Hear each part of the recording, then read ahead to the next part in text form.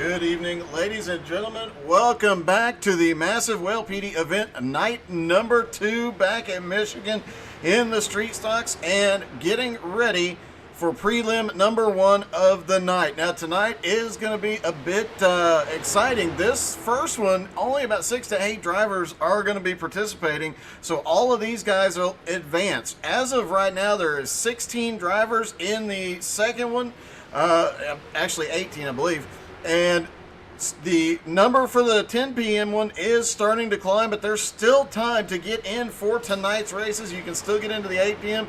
You can still get into the 10 p.m. Eastern races and get yourself qualified. Get out here and try and win a part of the $2,500 in prizes in cash, and the winner Tuesday night will receive a butt kicker Gamer 2. So a lot to look forward to, a lot of reasons to get out here and drive. A lot of familiar names in the crowd. Leagues that we've broadcast here, leagues that we do broadcast here. Everybody's sending somebody into XCAL this week. The question you really have to ask yourself is, why aren't you sending yourself into the XCAL this week, into the massive PETEY, giving yourself a shot at the big money? Tonight, for race number 2, we should have PETEY himself back in the booth. Looking forward to having him back. And between the live races, we will, in fact, have last night's races as well. And we have the All-Star race on backup if needed. But we do have last night's prelim races, so you guys will get to watch those. Probably run them in an odd order because we might run them backwards just because of the level of excitement in those races. So we'll see how everything plays out here tonight, but it is going to be an awesome, awesome night. Now, got to give a shout out to our sponsors. Obviously, giving away a butt kicker Gamer 2 this week to the winner of the event Tuesday night. They'll get a butt kicker Gamer 2. In addition, JT's Mobile Power Washing and Tri-E Ink, both awesome sponsors. Been with XCAL most of this season and contributing to this big event here tonight, so we really appreciate it. Now, if this is your first time watching, there's still 5 prelim races to go. You have up until an hour before the race starts to register. At the hour before the form is shut down, you can no longer register for it. Some guys have made some really close calls, I'll tell you that much. You're in a street stock, you're at Legacy, Michigan. Track and car everybody has. You get into the prelims, and if you make the top 14, guess what? You advance to the heats Monday night. And then if you're in the top 14 of your heat, you're going to the feature. Every driver that starts the feature after they complete 1 lap will get a cash payout. So regardless of where you finish, you're going to make a little money off this deal. You definitely want to give this a shot. Awesome setup provided by Edwards Setup Shop. Heard a lot of drivers talking about that last night, that the setup was so good. It was not loose. It was like you usually see at Michigan. We saw some guys completely sideways and managed to save the car, and yet the speeds and the lap times are higher than what we saw in the All-Star race a couple months ago. As we've got one spinning there on the back straightaway. It's going to be non-stop, nose-to-tail, pack racing all night long. Now, this heat will feature Aaron Smith, Daniel Miller, Josh Doobie. Jim Johnson is here from the Outlaw United Racing League. Ben Burgess and Albie Hewins also in the field tonight. A 6-car field for the first one. In that second one, like I said, it's getting filled up quickly. That third one's getting filled up quickly. There's still some spots available for tomorrow night. So you can still register for the 2 later tonight and the 3 tomorrow night. Give yourself a shot at $2,500 in cash. Now, just under 4 minutes left to go. You have just enough time to hit the share button while you're standing in line at the snack bar. Go get yourself something to eat and drink, because when these guys go green, I promise you, you're not going to want to step away from the video. The draft pack, we talking to some of the drivers earlier today, and some interesting things discovered in the draft, a little bit different than what we saw earlier in the year. The bottom line tends to be the cleanest line that stays the most stable, holds their line, and seems to work, but it is not the fastest.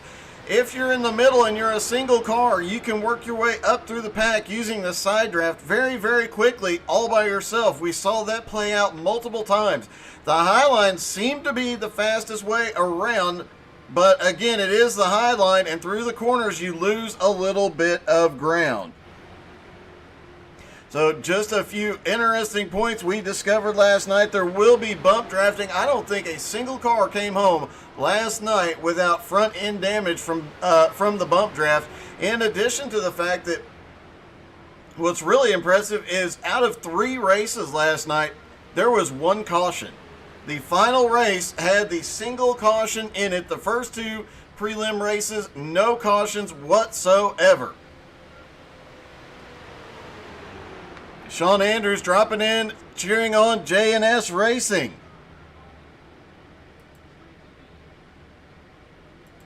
All the J&S teams all the J&S drivers from last night actually managed to get themselves qualified for Monday night. So J&S will be representing on Monday night in the heats, and more than likely expect the J&S teams to all be in the feature. A lot of familiar names out there on track, both from XCAL, from Outlaw. We've seen some BRR guys. We've seen some, I do believe we're going to see some Jones BS Racing guys out there tonight. And several other leagues sending out the best of the best.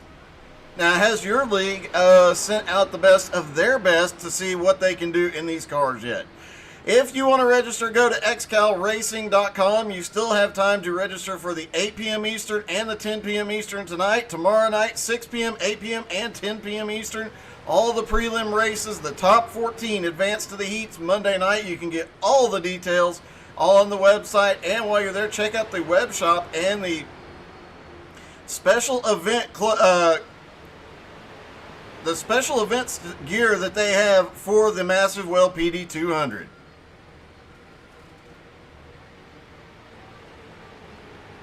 Jason Luton saying, just wait for him to get out here. Jeff Edgar saying that Fastlane Motorsports is going to dominate. So already some of the XCAL teams building up that rivalry. Their season ended just a couple of weeks ago, but that the battles will continue in 2022.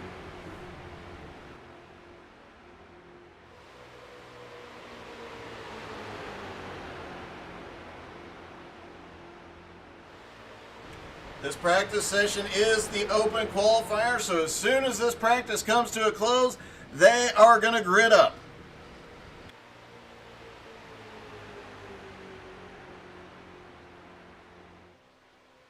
And don't forget, because we love you guys, we don't want you to get bored between the races. We'll be playing last night's races as well. So there will be non-stop XCAL racing all night long. As qualifying practice, whatever you want to call it, is coming to a close here, it is time for the first race of the night at Michigan.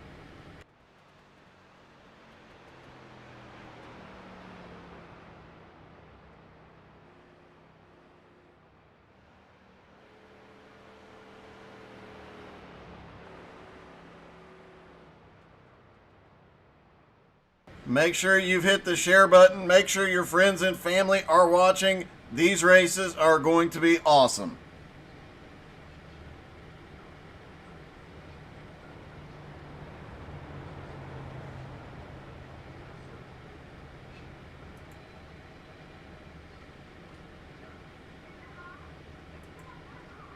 Looks like everybody is getting off track. Albert Hewins, the third, is parked on the back straightaway. He's done, so we should be gridding any second. All right.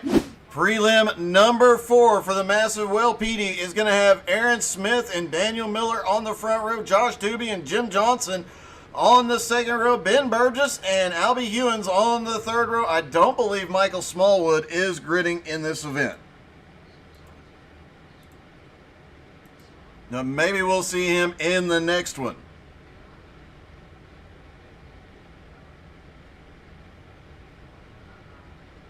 Make sure you drop in the comments. Let us know who you're cheering for. Give us your predictions. Who you think's going to advance in the second race and the third race. Or just say hello.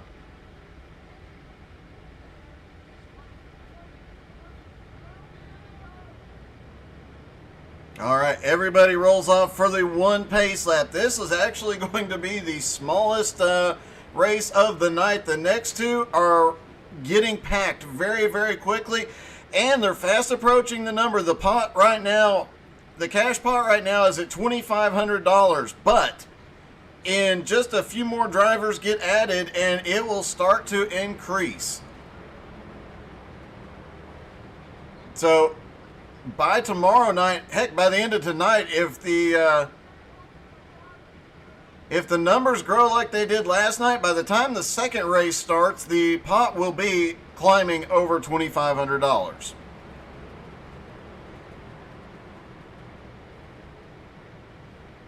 Shane Slate cheering on Josh Doobie. Jeff Edgar in the chat laughing at Sean Andrews.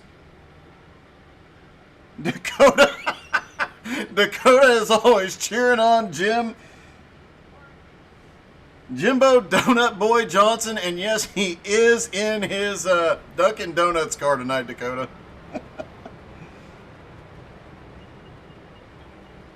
Jeff Eggers calling it for the 70, and Shane Gates is saying the 9. We're about to find out 25 laps around Michigan. Pace truck drops off.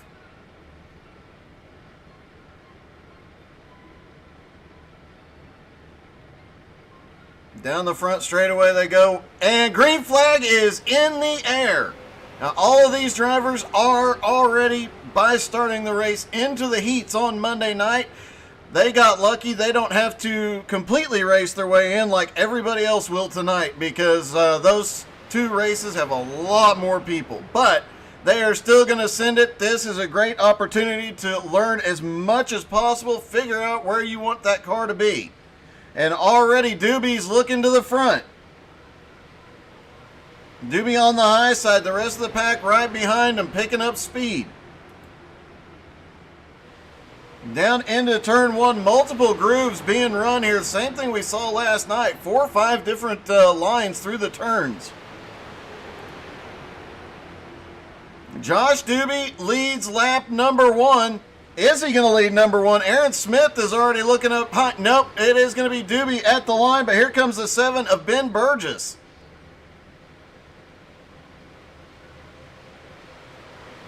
The 70 of Aaron Smith jumps up really high into turn 1. Saw several guys, if they could get a group together, make that really high line work last night. A couple of guys, though, went a little bit too high and dropped to the back. And a couple of close calls up there as well. Down on the bottom, Albie Hewins is starting to make his way forward. Ben Burgess has taken the lead from Josh Doobie, and now the real dance begins. Everybody is up to full speed. It's going to be a drag race down the front straightaway.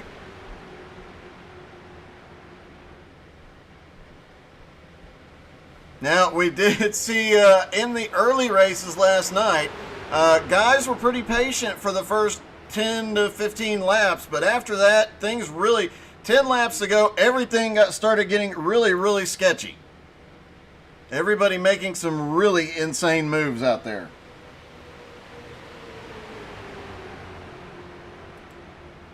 Josh Doobie has a nose ahead right now. Ben Burgess still sending it deep into the turn, trying to pick up that lead. And I was surprised by the amount of rough driving we saw last night, as it looks like Ben Burgess might have a little connection difficulty. A lot more rough driving than I expected last night, but a lot of guys able to lean on him. That setup, though, they were able to lean on each other and not have to worry about it.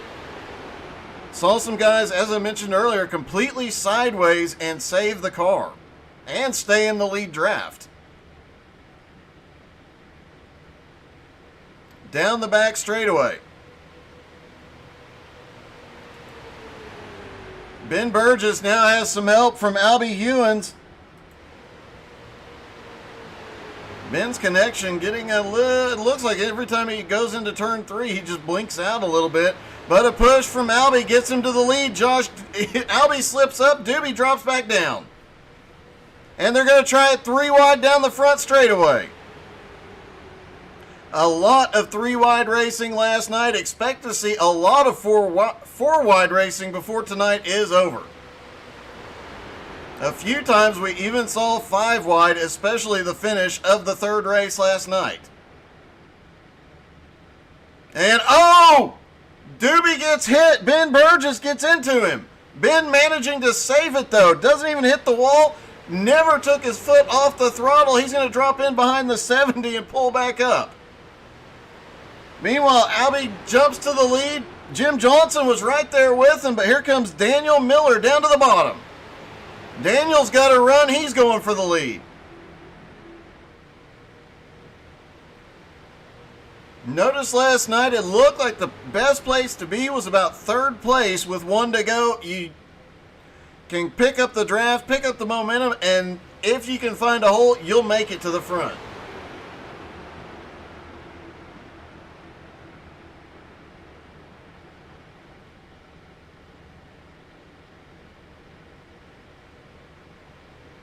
Down the back straightaway, 3 wide. Jim Johnson up top, Josh Doobie in the middle. It's getting a little crazy up front. Jim Johnson had to back way out of it not to get into Albie Hewins, and now he is going backwards, and look who's back towards the front. Ben Burgess is running the leader back down, and he's got a massive run, drops to the apron. They're going to go into turn 1 3 wide. Will we see the same incident as last time? No, he clears him. That was one heck of a run, but now Josh Doobie drops back to the bottom.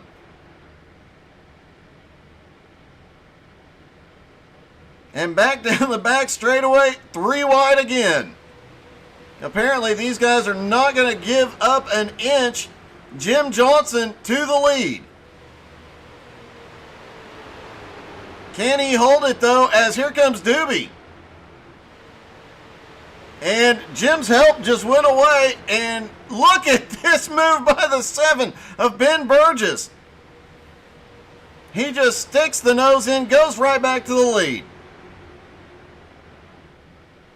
18 laps to go, and they're racing like it's the last one. Aaron Smith might be the smartest one in the group right now. The way these guys are racing, he has hung out in the draft, but at the back, giving himself time to react so far. Given some of the close calls as Jim Johnson goes back to the lead, given some of the close calls. That might be the smartest place to be. And as soon as I said something, Aaron Smith starts moving forward as they get 2 and 3 wide down the front straightaway. Oh, Josh Doobie gets a shove. There's 3 of them in the grass, but everybody's still going. Jim Johnson manages to get back on track first. Ben Burgess way behind. Doobie might still have the draft, but Ben Burgess has lost it. Let's try and take another look at that. There you see Ben just trying to find a hole there. Nowhere to go. Jim Johnson gets it back up on track pretty quickly, and everybody keeps going the right way. Doobie and Johnson, really, really amazing saves out of both of them. Never let out of the throttle, going through the grass, full send, and they both managed to save it. Ben Burgess managed to save it too, but obviously losing a lot more ground. He is now 4.6 seconds back from the leaders. And it looks like everybody has backed it down just a little bit. They're spread out. Daniel Miller now up to second. Albie leading. Aaron Smith in third.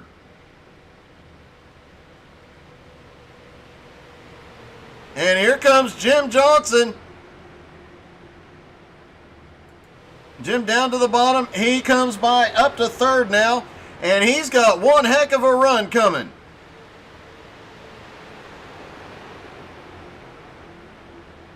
Jim gets the run. Looks like he might get second. Can he get to the lead? The 25 trying to get side draft off both of those cars. You see him moving back and forth just a little bit. And it is Jim Johnson back to the lead now.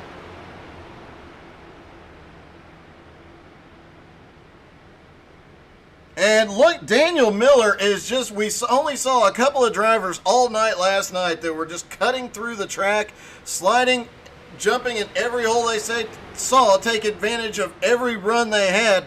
That's exactly what Daniel Miller is doing here. Daniel Miller to the lead. Now Jim Johnson has some help. Josh Doobie right behind him. Oh, he's got a run, but Daniel Miller drops down and cuts the run off.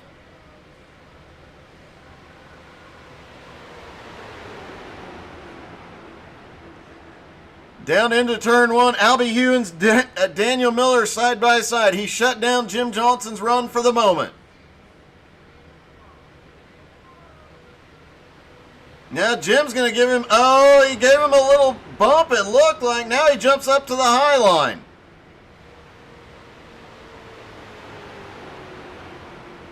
Can he get in line and rebuild that run? Looks like he's going to clear Daniel out of turn four. And Doobie making his way back to the lead. Oh, almost. These cars never really planted. Let's hop in the car with Daniel Miller for a lap. You can see what we're talking about.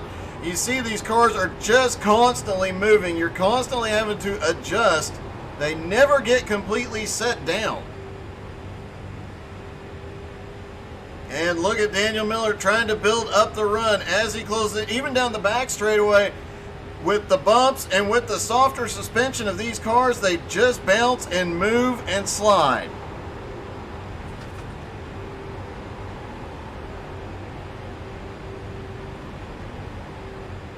And Daniel tries to run up on the high side as they come out of turn four down the front straightaway.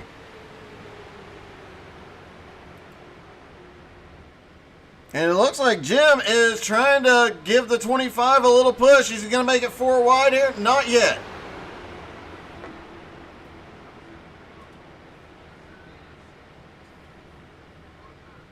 Now they're going to be three wide off of turn two. Daniel Miller hopping to the outside.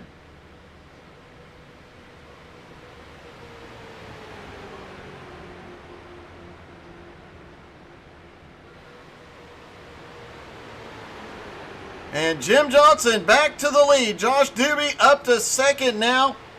Albie Hewins in third. Fourth is Daniel Miller and Aaron Smith in fifth. Ben Burgess way behind in sixth. But they cross the start-finish line. Jim does not have the same run. These guys in the draft really, if you time it right, you build up one heck of a run and can make a pass really easy. The problem is once you clear the draft, it feels like you just stop. Holy cow, Doobie just crosses. Oh, he comes across the nose of the 25. They're both in the wall. Caution. First caution of the night.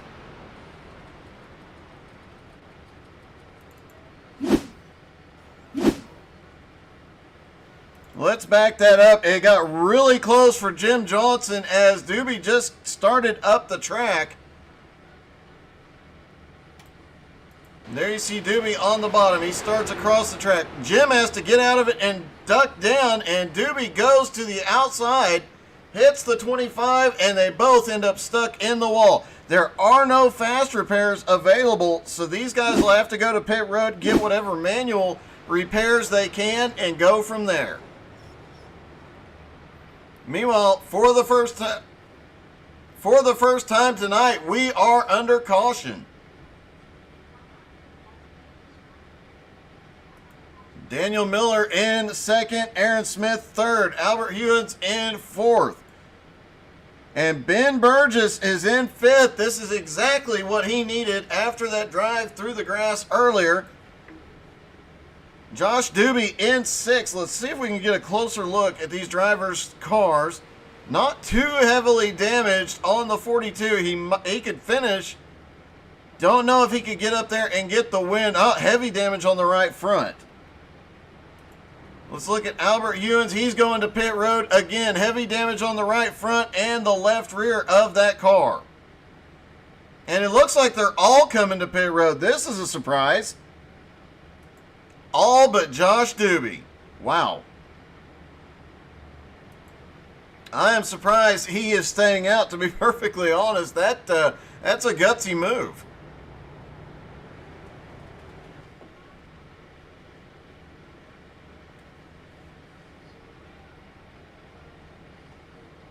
Now, who's going to be the first one off of pit road? Jim Johnson was leading coming to pit road. Looks like everybody on pit road is getting at least right side tires. And Jim Johnson's going up on the left. The 70 does not.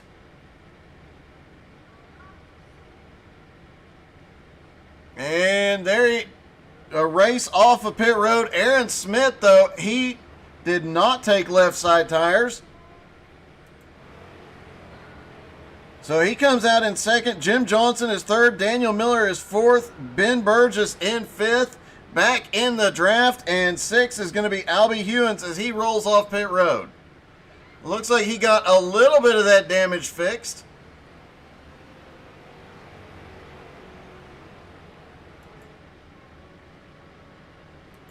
Should see the lights go out on the pace car this time by.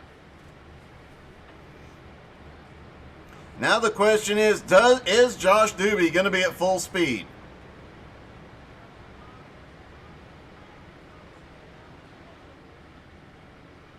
The 70 of Aaron Smith is back on pit road. That is an interesting development. Let's see. I don't think he got a speeding penalty. He was the first car. He was at the end of pit road, so I don't see how he could have got a speeding penalty. Let's see what he does. Slides it into his pit stall. And tires are not going up. Oh, he is getting left sides. And that gives the lead back to Jim Johnson.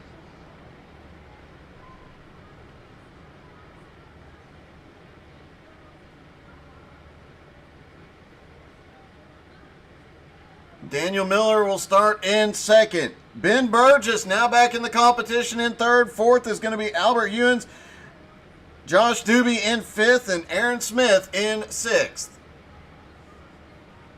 And don't forget, you have enough time to go and register. If you hurry, you can register for the 8 p.m. Eastern race. And there's plenty of time left for the 10 p.m. Eastern. And there's plenty of time left for tomorrow night at 6, 8, and 10 Eastern.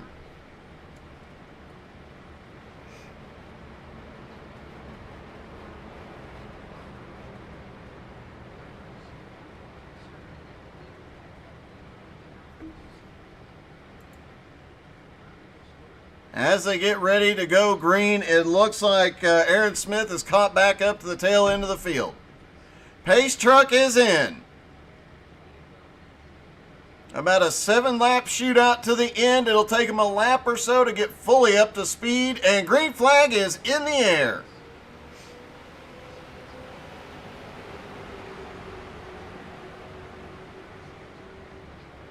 Aaron Smith jumping up to the high line, 3 cars in each line. All 6 drivers automatically qualified for Monday night now. Now they're just out there racing for pride. Seeing who can pull off the win. Here comes Ben Burgess. He's back in the pack. He is going to fight for it. Look at Daniel Miller. Ben Burgess cuts to the high side. Daniel shoots down to the bottom. They're going to make it 3 wide into turn. Oh, look, Burgess almost comes down into Jim Johnson. They're leaning on each other. Holy cow, this is getting crazy. Burgess is not wanting to give up that lead. It's going to be 6 to go at the line. They're 3 wide at the front. Albert Hewins up top is pushing Ben Burgess. Daniel Miller's got help from Josh Doobie. Jim Johnson all alone in the middle. But can use that. So Jim drifts up a little bit. You're trying to get a little side draft. Albert Hewins drops down to the bottom now.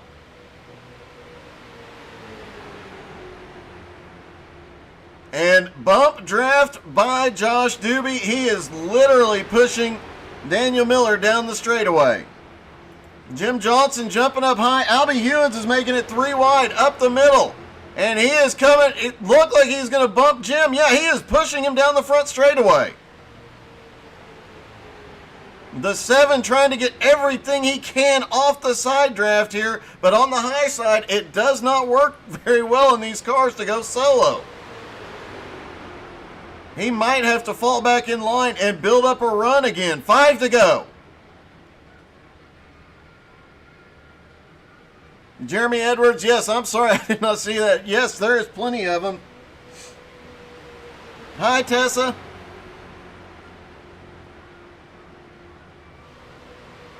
Jason Rome makes the funniest comment of the night so far. Doobie got smoked.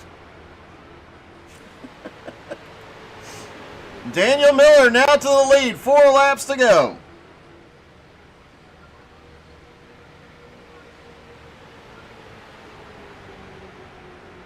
And Jason, yes, I do have to agree on the name. My apologies. There is so much action I didn't get to read all the chat till just now. Jim Johnson back to the lead with 4 laps to go. And now the whole pack is together. Look at Aaron Smith. He is lingering back there, and I guarantee you he is staying right within draft distance. If he gets it perfectly timed, he could draft by the entire pack. Jim Johnson, again, him and Albert Hewins working really well together tonight. Daniel Miller and Josh Doobie working really well together. Wow, Ben Burgess just went from the top of the track to the bottom coming through 3 and 4.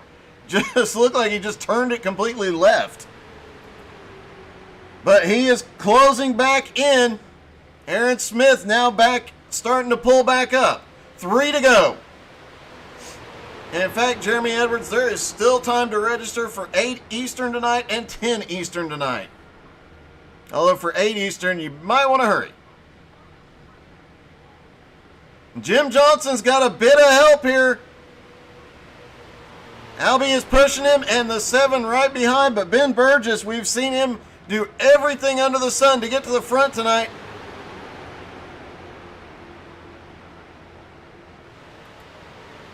Jim Johnson has the lead. Doobie trying to get a run on the bottom. Oh, Albie Hewins and Josh Doobie touch. And here comes Burgess down on the bottom. He has got a big run. Drifts up just a little bit. Lost his run once he had no more draft help. A little bit of a blink out of him. Jim Johnson has the lead. Guys trying to build up a run here. But it looks like Albie Hewins might be the best positioned driver. Albie's going to the high side. Jim Johnson just lost all his help because Albie's been helping him the whole race. Now it's every man for himself. Ben Burgess sees these two leaning on each other. He's making moves. Burgess down to the apron. He's going to make it 3 wide. Will Doobie make it 4 wide? Will it be Daniel Miller who's starting to look back here? White flag is in the air. Josh Doobie is helping to push Albie right now. Daniel Miller's got a run. They're going to go into 1, 4 wide. Final lap, and they're 4 wide into turn 1. Daniel Miller losing some momentum on the high side. It's still Jim Johnson and Ben Burgess. Oh, wow! Ben Burgess just door slams him. Everybody, and I mean everybody, is caught in this. Ben Burgess actually comes out okay. He has got the run. Jim Johnson getting up to speed. He's in second. as of right now, Aaron Smith, who had played it safe the first half of the race, in third, but heavily damaged. Fourth is Josh Doobie. Albert Hewen is fifth, and Daniel Miller in sixth. But Ben Burgess is going to win. Look at the wiggle across the line after a really big door slam there. Let's take another look. And you see Burgess just coming up off the turn, gets into Jim. They were bump drafting, and all sorts of anarchy comes out. Jim Johnson does an amazing job saving the car. A lot of drivers do a great job of keeping them off the wall. Let's watch what happened to Daniel Miller. And there, Jim just spun across and collects Daniel Miller. What a wild finish. That might be one of the wildest finishes we've had yet in these prelim races.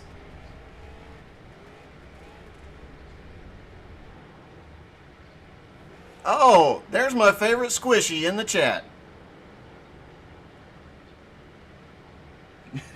Dakota's ready to fight. You don't mess with Donut Boy.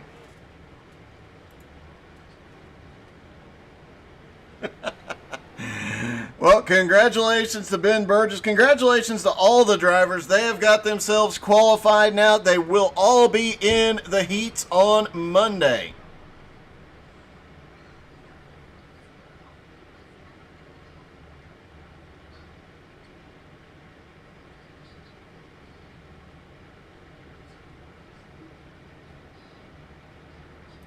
Ben Burgess doing a big burnout here, was looking to see how bad some of the damage was on the other cars.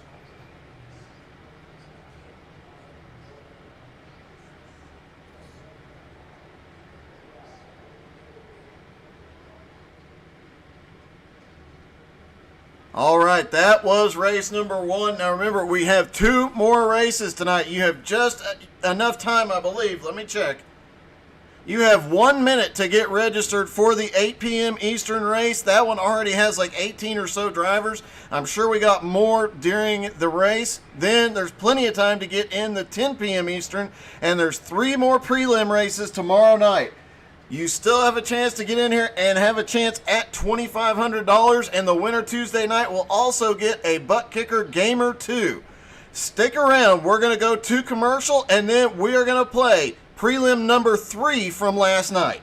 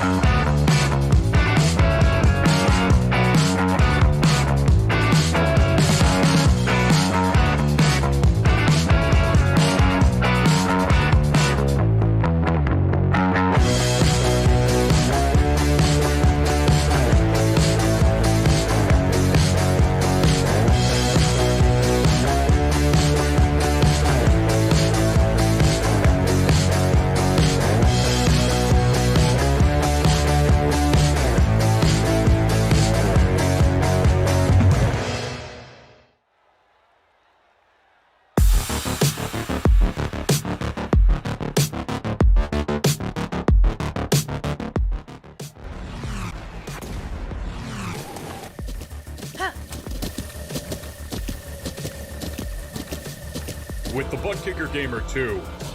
What you see and what you hear is what you feel.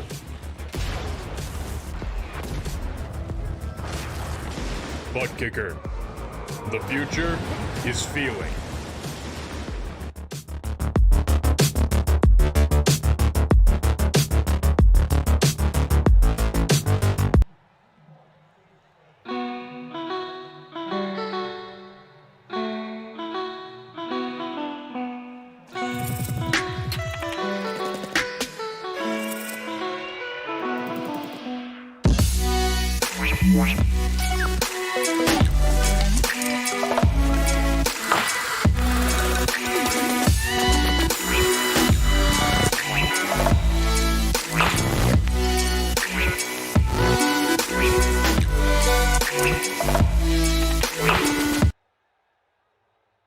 All right.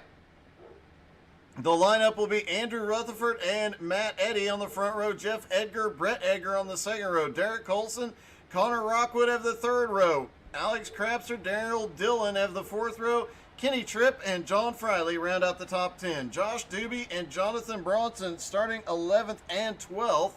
And a lot of these drivers won't be in the field tonight, but like I said, I know Matt Baer is going to be in there, Alfred Vasseur, Jeremiah Burke, Christopher Miller, Isaac Salas, Butch Baker, both of them working hard to get into the field tonight.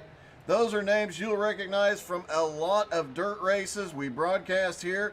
This is going to be a good one. Looks like 17 cars have taken the grid. And just think, you'll see a lot of excitement out of this one. Wait till you see all 42 cars take to the track on Tuesday.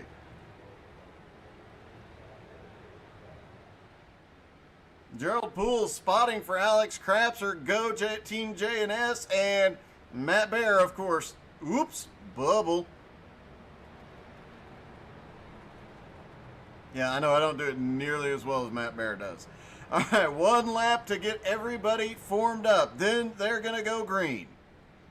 25 laps, 14 cars will advance.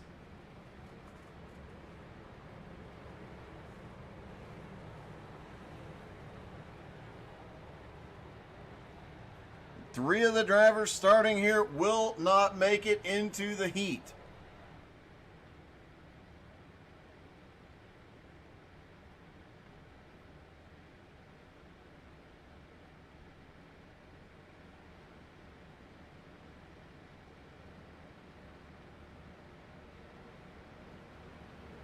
Off turn 4, the pace truck will drop in. They will go on the green flag. Barney the flagman has it in hand, getting ready to go.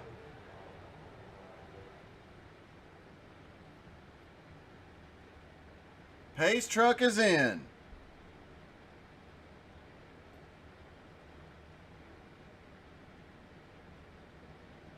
Green flag is in the air. They're down and away at Michigan. And already the Edgars are starting to push. Brett Edgar looked like he got an amazing restart, but the car in front of him just didn't. He got kind of stalled behind him. Jeff already in second, hopping up to the high line, looking for the lead. They'll be nice and decent for most of this first lap, and then, yeah, it's going to be go time. Especially with so many cars in the field here. Off into turn number 3. Everybody's still, for the most part, too wide.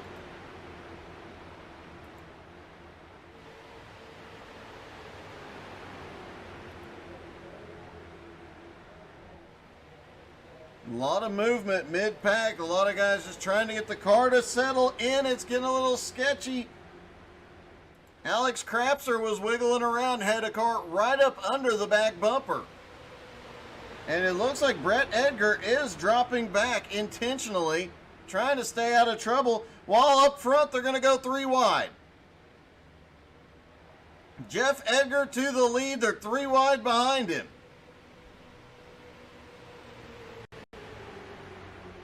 He's got Connor Rockwood right behind him. Oh, we've got a crash on the back straightaway. Looks like Jonathan Bronson got caught in it with Jeremiah Burke. Well, what's happening with Edgar? He just drifts up and lets everybody, they're 4 wide on the front stretch. And, oh, they're going to try it even more 4 wide. 4 wide down the front straightaway.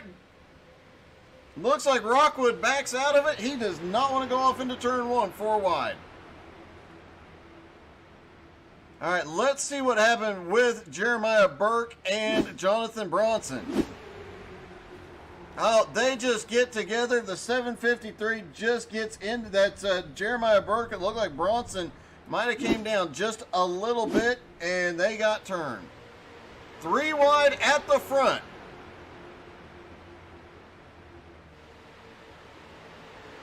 Rockwood is really moving around up there at the front.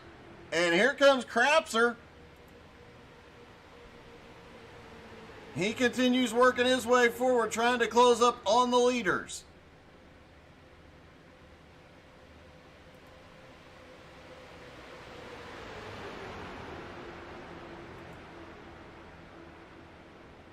Down through 1 and 2, there's still 2 and 3 wide everywhere. Multiple lines you can run on this track with these cars.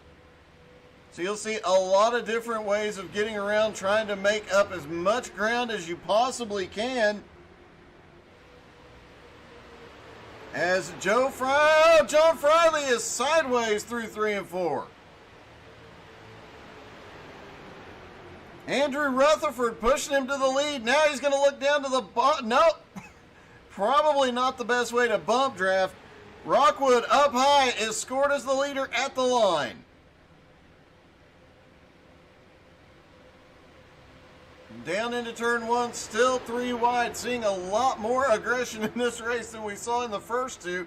That does not, this much aggression this early does not bode well for later in the race. Rockwood still in the lead. Josh Doobie being scored in second. Are they going to go 4 wide here? Not yet. Now we have seen 5 wide at this track in these cars before. I kind of expect to see a lot of that come Tuesday night. Rockwood's getting a huge push from the 88. That is Matt Eddy. Huge push down the front straightaway. The middle line, we talked about it earlier in the race, or earlier in the night, excuse me, that middle line, if it's right, you can get a lot of side draft and pick up a lot of spots, but they have no help on the middle line right now. The outside line is staying away. The inside line is staying low. No side draft to be had. The 42 moving around, trying to find some air.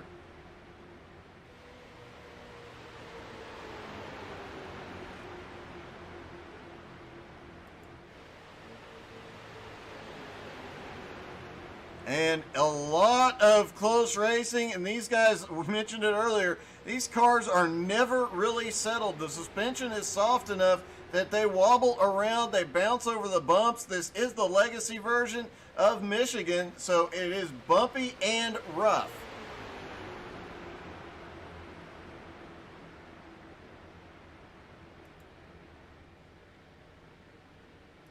Josh Doobie moving up into the lead.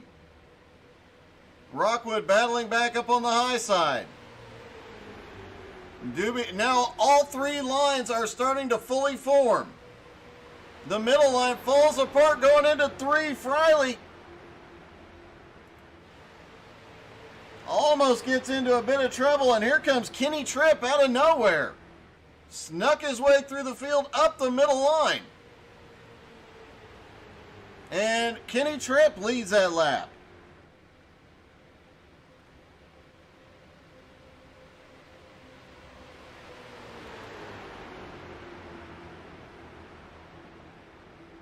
Josh Doobie there on the bottom, moving up a little bit, trying to get some draft off of Kenny Tripp. Kenny Tripp had the fastest lap of the race last time by.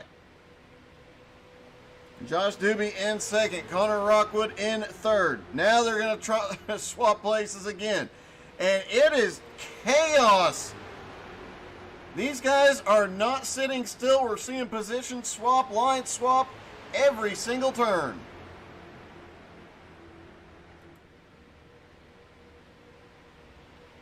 Kenny Tripp's got the nose out front again.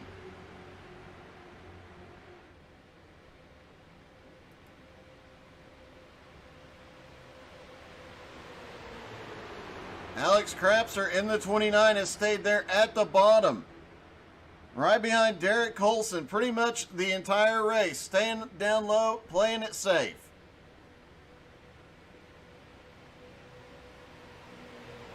And it is starting to get, the middle line starting to form back up at the front. They're 4 wide into 3. That top line is going backwards. The 36 of Croner Rockwood might have gotten the wall. The 88 of Matt Eddy helping him get back up to speed. It looked like he got held up just a little bit too. They slide down. Looking back through the field, Jonathan Bronson back in 17th. Jeremiah Burke in 16th. Jeff Edgar currently in 15th. And those 3, as of right now, would be eliminated. Matt Bear is 14th. Brett Edgar 13th. Daryl Dillon in 12th. 11th is Alex Crapser. And Butch Baker in 10th. Isaac Salas has made his way from the back of the field. Did not qualify. Up to the front. That is Isaac up there in the Bandit car.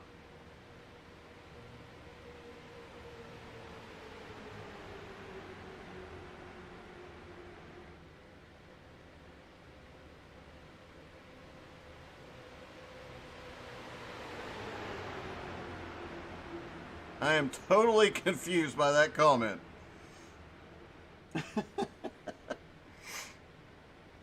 Isaac Salas has taken the lead. And it is 4 wide down the back straightaway, up at the front again. John Friley works his way back to the lead. Gets it back down to 3 wide. But as soon as you clear the draft, those cars pick up so much air, it feels like they stall for a moment.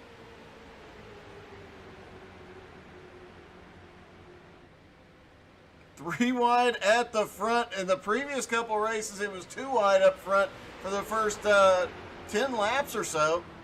These guys have been 3 wide since the start, 4 wide a few times. Did have a practice session today. One of the practice sessions earlier today, they were 4 wide for over 5 laps before somebody made a mistake. That tells you what it's going to be like in the coming nights of racing. Kenny Tripp making his way back to the lead. Friley in 2nd, Doobie in 3rd, Rockwood in 4th. 5th is Isaac Salas. Where's the Isaac Salas fan club at tonight? And where is Isaac's partner in crime? Let's see if we can find him. Butch Baker. There's Butch in the 97. Looks like he's playing it fairly safe up top, keeping a gap between himself and the other cars. Currently running in 10th.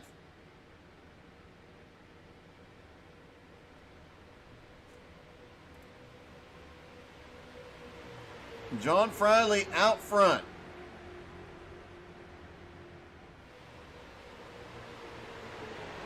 Isaac Salas, though, up on the high side. He's got some help. The 88 is way up high. Matt Eddy was almost in the wall through 3 and 4.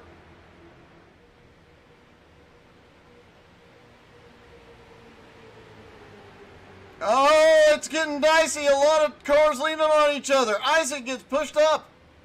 They're 4 wide into turn 1. Isaac backs out just enough to let it go back to 3 wide.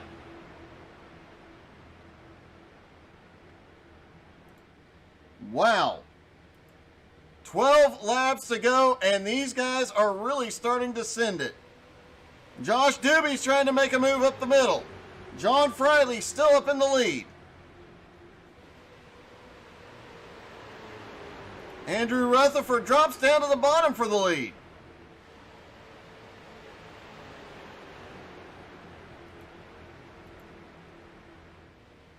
Connor Rockwood up top with the 88 of Matt Eddy pushing him. These two have worked together great. They keep getting up to the front.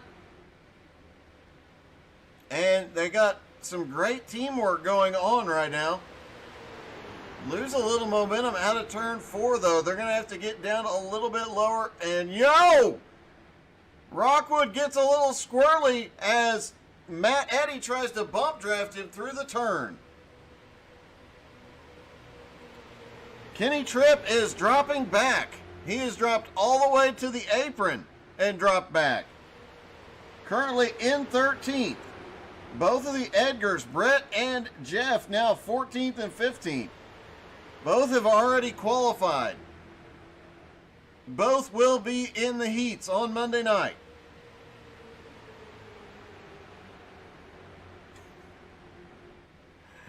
Three wide down the front straightaway.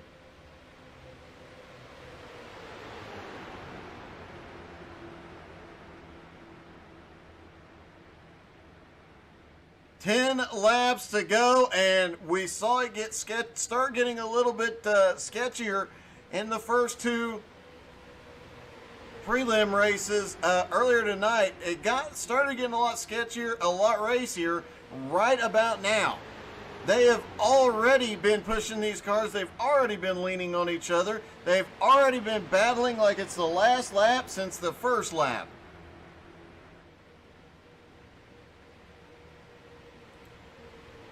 Isaac Salas is trying to make his way back to the lead. He's got the pushing John Friley. Josh Doobie on the bottom trying to push Andrew Rutherford. Connor Rockwood up top, help from Matt Eddy.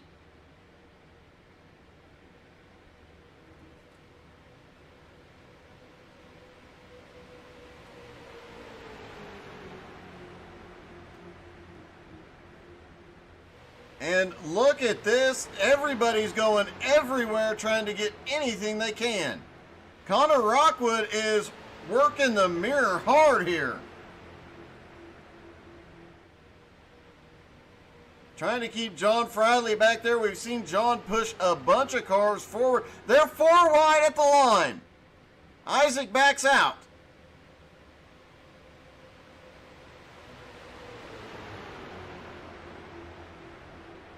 Down into 1 and 2, just 3 wide, no biggie. No, they're going to try and make it 4 wide again here. And it looks like Kenny Tripp is starting to work his way back forward after dropping back in the field. He's back up to 10th. No, he's dropping back again. Have to wonder what's going on with Tripp. Wait a minute. Kenny Tripp now back here with the Edgars. He'll have Brett Edgar and Jeff Edgar right there with him. Could this have been a strategy move? Matt Bear in the mix as well. The front of the pack is 3 and 4 wide at any given time. These guys right behind him could easily start pulling forward just because the lead pack is punching such a big hole in the air. It is Rockwood to the lead. Friley giving him a hand. Rockwood dropping down to the bottom. The first 2 are single file and then 2 rows of 3 wide.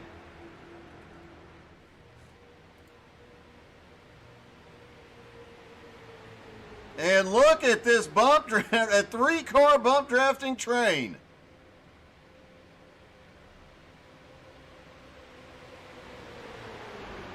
You know what's interesting? There's a couple of drivers back there, Derek Colson, Alex Krapser, that have just held the bottom line, have not pushed the car, have not tried to battle, have not tried to advance.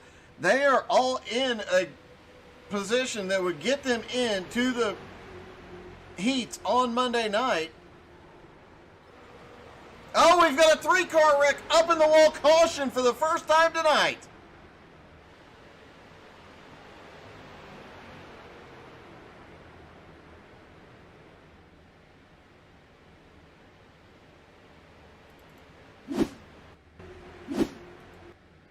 let's take a different angle at this because I believe Matt Eddy was involved in that one. There they go. They tried to make it 5 wide. The 36, the 97 of Butch Baker caught. The 88 of Matt Eddy caught. And Connor Rockwood, who had been up front most of the night, now heavily damaged. That does allow the guys involved in that first incident. Jonathan Bronson gets to catch back up. Jeremiah Burke gets to catch back up as well. It looked like both of those drivers were out of contention for advancement, but now they have an opportunity again. And one of the best guys on dirt is leading an asphalt race. Isaac Salas. Second is Andrew Rutherford. Kenny Tripp in third. John Friley fourth. And Josh Doobie in fifth. Derek Colson, Alex Crapser, Daryl Dillon, Brett Edgar, and Jeff Edgar will round out the top 10. Several cars hitting pit road. Alfred Vasseur, Connor Rockwood, Matt Bear, Butch Baker, and Matt Eddy all coming to pit road. 3 of those cars involved in that caution. And 2 of them, I'm guessing, just getting tires. Maybe a strategy move here.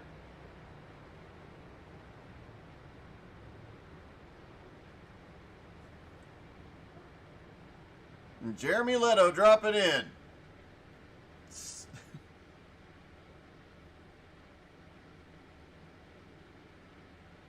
I have to ask Jeremy, who is Floppa? I can take a pretty good guess at this, but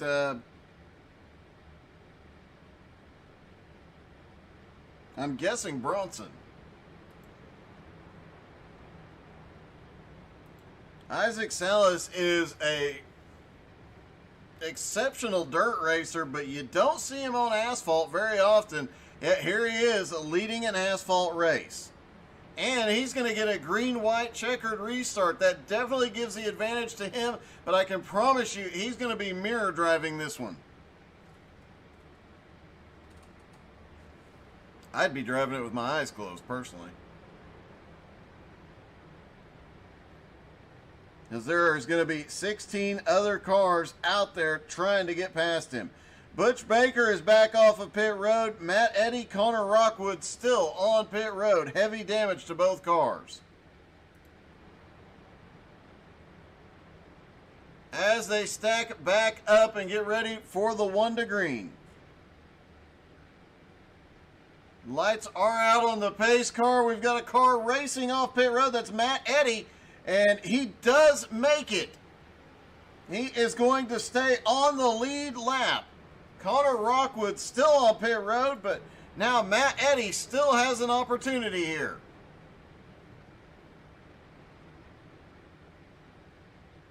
Is he going to have enough time to get all the way around the track and catch back up to the tail end of the field? He's in the middle of the backstretch. They're coming out of turn 2.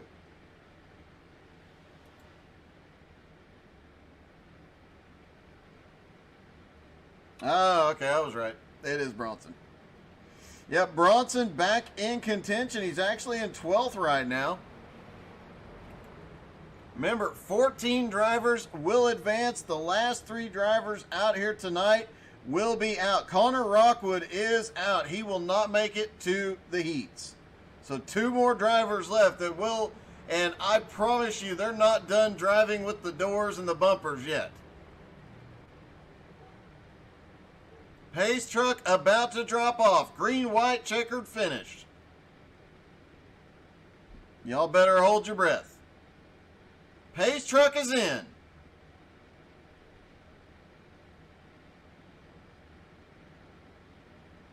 Green flag is in the air. They're down and away. Andrew Rutherford up top, had a nose ahead. Look at this. Kenny Tripp trying to give Isaac a little push. Get him up to speed. The inside line advances just a little bit.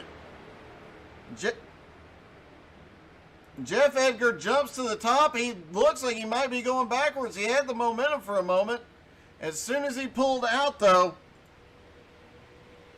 started moving backwards. XCAL is still trying to hold on to the lead. They're 3 wide, 4 wide into turn 1. Oh, Isaac drifts up, and a little bit of net coated with him and Kenny Tripp.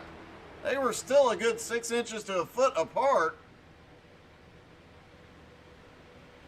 Some of these legacy tracks do have issues with netcode.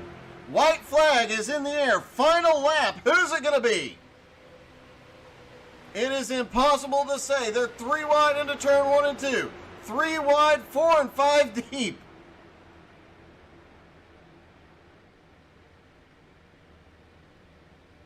Here they come out of turn 2, down the back straightaway. Nobody seems to have a big run right now. Kenny Tripp has the nose ahead. And Kenny Tripp comes down trying to get some side draft and prevent the 35 from coming up the hill. The 7 looks like he's going to try and make a move, doesn't. And here they come to the line. We're having a wreck. Only one car goes off. Who's it? Oh, we've got 3 wadded up. Andrew Rutherford wins. Isaac Salas comes home in second. Kenny Tripp is third. Derek Colson is fourth. Josh Doobie is fifth. The 3 cars that have been eliminated will be Butch Baker, Matt Eddy, and Connor Rockwood.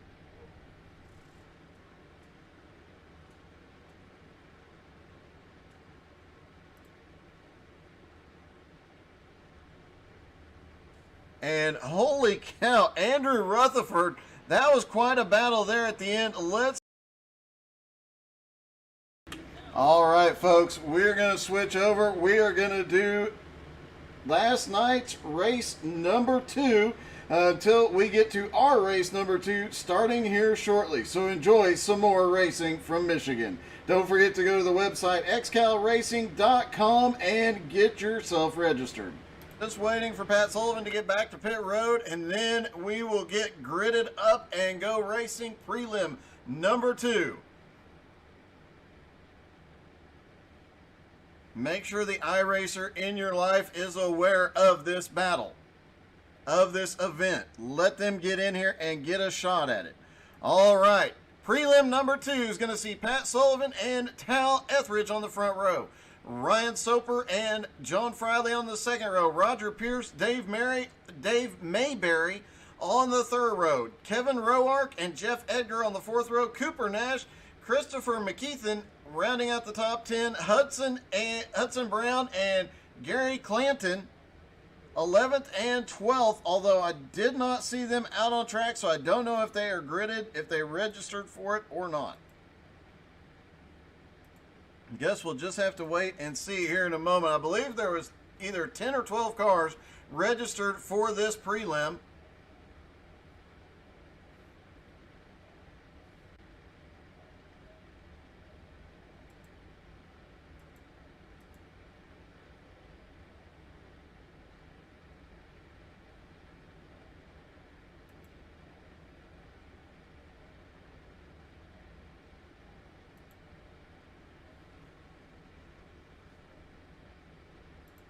Jeff Edgar had a rough first prelim, and we did see it, and it speaks to the setup and the skill of these drivers. Did see Jeff just getting bounced around and bouncing people around. They were leaning on each other, pushing each other out of the way, and still managed to keep the car going the right way. Great job by all the drivers in the first prelim to go caution-free, green to checkers. Could we see it again in prelim number 2? Prelim number 3 at 10 Eastern will be the biggest one of the night so far. And that promises to be even wilder as guys trying to race their way into the Massive Well PD event Tuesday night. Or the feature, I should say.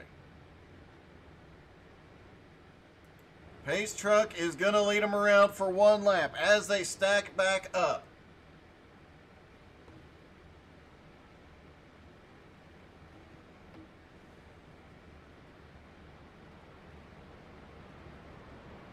Jason Rome, go to xcalracing.com and get registered. And do it quickly. You can get in on the 10 Eastern prelim tonight.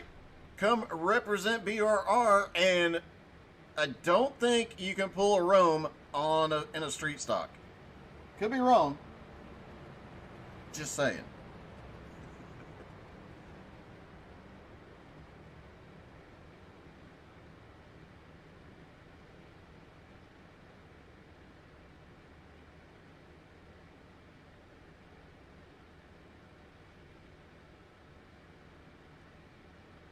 All right, Pat Sullivan, Tal Etheridge on the front row.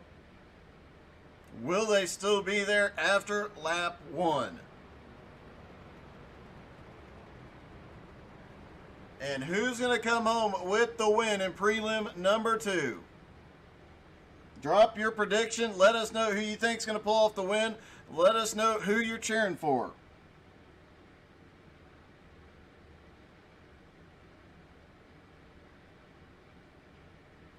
Pace truck is in. Green flag is in the air. They're down and away for prelim number 2. And it looks like we had a couple of drivers that did not grid. There was 10 registered for this one, 8 on track. We'll have to wait and see if some guys come rolling off pit road here in a moment.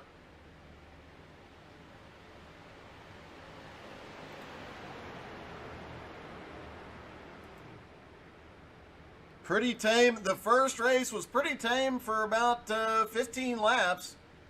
A lot of back and forth, a lot of give and take, I should say. Tame is probably not the right word, considering some of the insanity we saw. But a lot of give and take the first 10 to 15 laps. Not very much the second, as it looks like Roger Pierce pushed up a little bit in the middle of 3 and 4 as he's trying to come up to speed.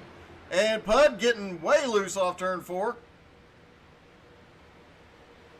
Meanwhile, Tal Etheridge is getting some help from John Friley up top. And look at this. Patrick Sullivan is all alone. Everybody jumps to the high side.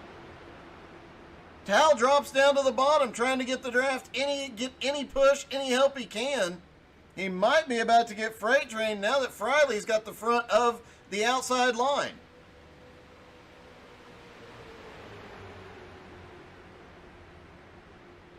Down the back straightaway, almost 3 wide. Pud's already looking a little bit racy up there.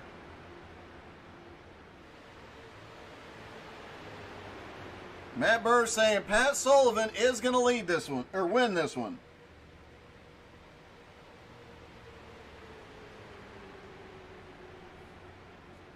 And look at the lean. Pat Sullivan just leaning down on Tal. Pistol Pud up top looking to make it 4 wide. He's got some help now as the leaders are 3 wide off the turn. We did say there was a practice, one of the practice events earlier today. They went 5 laps 4 wide. So I would not be the least bit surprised to see it happen again. Pat gets a run, but Tal gets a better one. John Friley falls back in line, and here comes Jeff Edgar again.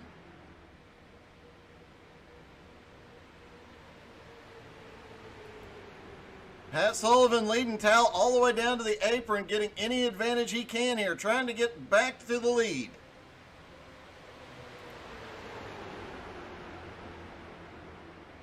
And are they going to, I think they're going to make it 3 wide again, coming off turn 2. Remember 2 laps ago when I said they'd probably take it easy and be a little careful that first few laps? Yeah, I was wrong. 3 wide down the back straightaway. Again, Pud looking up top. It's 4 wide as they go off into 4.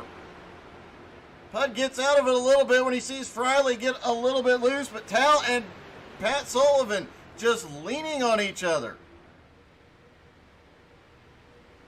Down the front straightaway, I think these guys have been full send since the green, and they're not going to stop no matter what.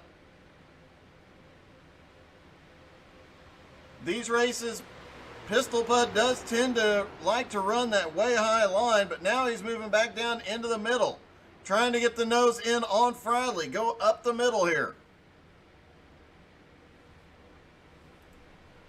Pat Sullivan back to the lead, but now John Friley up on the high side, Tal down on the bottom. And Jeff Edgar goes with Pat Sullivan. He could have gone to either lane on that deal, but stays up with Pat. Look at that. They're door banging every time they come off of turn 4. If this comes down to a last lap thing, you have to wonder just how hard they are going to ram into each other. And now they're three wide off into one. I thought for a second there that the 99 had a run, and it looked like they might even try and go 5 wide already. We're only 5 laps into this. We're seeing guys leaning on each other, door banging, bump drafting, the whole 9 yards.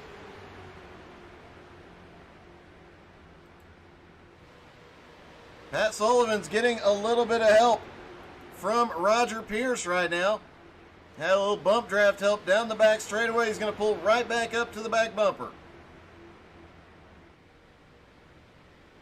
Now up to the high side goes Roger Pierce. Oh, look at this. 4 wide on the front stretch into turn 1. John Friley in the middle with Pat Sullivan. Tal pulls ahead. Oh, they get together. What a save. Roger Pierce, sir, that was an amazing, amazing save, buddy. Wow. Pat Sullivan gets a nose back out ahead of Tal. He is back to the lead for the moment.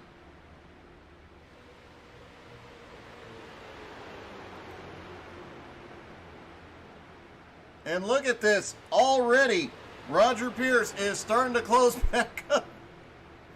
Oh, my. Pud moves up to the top lane, trying to find a fast way around, trying to get his way to the lead. Pierce giving him a little bit of a push down the front straightaway. There is no room for error here tonight.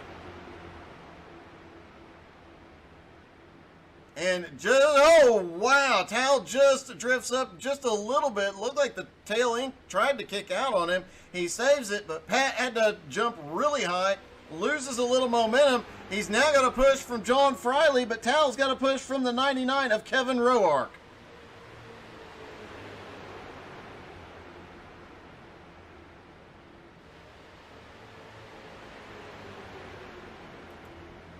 And Pud keeps changing lanes every single lap, just trying to find some advantage. He hasn't found the run yet, but look at Pierce. He's going to make it 3 wide up top.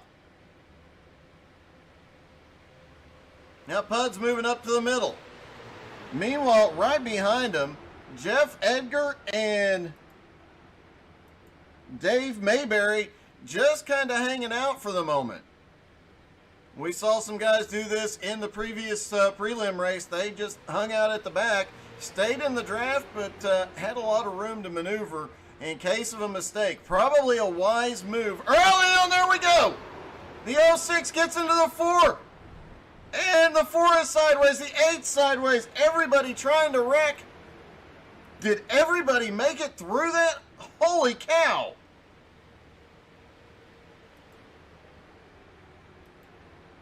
Everybody survived. I don't know how they pulled that one off. Let's see if we can see just a little bit more of what we missed there. There goes Pierce, gets a tap from Friley. He taps the 8 of Tal. He drifts up and gets into Pud. Still manages to keep it going the right way. Great save by all the drivers there. Pat Sullivan now in the lead. He's got Kevin Roark with him. Ryan Soper in third.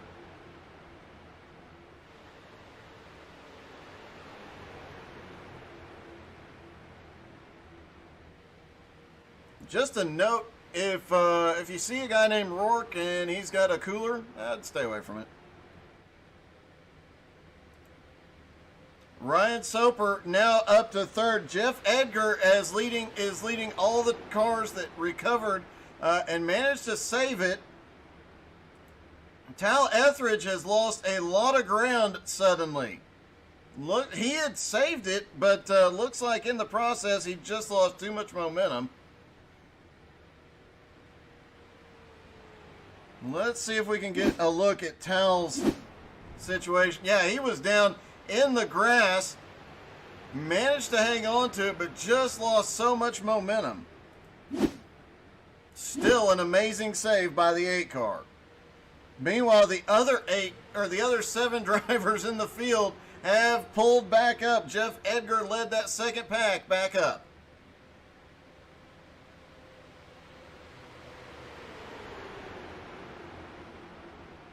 Jason Room, I can tell you from the first prelim, bottom line better on corner entry, top line better on corner exit.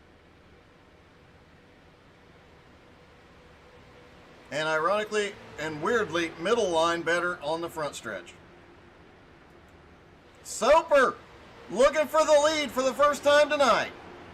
Actually, the first time in any XCAL competition in a couple of months. Great job, Bud. Now he is going to drift back Pat Sullivan to the lead. And here comes Jeff Edgar. He's got John Friley working with him again. A repeat of the first prelim race, those two working together.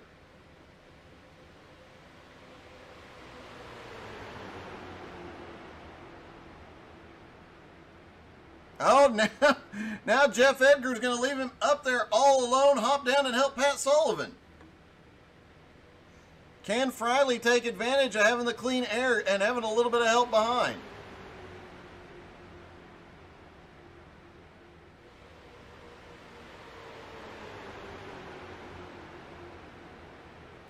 Back behind there, 3 wide for 5th place, right, or for 4th place right now. And look at this move by Pat Sullivan. He just drives it down onto the apron. He's got a bit of a run on Edgar, though. Is Edgar going to let him back up on the track? He moves up half a lane. Just enough room for Pat Sullivan to get back up there. Wow. Just wow. All right, Pat Sullivan now has a little bit of help.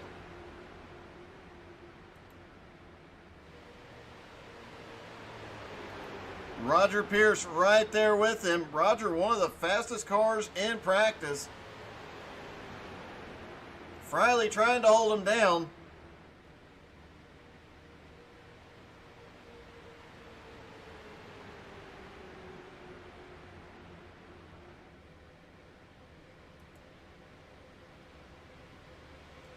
Pat Sullivan still up in the lead. Friley up top has help from Soper.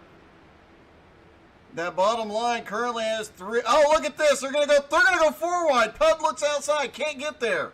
Friley shuts down the run, and now he's gonna push Friley down the back straightaway. Now he drops down to the bottom. Ryan Pistol Pud Soper is going for the lead. Can he lead a lap? No points on the line, but a lot of pride.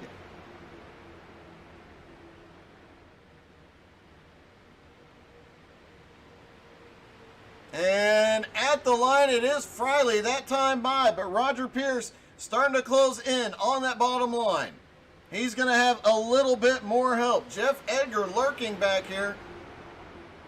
We've seen Jeff Edgar in both prelims. He has dropped back a little bit. He'll build up the run, getting to the tail edge of the draft, and then get on the gas and start charging forward. And it looks like that's what Edgar is doing right now.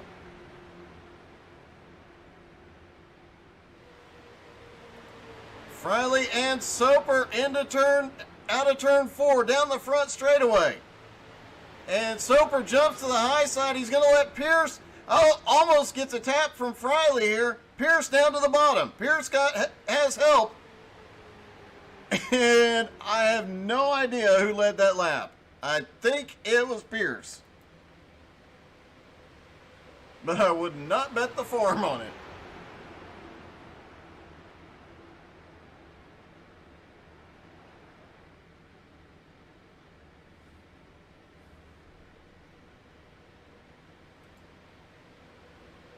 Down the back straightaway.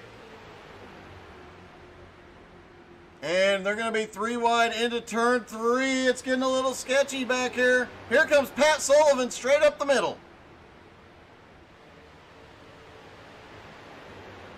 And Roger Pierce gets right to, oh my goodness. He caught a little bit of the apron there. And I think he got a little bit of Soper's back bumper. Patrick Sullivan, though, back to the lead. Yep. Friley up top, very little help.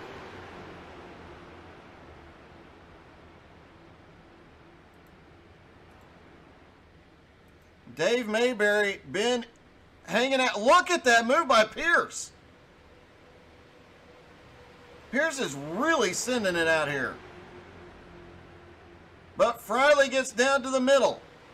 Sullivan on the bottom. They're getting really racy as they come to 7 laps to go.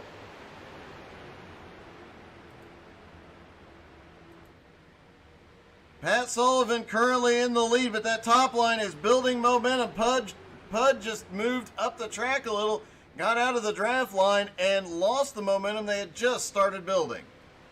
Oh, the 99 got a little bit loose. Kevin Rourke.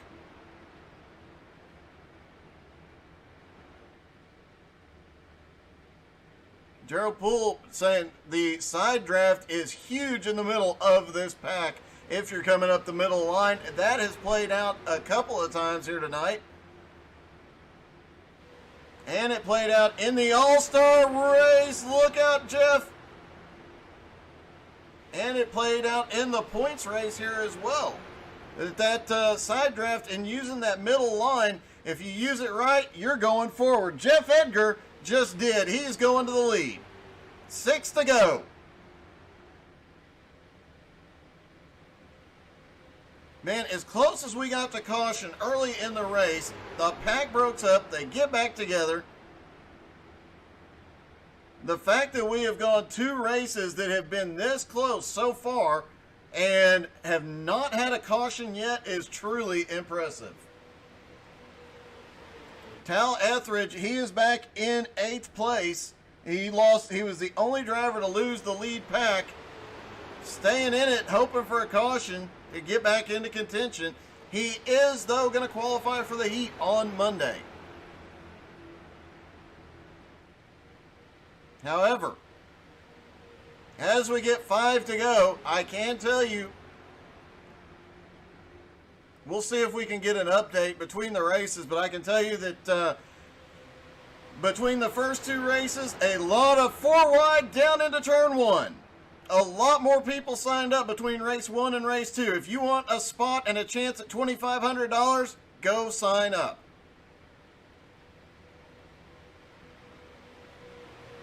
Down the front straightaway. Or the back straightaway, excuse me. I just went completely blank there. Jeff Edgar back to the lead. It is 3 wide right behind him.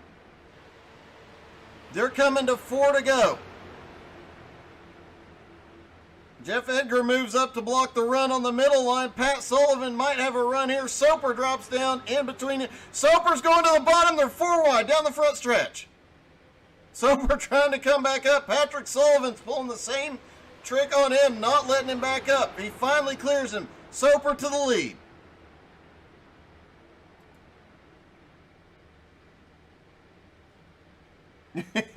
You're exactly right. Oh, there we go.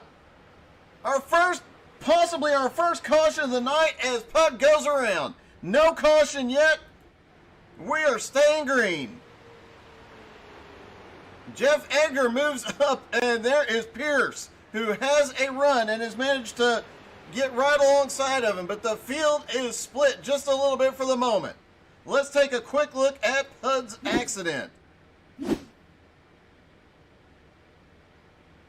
And it looks like Pat Sullivan just tried to move back down, gets into his left rear quarter panel. Take one more look at it from a slightly different angle here. I think Pud might have been trying to move up to block as Pat tried to come down. Pat almost got spun from behind as well. And look at this now. 3 wide down the back straightaway. Tried to make it 4 wide. Thankfully, everybody keeps them going the right way. They're coming to 2 to go. Pierce gets way loose off of turn 4.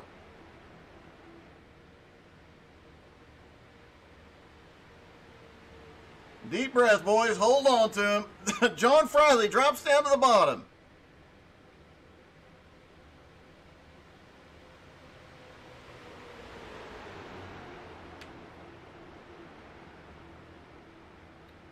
Now, all y'all out there watching this, you know you want to get in on this. Go to XCALRacing.com, sign up. You still got time to get into the 10 Eastern race tonight.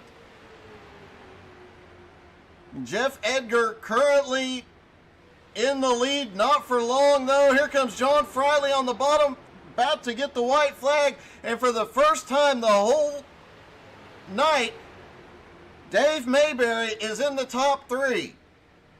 He had hung out back, avoided the incident, stayed out of trouble. Now he is looking for the win. He jumps up in front of Pierce. White flag in the air. Are they going to go 4 wide? They do not yet, but look at Pierce. He is looking for some momentum. He is looking for a line. He is looking for a hole that'll send him to the front. Pierce on the back bumper, pushing Edgar down the back straightaway. Friley on the bottom, alone. Mayberry up top, also alone. Into turn 3, Edgar drifts up. He loses some momentum. Pierce right back to the bumper. Pierce just gets into the back bumper just a little bit, but it's enough to unsettle. They're going to come across the line crashing. Edgar wins. Pierce comes across sideways in second. Dave Mayberry comes across in third. John Friley finishes 4th. Kevin Rourke finishes 5th. Pat Sullivan is 6th. Tal Etheridge is 7th. And Pud Soper is 8th. Let's take a look at what happened at the line.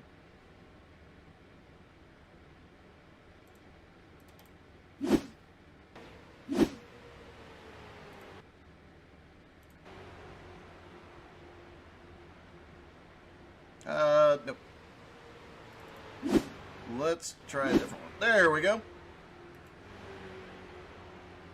They come off into turn 3. Friley on the bottom. Edgar in the middle. Pierce just gets into him, trying to push him, but it loosens him up enough. He moves up the middle. Pierce finds the hole. Edgar's trying to come down. Pierce is still right there, and Edgar yeets him off the track. Righty, it's time.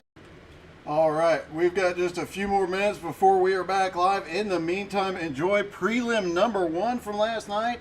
Prelim number 2 for tonight is starting shortly, and if you want to get in for prelim number 3, go to xcalracing.com, look at the massive Well Petey, get signed up, get your chance to win part of $2,500 tomorrow night. Righty, it's time to go racing from Michigan. The lineup will be John Brancaccio up front with Brett Edgar on the front row. John Friley and Rafael Simpruch on the second row. Jeff Edgar and Art Hendren on the third row. Zach Edwards and Steven Johnson on the fourth row. Joe Campbell and Sean Andrews rounding out the top 10. 11th is going to be Ryan Henderson. Chris Johnson starting in 12th, I believe, and Jeremy Leto starting in 13th. The other drivers were not signed up for the event, so they will not be gridding, but and there is Danielle. I knew she'd appear eventually, cheering on the J&S teams.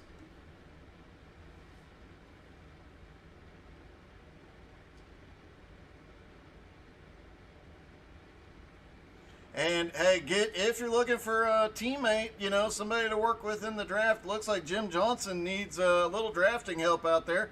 So you might go check with Jim Johnson. I bet he could use some drafting help and get you a good draft partner for sure.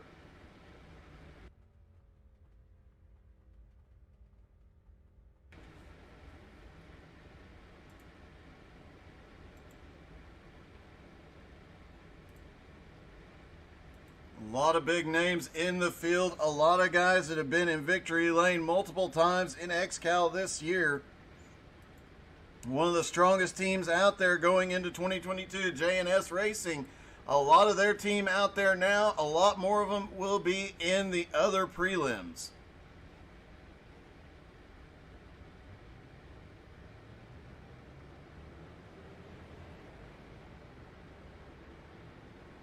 How about Value Boats running their new number tomorrow night as well? And Jim's running tomorrow night, so we'll have a big field out there and drivers from a lot of different leagues out there as well. So if nothing else, sign up and come rep your favorite league.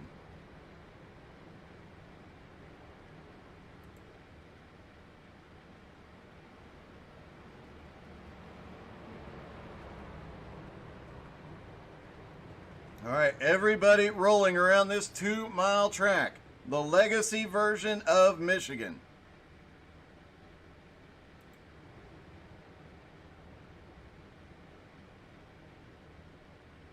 We'll get some in-car views as well once they get up to speed. Does take about a lap to get these things up to speed on this big track, but once they're there, man, they will be flying.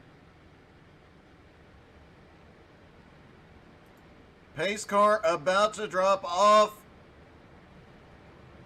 All the fans are on their feet. Y'all get on your feet too. Get ready to cheer for your favorite driver, your favorite team, or your favorite broadcaster.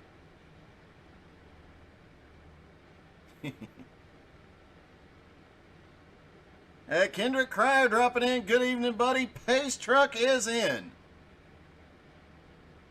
Barney the flag man gets ready. Green flag is in the air. Prelim number 1 for the XCAL Massive Whale PD has begun.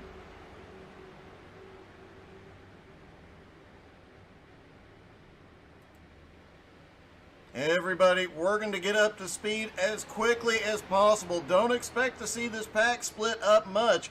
Already got a driver trying to make it 3 wide up the middle. The 23 car of Sean Andrews. Sticks the nose in. They start to spread out already. The bottom line is working. 2 drivers in the middle line. They're going to go 4 wide into turn 3 already. It's lap 1, guys. They don't care. They're going to send it all night. Through turn 1, everybody shuffles down to 3 wide. That's okay. Apparently in the practice sessions earlier today, a big group of guys were 4 wide for about 5 laps, and it was a thing of beauty. Look at this. We got a bump draft going down the front straightaway. Jeff Edgar trying to push Brancaci. Or not. I'm sorry, he's pushing John Friley. A little teamwork down the front straightaway. You're going to have a little bit of help out there. Ryan Henderson had something go wrong. He is now rolling off pit road, staying down on the bottom. And there goes Ryan. Oh, it's getting a little dicey. It looked like Raphael slid up the track just a little bit. Friley, Brancaccio, and Edgar all battling for the lead. Raphael is trying to make something happen. The 24, Brett Edgar in the middle.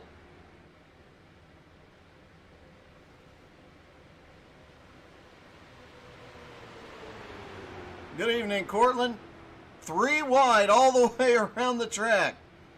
I'm surprised we only have 1 lane of 3 wide right now. Based off what we saw in the All-Star race, based on what we saw in the points race earlier this season, yeah, I'm surprised it's only 3 wide.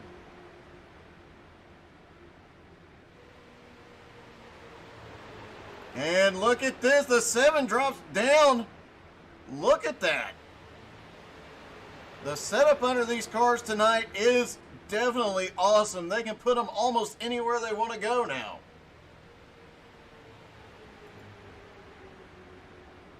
The 23 of Sean Andrews had the fastest lap of the race so far last time by.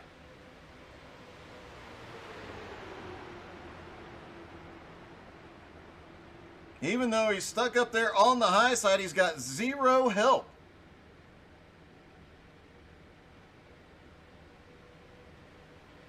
Down the back straightaway they go. A little further back in the field, Art Hendren is back there. It looks like Brett Edgar dropped back to the back for a little bit.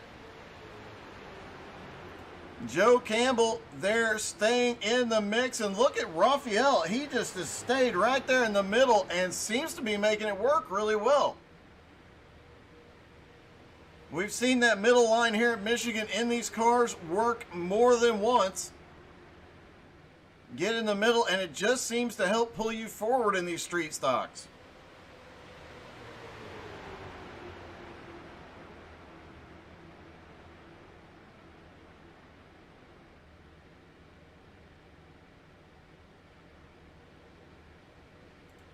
Sean Andrews had got a run off of turn 2. Curley scored in the lead, but he can't get back down. He's got no help on the straights. Still up there battling, losing a little momentum into turn 3. Looks like he might get some help here in a minute. Joe Campbell has moved up there.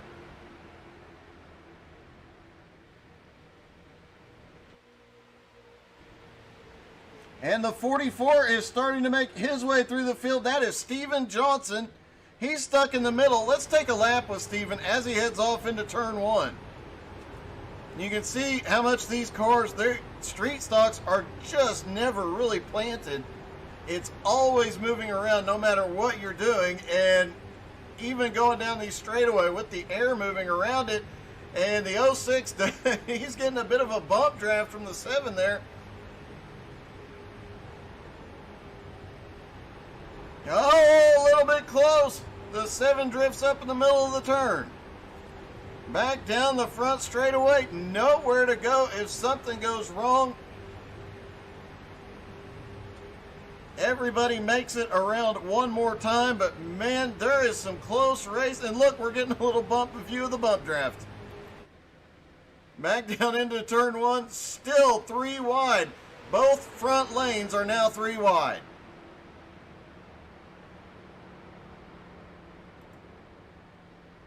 John Brancaccio scored at the lead last time. Now it is Sean Andrews. Sean has been trying to get that outside line moving forward. Now he's got help from Joe Campbell. They've got to run off into turn 3. And looks like they might actually pull off the lead here. This could be practice for a move later in the race.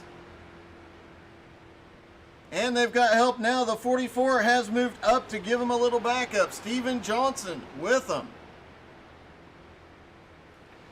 Now that they're up higher, that middle lane does not have the outside side draft, and it is definitely showing that outside lane has got something going.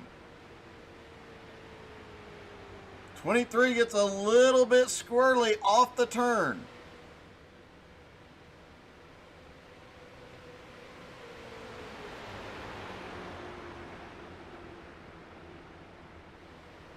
Oh, we're going to make it 4 wide here. No, they back. Everybody gets clear. But, man, that was a gutsy move. The 06 of John Friley dropping down to the bottom. Everybody just moving around, giving a lot of space. Great work out of all the drivers being patient this early. I guarantee you we get down to the last 5 laps, there will be 0 patience. Just imagine what it'll be like Tuesday night when there's 40 some odd cars on track racing for $2,500 and a butt kicker game or 2. Spots are still available for the 2 prelims tonight and all 3 prelims tomorrow and Sunday. Look at this. Sean Andrews, Joe Campbell have dropped down to the middle line now. And continue marching their way forward. John Brancaccio right there with them. But down on the bottom, and he does not have that close teamwork that is going on between the 23 and the 63. They have obviously been practicing this week and are making their strategy work here. Raphael Simpruge following them through.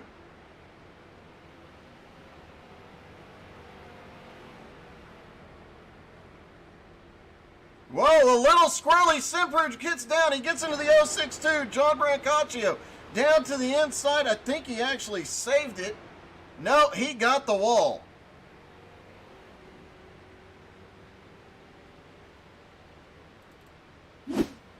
Let's see if we can see what happened. There is Simpruge. Looks like Simpruge got forced down. He ends up getting down into Brancaccio. Brancaccio down into that gap on the back straightaway.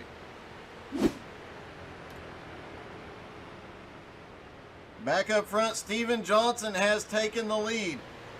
Joe Campbell right there on his back. Rafael Simpruge on the bottom, trying to get up front. 15 laps to go.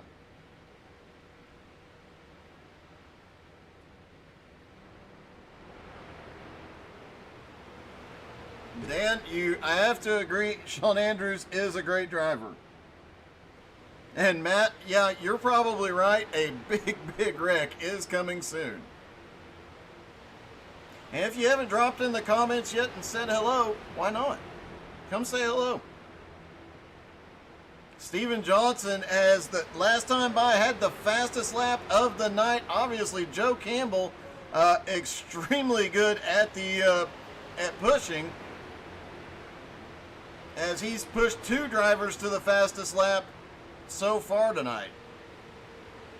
Note to self, if you're in a race with Joe Campbell that it requires drafting, get in front of him, let him push you around the track, because obviously he's got something figured out. He is right up underneath of Steven Johnson.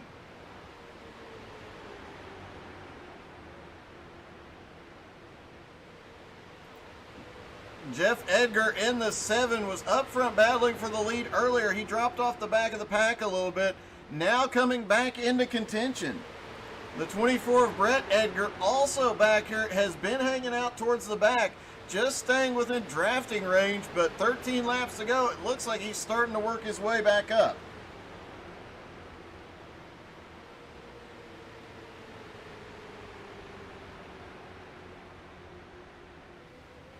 Ouch! Yeah, that Diebold, that does get dicey.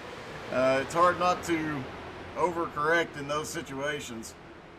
Oh, they're 3 wide into turn 3, and it looks like the 44 might get run over because Jeff Edgar's got one heck of a run. Doesn't have the room to get through. Now he's got it up the middle. Rafael Simpruge down on the bottom might get the lead here. Last time we were here, the winner came in the top lane. The drivers that were up top coming to the start-finish line, they ended up getting the win. We'll see if that happens again. The 44 way up high. They're 4 wide through 1 and 2. 44 drops back to the back. Steven Johnson falling back in line. Meanwhile, up front, they're going to go 3 wide again. Raphael's got some help. John Friley on the back bumper. The 23 and 63 up top, they've got something working. They keep getting up to the front here tonight.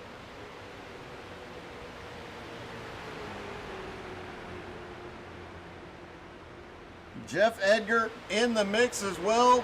He is leading at the line. Now hopping up to the top line to work with Joe and Sean.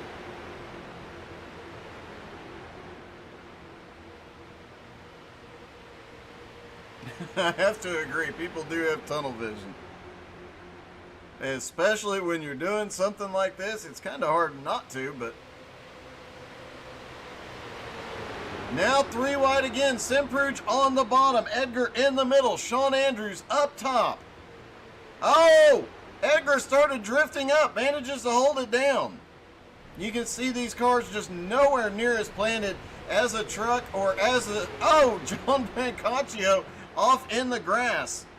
Looks like he was just trying to get to pit road and get out of the way. Let's take a quick look.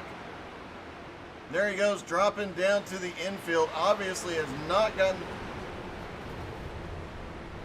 Cuts through the grass, watch this. Hits a bump, jumps.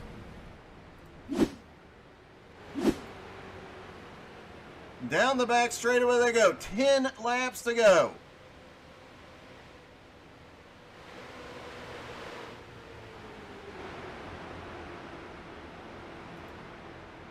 Rafael Simpruge currently, he's got the lead for the moment. John Friley, though, looking to get down underneath of him.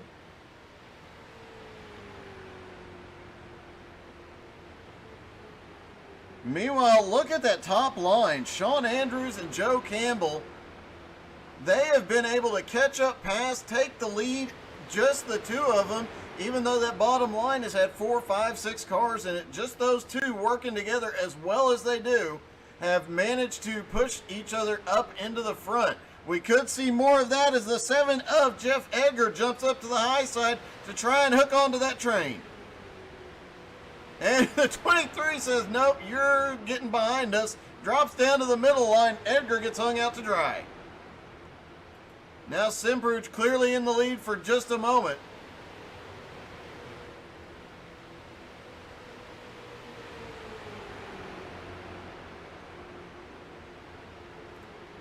Look at that bump draft. They have definitely got this figured out. I know that team has had some practices over the last couple of weeks for a lot of the upcoming events at XCAL.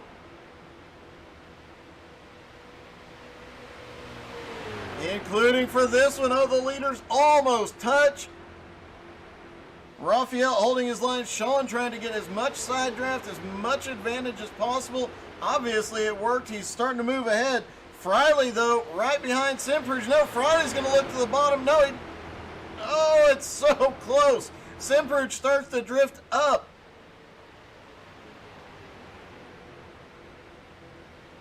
They're coming to 7 laps to go. Things are going to get even more dicey than this. Jeff Edgar is up there on top all by himself. No help, but still managing to... Oh! Simperuch gets into the 23. Loses the back end, but it looks like he might have saved it. He does save it, comes back up on track. Only loses a couple spots. Great save by Raphael Simperuch. Jeremy Leto has just been hanging out back here in 10th place so far tonight. But he is still in the draft and just ran the fastest lap of the race. I'm looking to see. It looks like he was actually 0.2 of a second faster than everybody else on track last time by. Now Jeff Edgar has the lead, but how long can he hold off this run by Sean Andrews and Joe Campbell?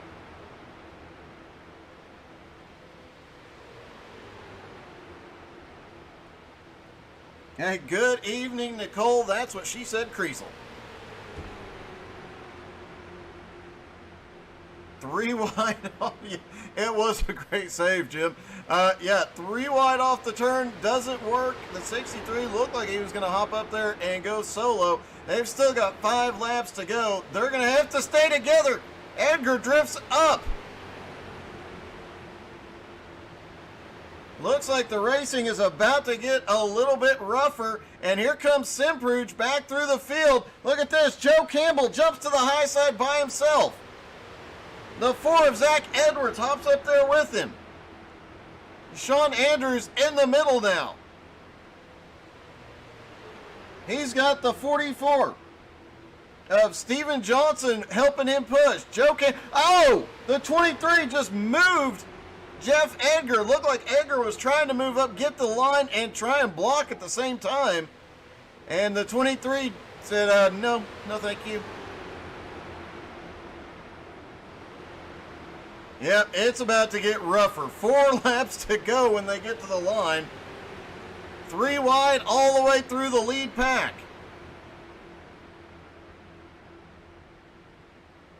Jeff Edgar in the middle. Joe Campbell up top. The 23 trying to slip into a gap he won't fit in. Now they're going to be 4 wide going off into turn 1. Sean Andrews is really getting brave. Oh, look at that. Edgar drives Joe Campbell up the track. There is some heavy blocking going on in the lead, in the front here tonight. Simperuch now pushing Friley. Those two are working together a little bit. Oh, look, they touch. A hard hit. Joe is headed up the track. He saves it, but he gets into the wall. He's losing a ton of time. He gets out of the wall, but will he have the draft? Good save by Joe Campbell. Hopefully he can hold on to the draft. Meanwhile, Simpruge pushes Friley up into the lead. And here comes Brett Edgar, who has been hanging out at the back all night long, up into the mix. Art Hendren in the 37 car has worked his way up as well. He is one that dropped off the back early on, hung out back there. Joe Campbell just barely holding on to the draft with 2 laps to go. Will he be able to get back up there and repay the favor as Brett Edgar goes to the lead? Steven Johnson on the high side trying to take second from Friley.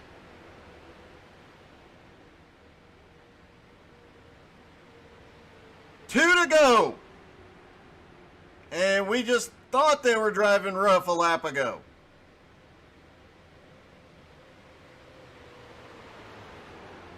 Off into turn 1. It seems a lot tamer at the moment. Watch for these guys, though, to start to pick up a run.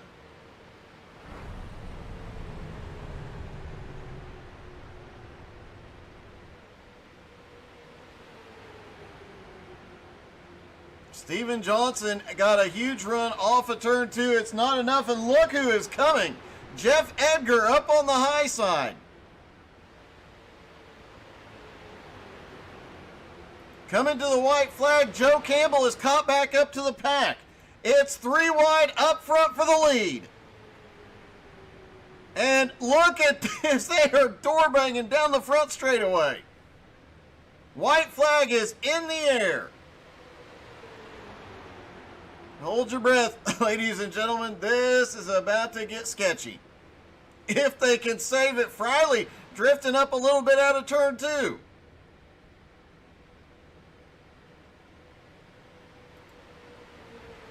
Steven Johnson currently has the lead. I don't think it's going to matter as they go off into 3 and 4. We'll have to see who can pull this one off.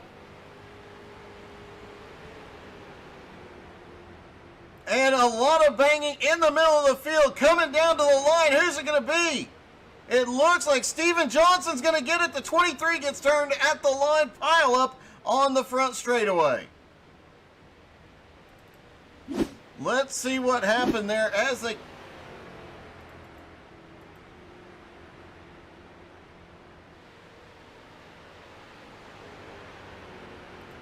Looks like the 7 tried to get a run to the outside. The 23 just moved up a hair, and they get turned around.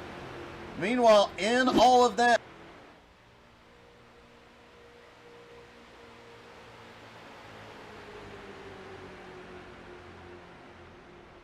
And good evening, my friend, and welcome to How to Suck at iRacing as we get ready for prelim number 5 for the massive WAL PD 200. My name is PDJ Zeller. Alongside me tonight will be Doug Burns. As always, Doug doing the work here at How to Suck at iRacing. And Doug, let me tell you, we are in for a treat here. Looks like we have about 18 cars that are going to be taking the green flag. Could be a few more straggling in here for this one, as this prelim promises to be a good one, as we have had many good prelims. The first day, yesterday, we had 3 of them that you covered yourself.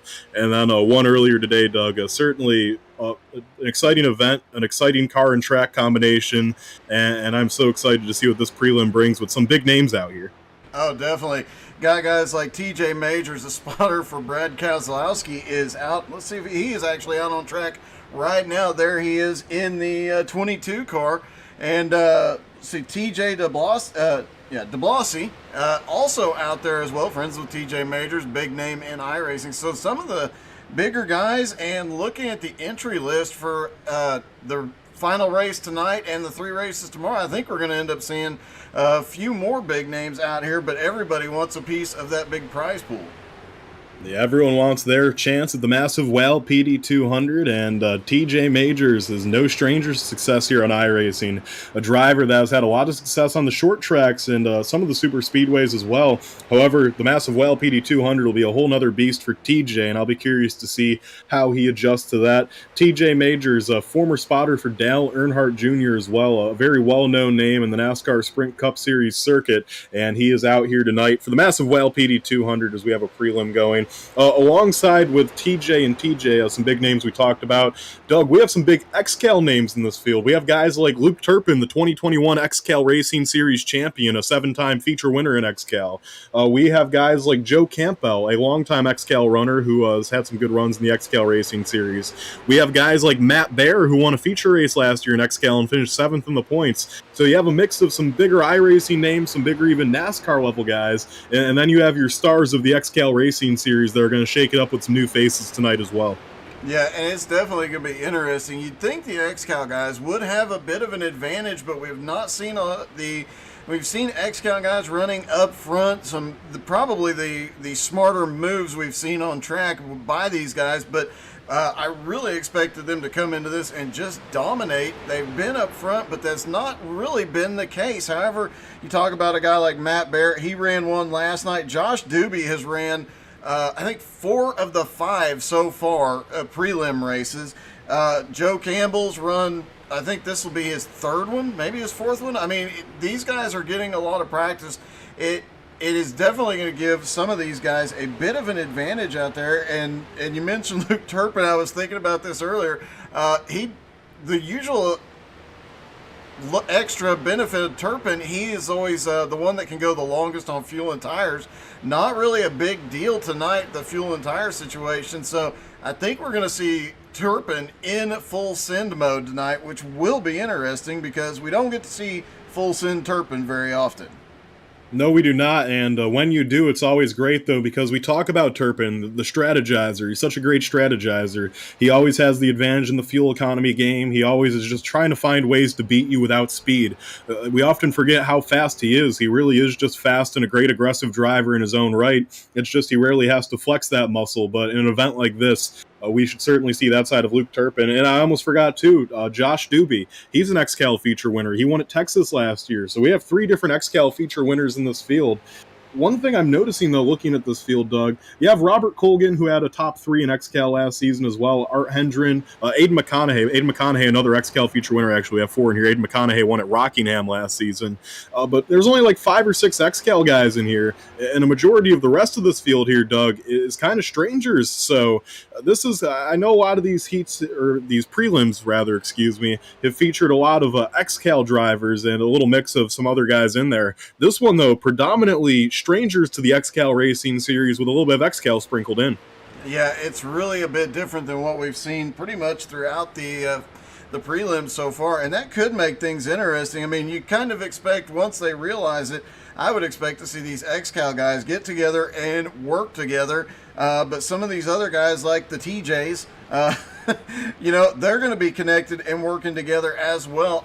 They're going to have to form some partnerships. I mean, Jim Johnson almost won the first prelim tonight with help from Doobie and a few others. So, you've got to find friends out there on track quickly, because if the XCAL guys, even the smaller number of XCAL guys, if all of them get together here tonight, they could just run away with this thing. Nobody knows how to draft and drive this track better in these cars than the XCAL drivers.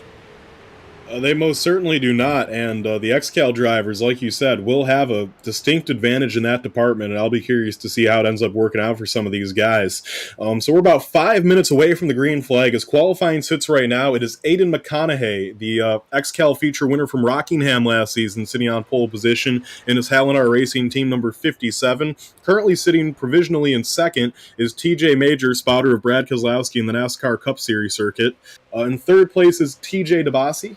4th place is Robert Colgan, and 5th is Art Hendren. There's only 12 cars have put down time so far, about another 5 or 6 that need to put down times that have not put down a time so far in this one, as it looks like a majority of the field that will be in here for this one is in here right now, Doug. And Doug, I believe you do have the number of cars that transfer to the heats from this event, right? Yeah, it's going to be 14 of the drivers will transfer. A couple of the sessions have had right at 14 drivers. I think we've only had one so far that had drivers eliminated, and some of those drivers are actually coming back tonight, later tonight, and tomorrow because they want in on that big pot of money and hopefully pulling off the win and getting that butt kicker. It's worth noting that both TJ Majors and TJ DeBlassie's times are almost identical. They have been the whole time because those two have been nose to tail this whole time. So that's they're sitting second and third in qualifying. That could make things very, very interesting if anybody else in the field realizes who they are, how well hooked up they are. Following those two around would be a great idea tonight. It most certainly would be. And both those cars tobacco sponsored, actually. You got the Chattanooga Chew 22 for TJ Majors and TJ DeBlassie. He has the Skoll Classic Oldsmobile, as that number 78 car is beautifully painted, and DeBlassie actually pulls it down in the pits now.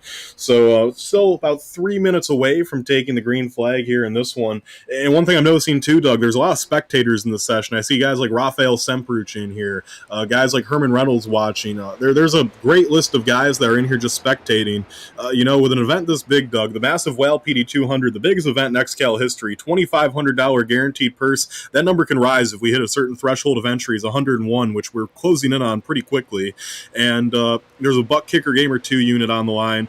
This is going to be one of the biggest events, not just in XCAL, but in all of iRacing this year. There's probably not a bigger street stock event or super speedway event being put on iRacing this year. And the point I was getting at, though, Doug, a lot of the other drivers from other prelims and other heats, they're in here spectating the session right now. I think not only trying to scout the competition, because, Doug, at a plate race, like, scouting the competition, yeah, you can do that, but it's not as important because everyone's on a pretty equal playing field. I think more so they're watching to see the moves these other guys do, try to learn something, see, hey, that works, that doesn't. I was running a practice race for this the other day, and I was racing with Austin Edwards and Chris Johnson for the win in that race. And we were going through 3 and 4, and they were side by side in front of me, and I gave a little bump to the back bumper of Austin Edwards, and it made him drift up the racetrack, and I slid into a hole in between those two guys, and made a 3-wide finish. And after the race, Austin told me, he was like, Petey, I didn't even know you could pull a bump and run at this track. I think that's a move that I might put in my notebook. So the point being there is a lot of these guys watching for things similar to that, trying to learn different moves you can make, things that you can make happen in the bigger races as we move along. Yeah, one of the notes that I got from more than one driver last night was that, the outside line, if you get a group, seems to be the fastest. The bottom line seemed to be the most stable. But if you're alone, if you've got no help, you can use that side draft off of those two lines, shoot straight up the middle. We've seen it play out more than once. So there's several different strategies. We've seen multiple different lines going through the turns. We've seen a lot of different stuff so far, and I expect this to be very much the same. And with a 25 lap event here, I think guys like Josh Doobie, who have done multiple runs out here, I think they're going to have a distinct advantage. Where you finish tonight, really not important as long as it's 14th or better. It's not going to matter going into Monday night, but it gets you into it. But whatever you can learn on track here tonight, that's what's going to matter the most. Absolutely. It's all about learning, as, a lot of them, like you said, most of the cars from this field are going to transfer. I don't know the exact number taking the green in this, just because Hillbush has had to disqualify so many stragglers that joined. And the point for that being is we're trying to recruit a few more guys to this event here at the last minute. That's why we're allowing strangers to join the session. But Doug, it does appear qualifying is wrapping up right now. We're about a minute away from the grid here. And what are you expecting in this prelim number 5? I think we'll see. What we've seen, not many cautions. I think we've seen 2 cautions throughout 4 prelims so far. So not a lot of cautions. I think we're going to see a lot of 3-wide racing. The Edwards setup shop setup for this has been so good. We've seen guys completely sideways save it and stay in the draft pack. I think you're going to see positions changing every single turn, every single straightaway. I think you're going to see a lot of guys end up door banging and bump drafting throughout the entire session. I think we'll see a lot of cars with just a little bit of damage to them before it's all said and done. But everybody generally makes it home in one piece, so things could get very interesting. Absolutely. So 15 seconds remain, and I'm going to take you down through the starting grid provisionally here in the Massive Whale PD 200 preliminary race number 5 here from the Irish Hills of Michigan. Starting on pole position, that is position number 1, will be the number 57 of Aidan McConaughey. On his outside, in the number 22, will be TJ Majors. Starting from the third starting position in the number 78 will be TJ DeBasi. In fourth, in the number 94, will be Robert Colgan. In fifth will be the number 37 of Art of Gold Hendren. In sixth will be the number 9 of Joshua Doobie. In seventh will be number 5 of Michael Prairie. In eighth will be the number 3 of Corey Tondro. In ninth will be the number 34 of John Palermo. In 10th will be Superman himself, the 454 of Luke Turpin. In 11th will be the number 6 of Don Jordan. In 12th will be the number 73. That car is piloted by Mark Feeney. In the 13th starting position will be the number 420 of Matt Baer, and in 14th is the number 63 of Joe Campbell. And I am not sure about any cars gridded further after that. We only have 14 on the grid right now. I do not know if there's any more eligible drivers behind those guys. We'll have to see if they take the grid. But provisionally, that is your starting grid with 14 cars right now. And it looks like there is a 15th that would be... Actually, no, it's just 14, Doug. So all the cars that start this race will be moving on to the heat races as we hit the exact number of 14. Yeah, we've seen that in several of these, but I don't know how much longer that's going to last, the automatic advancement, as just between the first and second race tonight, I think we got another 15 drivers. The number continues going up, and as you mentioned, once we hit 101, that $2,500 pot continues to go up. So if you have not registered, go to xcalracing.com and get signed up. 3 more prelims tomorrow night, 1 more prelim tonight at 10 Eastern. You've got just a little bit of time left to get registered for that event. So the field rolls off as we get ready to go 25 laps here in the preliminary race for the Massive Whale PD 200 from the Irish Hills of Michigan. A fantastic speedway here that in these cars it is wide open. You do not take your foot off the gas. It gets 4, even 5 wide sometimes. Some of the best racing you will see on all of the iRacing simulator. Tonight brought to you by www.xcalracing.com. Of course, thank you to all of XCAL's wonderful partners. Those include, of course, Butt Kicker actually putting a Butt Kicker Game or 2 unit on the line for this event. JT Mobile Pressure Washing, that's been a fantastic sponsor that's come along and helped us with the Massive Whale PD 200. Of course, Doug and all the great guys over at How to Suck at iRacing. We got the Edward Setup Shop. They made the setup for this event, so thank you to them. Sim Racer Hub, they have helped us promote this event. The Cooler Crew, of course, always helping out XCAL events. We're very appreciative of them, and all of our other sponsors. If you're interested in sponsoring XCAL events, be sure to go to www.xcal.com and you can message myself, the Vice President, PDJ Zeller, or the President, Aaron Hillbush, and we will get back to you about how you can get involved in sponsoring XCAL events. So here we go. Field goes through turns 3 and 4. It is going to be led to the green flag by Aidan McConaughey in that Hell in Our Racing Team number 57 car. The 57 car of McConaughey will have to wait until the green flag flies. All starts this weekend will be on the green. So the starter holds the flag in hand, and he lets it wave. Green flag in the air. We are down and away. McConaughey a little slow to the jump on the outside. It's TJ Majors pulling the gap. The problem is 4th place didn't go at all, so Majors will have no help from behind as Superman's already 3 wide back there, Doug. Yeah, and it's Superman's going to charge to the front. Gets to go full send tonight. Doesn't have to worry about fuel tires or anything else. I expect to see him up front in a lap or 2. But it is interesting. That's the first time we've seen an issue on a start or restart here this weekend. So hopefully not a sign of things to come. I think just like you mentioned, a smattering of XCAL boys and then a whole bunch of other people that joined in. And yeah, this is getting a bit interesting. I hope you guys are ready, because with this many cars, everybody's going to be holding their breath. Thank you so much for tuning in, my friend. My name's PDJ Zeller, the Vice President of XCAL Racing. Doug Burns alongside, as lap number 1 in preliminary race number 5 is led by TJ Majors on that outside line. Majors getting a lot of help right now from TJ DeBasi. It's the TJ and TJ show on the high side.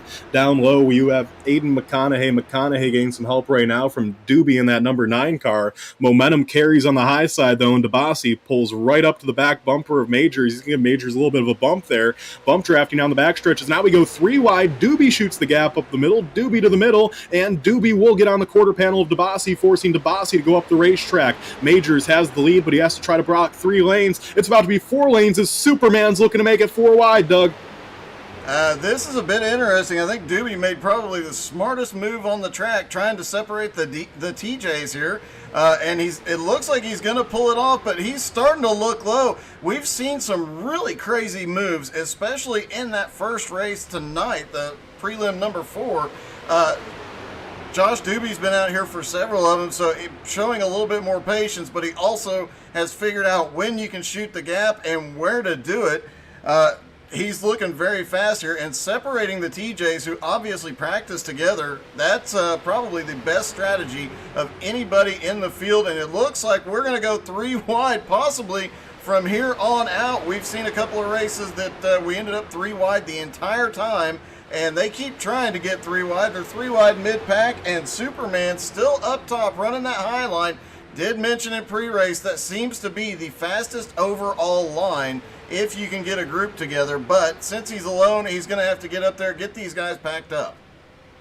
3 of best with 14 of the best here from the Michigan Speedway as we are going at it here in preliminary race number 5. Doobie takes the lead on the low side. That low side, though, does not get a good run of momentum off the corner. Looks like about 10 cars have broken away and 3 cars are in a secondary pack behind these guys. Here comes Superman. Superman shoots the gap up the middle. Turpin looking as, oh, we have a blinker. A car does blink. Superman sticks it in a hole. I don't know if it was there, but he makes it work. Superman's trying to stick in between Majors and Doobie. I do not know how he fit the car in that gap, but Luke Turpin, in a matter of a corner, he's going to go from about 7th to the lead. Turpin on the high side looking to lead his first lap as, oh, Doobie gets loose after he gets a shot, and they are all getting loose. Superman has to hang on to it. McConaughey's in the grass. They miraculously don't wreck, and Turpin leads the lap. Holy cow. And we have seen a lot of that. These guys using a lot more door and bumper than you'd normally see out here. You've got to drive both offensively and defensively out here, but man, everybody holding on to it. Testament to how good these drivers are. And look who is caught up, who started back in 12th and is now all over Superman's back bumper. Matt Bear has made his way up into 3rd. It looks like Luke Turpin's got some help from behind as they're 2 wide going into the turn. TJ Majors dropping low to get some side draft. We have seen a lot of that side drafting here over the last few nights. They are definitely figuring something out with that, and it seems to really, really work, especially if you're in that middle line. Yeah, and Turpin getting a lot of help from Matt Bear. Matt Bear's teammate at Rolling Thunder Racing during the XCAL 2021 season. Bear and Turpin were on that championship team for Rolling Thunder Racing, and Bear is going to push Turpin out in front. You are getting to watch 2 of the best on all of iRacing now duke it out front. Luke Turpin, regarded as one of the greatest hosted session racers of all time, one of the greatest street stock racers of all time, no doubt about it on the iRacing simulator. TJ Major, likewise, is regarded as one of the better short track racers on the simulator and is a street stock legend in his own right, and those 2 are duking it out here in prelim number 5. They get so close with the side draft, closer than most would dare to go, but those 2 know they can trust each other. They know what they're up against here, and they are willing to try some things out. So right now, it is Majors trying to get that run on the high side. It's going to be awfully close at the wire this time by. Let's see who leads it. That was way too close to call, and it was Superman by 14 1/1000ths of a second. That car, that's the second car on the outside, the number 34, that's John Palermo. Palermo's the one giving all the help to Majors right now. Behind him is TJ DeBasi. Also in the lead pack, behind Josh Doobie, you have Art Hendren in the 37, the 94 of Robert Colgan. Oh, wreck! Superman hard into the outside wall. Caution is out. It looks like the bump drafting might have gotten a little bit out of hand there. Let's take a look at it from a different angle. Turpin drifts up, and oh, TJ was trying to go to the outside. I don't know what happened there. It looked like as TJ moved up, he just accidentally clipped that right rear corner panel, and it was enough to send Turpin around. That was a hard lick. That car is done. No fast repairs here, so he will he'll have to go in and get manually repaired. Fortunately, he will still be qualified for the heats Monday night, but a hard hit, and now TJ Majors is back to the lead. Yeah, he'll probably be getting an EOL there. I do think that wreck was on TJ, but that is up for Aaron Hillbush to decide where he wants to assess the penalty there, so we'll have to see. Tough break for Turpin, though. And, Doug, I just commented, those two are racing so close to each other, and when you race that close for so many laps, eventually something's going to give no matter how good you are, and that's exactly what happened right there. And unfortunately for Superman, like you said, his car is toast, and I think he is probably done for this prelim. Yeah, that's unfortunate. Turpin definitely showed he is going to be a top contender when Tuesday night gets here, but he's going to have to. He's just barely getting in by starting at by finishing in 14th here tonight. So a heartbreak. We have seen a lot of close racing, and even in the practice sessions Friday, there was one practice session where for five consecutive laps they were 4 wide, but it just takes the smallest mistake in these situations as Matt Baer dives to pit road. We're seeing cars hit pit road. They do not need fuel, so this has got to be some tire strategy. Matt knows he can go from the back to the front. Maybe he's counting on a few laps fresher tires being some benefit.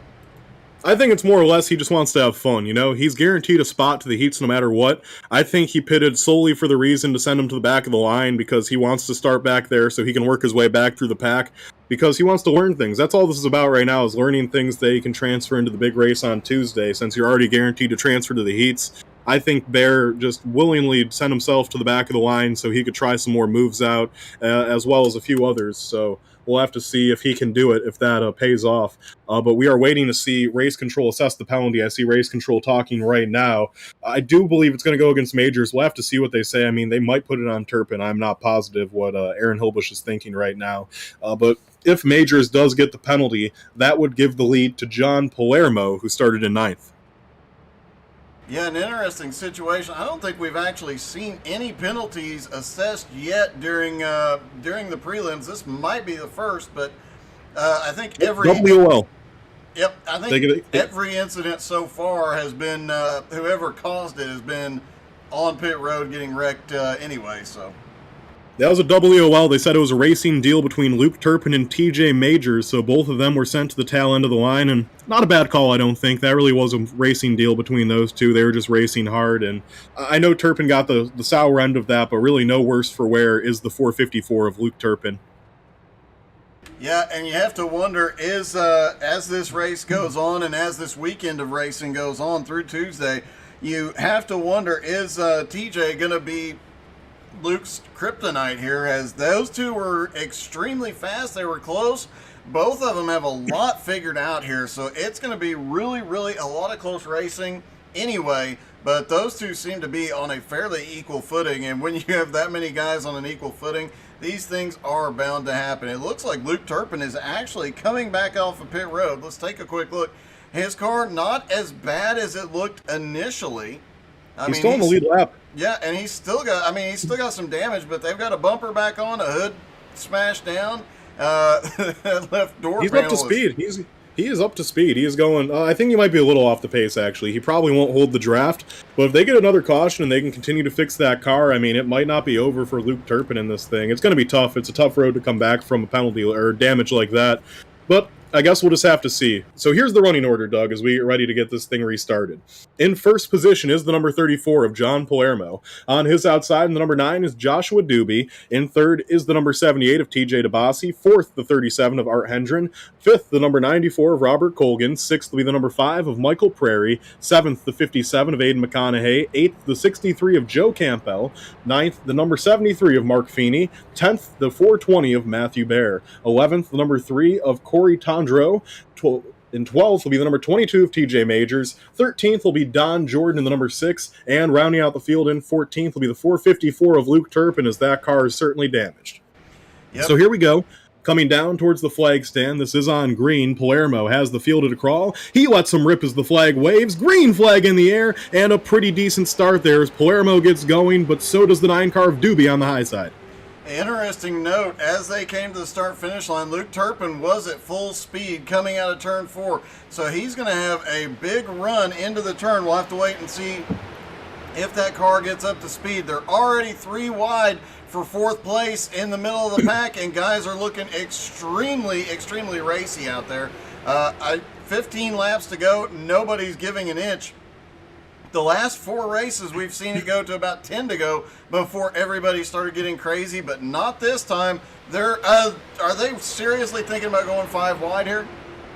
Looks like they thought about it, and the green car, Matthew Baer, thinks better of it, but they are 4 abreast, folks. 4 wide here from the Irish Hills of Michigan. It's getting dicey. On the high side right now, it is Art Hendren. Art of Gold Hendren, that 37 car, is looking to take it 4 wide. They are 5 wide as they head off into turn number 1. How's this going to work? McConaughey has to find a place to go. He finds the hole, and DeBasi takes the lead, and Matt Baer, after restarting in 12th, is already up to 2nd.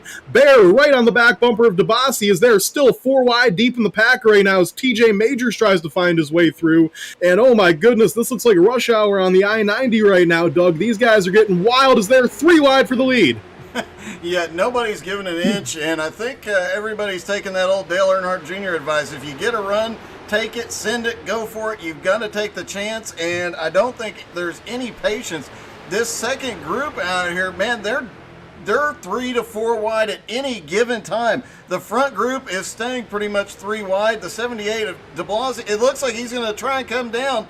Josh Doobie in the 9 up in the middle. He has made that line work multiple times throughout these prelim races, and he's doing it again here as he is battling for the lead. But it is currently Matt Baer up to the lead and continuing to march his way forward. He only took right side tires on that stop, but it was obviously of benefit. Well, here we go. 3 wide for the lead. Still, McConaughey shoots the middle. TJ Majors already has fought his way back from that EOL penalty. Majors now shoots the middle as he is the 3rd car in the middle. Majors going for 2nd spot. TJ Majors looking to go to the high side of McConaughey. McConaughey throws the block. Majors just has to go into his back bumper here. Majors looking for a hole to go. There's nowhere to go, though, as he has a car above him. He thought about going high, but Doobie's hanging tough on his quarter panel. Doobie now gets a good run on that high side with help from DeBasi as they continue to race 3 wide. McConaughey's just trying to block all 3 lanes. Great racing here out front right now. It is McConaughey and Matthew Baer dueling for the top spot right now. Behind them, it's the 22 of TJ Majors, the 9 of Josh Doobie, and behind those guys, you got the 34 of Palmero and the number 3 of Corey Tondro. Here we go, still 3 wide for 2nd. McConaughey doing a pretty good job of fending off all 3 lanes right now. McConaughey just playing a risky game here, trying to block all 3 lanes. We go 4 wide again behind them. DeBlasi makes it 4 wide on Doobie, and Doobie's going to drop like a rock on that high lane as they're still 3 wide. Things are getting dicey. They're coming to 11 to go this time by, Doug. I don't know how they're going to keep doing this. This is probably the most chaotic. I mean, we had more than this in the races, 2 of the races last night, but this is crazy. They are definitely a lot more aggression going on out there, and I think it was kind of set early in the race. They saw how aggressive some of these guys were going to be. There's not a lot of patience out there. They decided not to wait for 10 to go. They're sending it all the way around the track, and they're still 3 wide all over the place, 4 wide occasionally, 5 wide once or twice. It gets really close up at the front. And look at the 34. Everyone, Doug, looking for the same piece of real estate right now. 13 cars under a blanket, and they are racing so tight. It's awfully close to the wire this time. It's TJ Majors in the 22 with 10 laps to go leading. DeBasi on the high side, trying to make it happen on his own. He doesn't have any help. Doobie's trying to get up there to help him. Now Palermo slides up to the high side. Palermo gives the block there to the number 9 of Doobie. Doobie says, screw it, I'll make it 4 wide. Doobie to the high side as they are 4 abreast down the backstretch. These guys don't have 10 more laps of racing like this, I don't think, the way they're going right now. McConaughey on the low side in that 57 car doing a fine job. They are going speeds of 160 miles an hour off into the turn on a glorified tractor tire, Doug. These cars aren't made to go this fast. These guys are just wheeling it right now, and it is getting hairy at times, but they are making it work. Once again, they come around to the flag stand. McConaughey on the low side will have the lead this time by. They remain 3 wide. Never mind, 4 wide as Palermo shoots the gap. Michael Prairie, I've been watching him in the back, in the 5 car. That guy is going to be one to watch when we get down to about 2 to go. He has made some moves. He's testing the waters out back there. I think he's got something for these guys up front. He just needs needs to wait and be patient, but he has pulled some really great moves. He's worked his way up to the front once already. He knows what he has to do. These guys 3 and 4 wide up there, I think they're going to get a little bit of a surprise. I have even seen him down on the apron. So I would fully expect, as Matt Bear is coming by TJ Majors there, yeah, I fully expect to see a couple of these guys lingering around the back, up in contention in a couple of laps. That's when things are going to get really, really hairy. And look at Matt Bear go. Wow, he is doing a good job right now, and the intensity is only going to crank up as the laps wear down here. Remember, with 5 to go, there's no more cautions. Green, green, green per XCAL rules, so with 5 to go, it is green to the end. Things are a tame 2 wide right now, as it looks like the 3 wide is fended off for a moment. Don't worry, my friend, they'll get back at it, as here we go, 3 wide once again. DeBassi jumps up to the high side of Palermo, and DeBassi on the high side, he's looking for a gap to shoot. He shoots it to the high side of Majors, and Palermo looked for a 4th lane. There wasn't one there. Continuing to lead on the low side, though, is Aiden McConaughey. McConaughey just can't block all these lanes at once, though. He's going to continue to work with the 420 car of Matt Bear down on the inside, and here they come around to the flag stand. This time by McConaughey is going to lead once again. Now just 7 laps to go in this race as they're getting back to 3 wide racing. I got to wonder when some of these guys in the back, like Don Jordan in the 6 car or the 5 car of Michael Prairie, are going to make their moves. I mean, there is still 13 cars in this pack. There is still 13 guys with a shot to win this thing, Doug. Yeah, I think we're going to see a lot of these guys wait till about 2 to go. I don't think you can wait any longer, but we've seen some guys use that draft, use the momentum, and go from the back to the front in a single lap. You don't want to be too far out front, and you don't want to get too far away from the pack and show your hand too early. But I think about 2 to go is going to be about the perfect time. And oh my God, Aiden McConaughey gets sideways, bump draft by Matt Bear. He saves it. Wow, that's an early candidate for save of the weekend. Oh, here we go, Palermo down to the inside. He gets chop blocked there by Majors, but he hangs on to it. 6 laps to go, 1 more lap, there will be no more cautions. McConaughey, though, what a save that was. That could have taken out the whole field, but McConaughey hangs on to it as they are 4 wide for the lead, and I don't know if they realize that that was tight there. DeBassi's going to hang on for the time being. Here comes Campbell peeking to the outside. There's no room there. Campbell just has to roll back in the line here as things are getting hairy, as we are just 2 corners away from no more yellows. Yeah, and an interesting note, we've seen that save. If you remember back at the All-Star race, we did not see saves quite like that. That speaks to this fixed Edwards setup shop setup, that car has so much grip. We've seen guys all weekend long get completely sideways. They might lose a few positions, but they stay in that lead draft. And here we come. It is 5 to go. Green, green, green till the end. And I think we're about to see things heat up, as it's now 3, and it's 4 wide on the 3rd row and 3 wide everywhere else. Yeah, this is getting hairy right now. The 34 Palermo gets loose. He's going to hang on to it up front, though. It's Majors with the lead. Here comes Bear to the inside. The Mad Bear himself drops down to the inside, and he's looking for the lead. McConaughey, after that incredible save, still up in the lead draft somehow. I don't understand how, and he is going up the middle for the lead. Wow, great racing here right now from the Irish Hills of Michigan, and it is the number 57 car of McConaughey. He's going to take the top spot for the time being. They are still 3 wide as they go for the top spot. It's probably going to get 4 wide here as this time by they come to 4 laps to go. Still 13 cars under a blanket, and now Major shoots a gap. Major shoots the gap. McConaughey didn't want to let him have it, but he had no choice, and now Majors is going to go up the middle with help from Joe Campbell. Yeah, that's a bit of a surprise there to see that move. Now the question is, can he get by Matt Bear? And, we have seen actually less of the door banging and beating on each other's bumpers in this race than we saw last night in those prelims. But I guarantee you that's coming to an end as Campbell is pushing TJ to the lead. Campbell did an excellent job in every race he was in last night, pushing people to the front. If you're going to run up front, you want to have Joe Campbell on your back bumper, but he gets TJ a little loose. As they come out of turn 4, it's going to be 3 to go.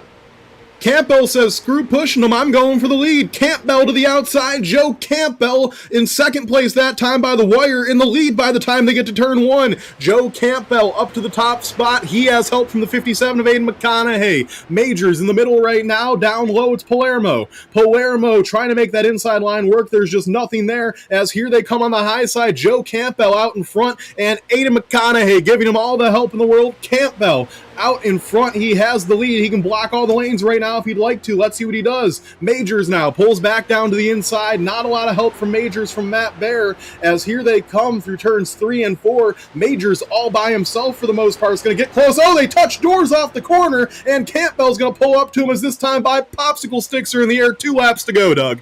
Oh, hold your breath, folks. It's about to get wild. These guys are bump drafting now in the turns and getting each other a little squirrely. I don't think there's any cooperation left out there. I think McConaughey and Joe might be the only two that have that chance. But look, the 9 of Josh Doobie, who's been in multiple races, down to the bottom. He is looking for some help. And let's see if anybody tries to come down there and give him a hand. He's making it 3 wide, starting to move up. The 34 dropping down to help him. Palermo is going to help him make it to the front. No, he jumps back up, and here comes Doobie. He's got a huge run through 3 and 4. They touch, and oh, it's popping off behind. Everybody saves it. Incredible. Only the 3 car wrecked. Here they come. White flag in the air. 1 more lap to go. Still 12 guys in contention. Out front, it's TJ Majors. Majors with a major push right now from Matt Bear. Bear giving all the help in the world to Majors. Joe Campbell on the outside trying to get help from McConaughey. Things got a little spread out there when they had that moment, but they're still racing. Here comes Bear. Bear cuts it down to the inside. Matthew Bear looking to take the lead from TJ Majors. Here comes Joe Campbell. Campbell's looking for a gap. Campbell's going to shoot it down. Campbell's going to shoot it up the middle. Is there a hole there? Yes. Campbell finds the middle. Doobie shove to Campbell. And oh, they're touch. They wreck into turn 3. Majors hangs on. Campbell hangs on. They all wreck behind him. Campbell's going to try to chase down Majors. Can he get there? Does he have enough time to draft him? Campbell down the front stretch. It's Majors with a lead, and that's too big of a gap. He will not be able to overcome it. Preliminary race number 5. Give it to TJ Majors. Second place will be Joe Campbell. Third will be Robert Colgan. 4th will be John Palermo, and 5th will be Art Hendren, as the entirety of the field wrecked in turns 3 and 4. Let's take a few looks at this last lap incident. They were getting so aggressive. Matt Bear ended up in the middle of the sandwich and popping wheelies, and then just got shoved back up on the track, and that's what brought out all the chaos. That was definitely... I don't think anybody expected it to get that bad when they saw those two go below the line. Oh, there was even more bumping back behind as McConaughey got together with the 9 car of Josh Doobie. Yeah, I'll tell you where this went wrong, Doug, is Matt Bear did not block Robert Colgan. He allowed it to get 4 wide, and Campbell and Majors had no idea it was going to get 4 wide there, and that just caused a wreck there. So I think Bear needed to commit to the corner a little bit earlier there, but he just simply did not, and that's kind of what caused that whole stack up. Yeah, it was definitely a wild, wild finish there, and probably one of the most exciting ones we have had so far, and we've still got, what, 4 more to go? So yes, we do. So we're going to try to get word in with our top 3. As I know we have at least 1 in here, or at least 2 of them in here, rather.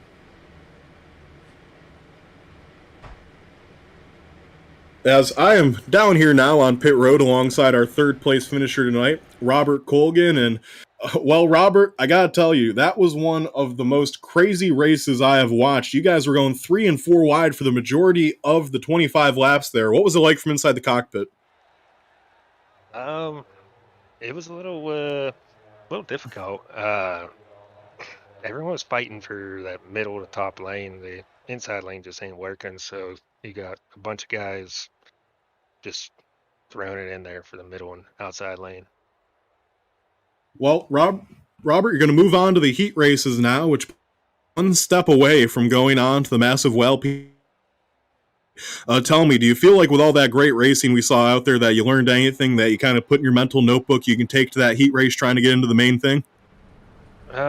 Just patience. I mean, it doesn't matter how far back you are. Anything can happen here, and just one little oops can really cause anything. All right. Well, Robert, before I let you go celebrate a great run with your team, who do you want to thank for crew sponsors and teammates and anything of that sort? Just thanks, Kyle Bartles. He's one of my teammates. He was in our chat, kind of watching, keeping an eye. And DJ DeBlassie, him and I are working together some tonight too. So, yeah, thanks to them guys. All right. Well, that was your third place finisher, Robert Colgan. As we are going to get word now with Joe Campbell here. As Doug, I'm going to go grab Joe for you real quick.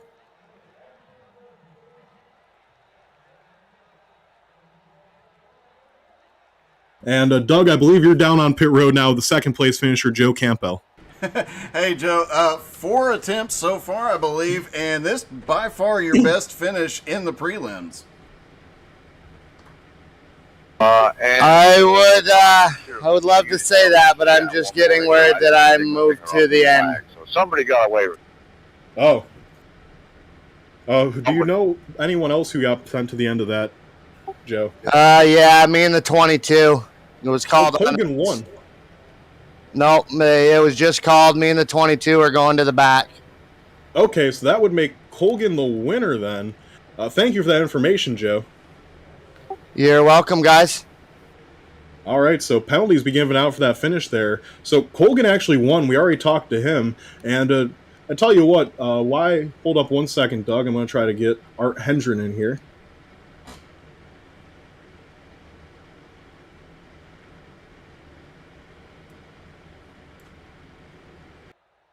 While he's looking for Art, I'll tell you, between the races, after the race, after we hop off here, we'll have a couple of commercials, and then we will have the highlights. The final 25 from the XCAL All-Star event ran earlier this season, and then after that, we'll replay last night's third prelim race. So there's going to be a lot of racing that you can watch in between the races. Drop into the comments and tell us how you're feeling about the races tonight, how they're looking, you guys having a good time, all that good stuff. Say hello.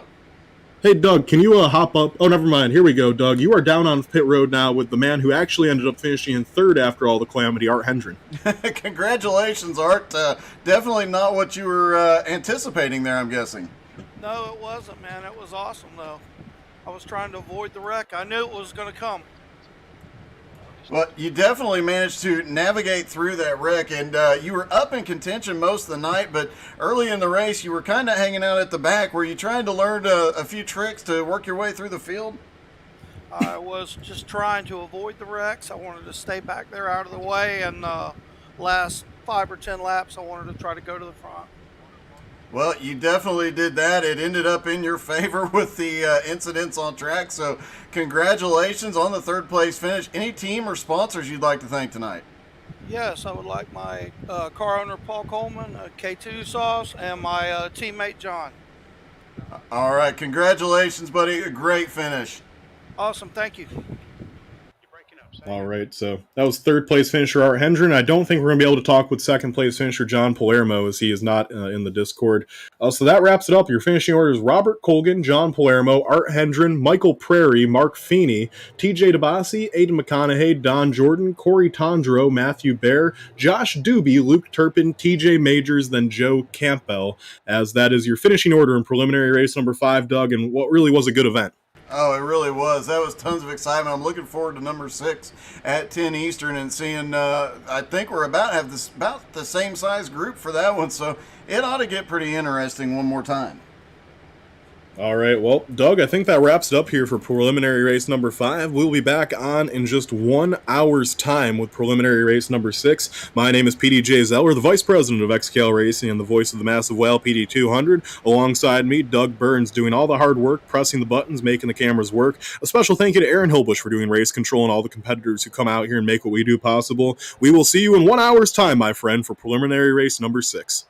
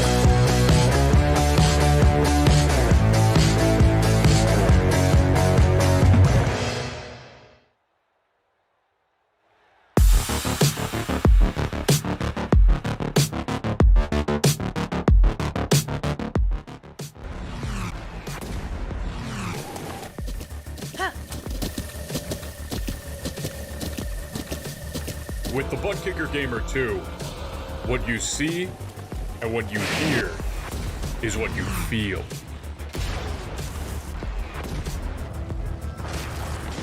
Butt Kicker. The future is feeling.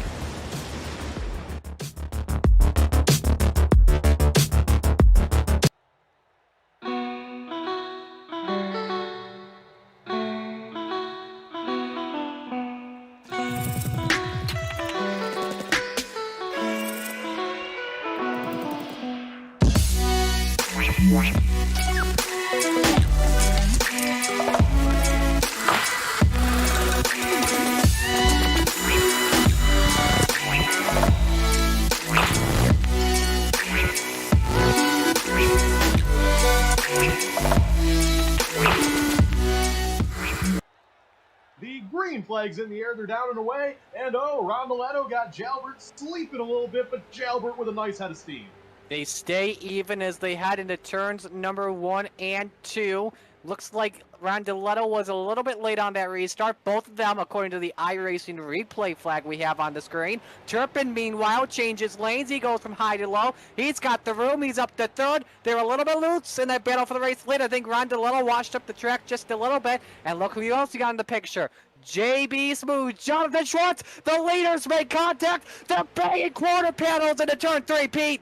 Yeah, Schwartz says, peace out, Girl Scouts. Schwartz to the top spot as they're coming to 2 laps to go in segment number 2. And JB Smooth, in typical JB Smooth fashion, we haven't said his name all night. The money's on the line, and it's showtime for the driver of the 0-1. However, he's going to have to try to hold off a pack of hungry hounds for 2 laps.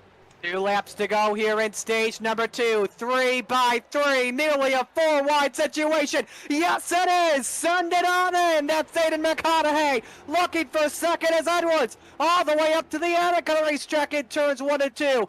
Very dicey for the race lead. Matt Bear in the equation right now, but still down the back straightaway. It's Jonathan Schwartz out to the lead with a battle for second behind him. McConaughey was barely holding it through 2. He was almost completely sideways on the bottom. It looked like he clipped the apron as John Schwartz is now having to make that car 2 and 3 wide. But McConaughey struggling. He went backwards, and now the Schwartz is with him. Schwartz, you need to get blocked that high line. He does. He blocks Jalbert, gives him a shove. White flag in the air. 1 more lap to go. Matthew Bear drops off. Like the move there by John Schwartz to change lanes, but it's now 3 wide for second. Here comes Luke Turpin down to the bottom. Lost a chance at $50 in segment 1. He wants $100, but now Jalbert wants to win stages 1 and 2. He's loose off the corner. They're side by side for the lead. Rondoletto wants a chance at Petey take us home in stage 2. Schwartz on the Superman. Jalbert's high side. They make contact. They they're still 4 wide. Here they come off the corner. Superman. Can Schwartz get back to him? Schwartz have a chance. Off the corner. Edwards shoves Schwartz up the hill. Who's it? Edwards takes the $100 by about a... Oh, they're wrecking nearly at turn 1. They all hang on. Everyone saves it. And Austin Edwards, just with a daring move, there wasn't a hole, Marty. He just shoved the 01 out of the way and said, I want it. It's a carbon copy, pretty much, of the open finish, but they were 5 wide to the end. The best finish to a segment we've had, no doubt about it, and Austin Edwards got it done. The margin, .028 over Luke Turpin. Doug, I don't know how Edwards did it. I'm rewatching it because I still don't know how he did it there. I don't know how he had the momentum. I think the 3 guys that were on the bottom, it's so crazy to say that they were 5 wide there. The 3 guys on the bottom were all so busy pinching each other down there that it just allowed him to, they all lost a little momentum. He managed to pick it up, and there they went. He got up there and got that stage win. Congratulations to him. That was 5 wide. Wow. Absolutely absurd. That was epic. And Marty, I believe you're now caught up with the winner of stage number 2, Austin Evans. Austin Edwards, the mic is yours. How the hell did you win that stage, my man? I'm still trying to figure it out. My heart's sitting here racing. I was probably 7th or 8th place going down the back straightaway, and then Jalbert and Schwartz had a little rough out going into the 3, and there was just an opportunity. And to be honest, I do feel a little bad. I did have to give John Schwartz a little bit of door. I had to turn forward to get to the outside of Turpin and take it home. But man, that was a chaotic last lap right there. Take up the $100. Yeah. Second question: what you gonna do with that $100? Well, I did buy myself a $600 Ford Ranger from 1988 about a month ago, and it needs some serious help. So I'm probably going to put it into some sort of fuel pump or gasket set, or something that'll just keep it running. So now you move to last for stage 3. What's the game plan now? Hang out in the back until 10 laps to go, or do you move all the way up to the front early on? It depends on what the packs do. Obviously, in that last run, the pack's kind of separated in the beginning of the run, and if one pack loses the front pack's draft, you're just never going to catch it back up. So if everyone stays bunched up, I'll stay back and be patient, but I prefer to be midfield, hopefully in a safe place once we get going here. So. Yeah, Edwards, good luck the rest of the way, man. All right, thank you. Austin Edwards, your segment 2 winner. Everyone coming down pit road, and this should... Sorry about that. Was hearing Tyler McRae's radio, and he was freaking out at someone for some reason. I don't know what it was, but my goodness, Petey, stage number 3 is about to go down. Yes, it is, and we actually have a couple cars here that are going to be getting wave arounds. One of them, Kenny Tripp's going to get back onto the lead lap, and Jordan Babinger, with his wave around, he's going to get back to just 2 laps down. So if we saw, maybe if there's 2 cautions in the last stage, Babinger's not out of it. That car still is pretty well intact. So we have 18 cars on the lead lap, and then Babinger, with some help, could get back up there. But still, 18 cars left to duel. Here are the 18 names that you're going to need to know. The 18 guys left in the fight for them. So you have Austin Edwards, who won stage number 2. Then you have the Tuna Fish, Jeff Edgar, winner of the Open. You have Tyler McRae in the 99, still alive. Genghis, Alex Gangler, Octavio Rondoletto, the 06 of Big John Friley, the 19 of Matthew Bear, the 04 of the Weapon, Tyler Jalbert, stage 1 winner, the 57 of Chase Johnson, the 01 of John Schwartz, the 22 of Sean Patrick. You have Pat Sullivan still is in this, Blake Wynn is still in this as well, Aiden McConaughey still alive and well in this thing, Tyler Batchelder, Brandon Varney, Luke Turpin, and Kenny Tripp are the guys we have left to duel for the butt kick. It's going to be absolutely crazy, Doug, and a bunch of names we have not talked about yet today. They've stayed quiet. They're outside of the top 6, and now they've got a chance to be out front for the final 25, or final 20, I should say. Yeah, it was a little surprising. We suddenly saw John Schwartz come shooting up the middle there. He got up to the lead briefly and thought he was going to pull that one off from, about 5th or 6th the lap before. Several new names up at the front, though. Gangler, Friley, Matt Bear. Patrick Sullivan's been in and out of the top 10 all night, and Cole Patrick, he was in the top 10 early in the first stage, but really wasn't a factor in the second stage, and now here he is. I guess he wants a butt kicker tonight, too. Apparently so, as we are very excited to see how this one's going to end up playing out in the finish. Car to watch out for, though. The guy starting in first right now, the Tuna Fish, Jeff Edgar. He won the Open by hanging out back all day and making some daring moves at the end to win that thing. We haven't said his name this entire race, but there that car is in pristine shape without a scratch on it. Keep an eye on the 05. I don't think he's going to stay up here and lead, but if he just lingers around back in the top 10 somewhere, don't be surprised if he brings that same strategy from the Open to the All-Star. I'll tell you this. Tyler McRae is actually, I'm listening to Will Petey right now. He's actually reading some funny messages here, Petey. Petey, take us through the starting lineup here as we go back to green. Yeah, here's the starting order. Jeff Edgar will be in first, Tyler McRae in second, Genghis Alex Gangler will be in third. Fourth is going to be John Friley. Fifth will be Matthew Bear. Sixth will be Pat Sullivan. Seventh will be Sean Patrick. Eighth will be Brandon Varney. Ninth will be John Schwartz. And rounding out the top 10 will be the 04, the Weapon, Tyler Jalbert. 11th spot will be Aiden McConaughey. 12th, Octavio Rondoletto. 13th, Luke Turpin. 14th, Austin Edwards. 15th, Chase Johnson. 16th is Tyler Batchelder. And this is going to be a fun battle in stage number 3. I believe we've got 16 drivers, maybe 17 drivers that are on the lead lap and could have a chance to win it here. I thought we had half the field already taken out, but no, we have not. It's just been an absolutely crazy race, Doug. Final thoughts before we go back to green. Well, you mentioned 17 cars on the lead lap. You've got a half dozen or so still one or more laps down, but the way things have been going in these, some of these guys could be back in play. If a caution comes in, they get waved back around. We could have a few more cars out here.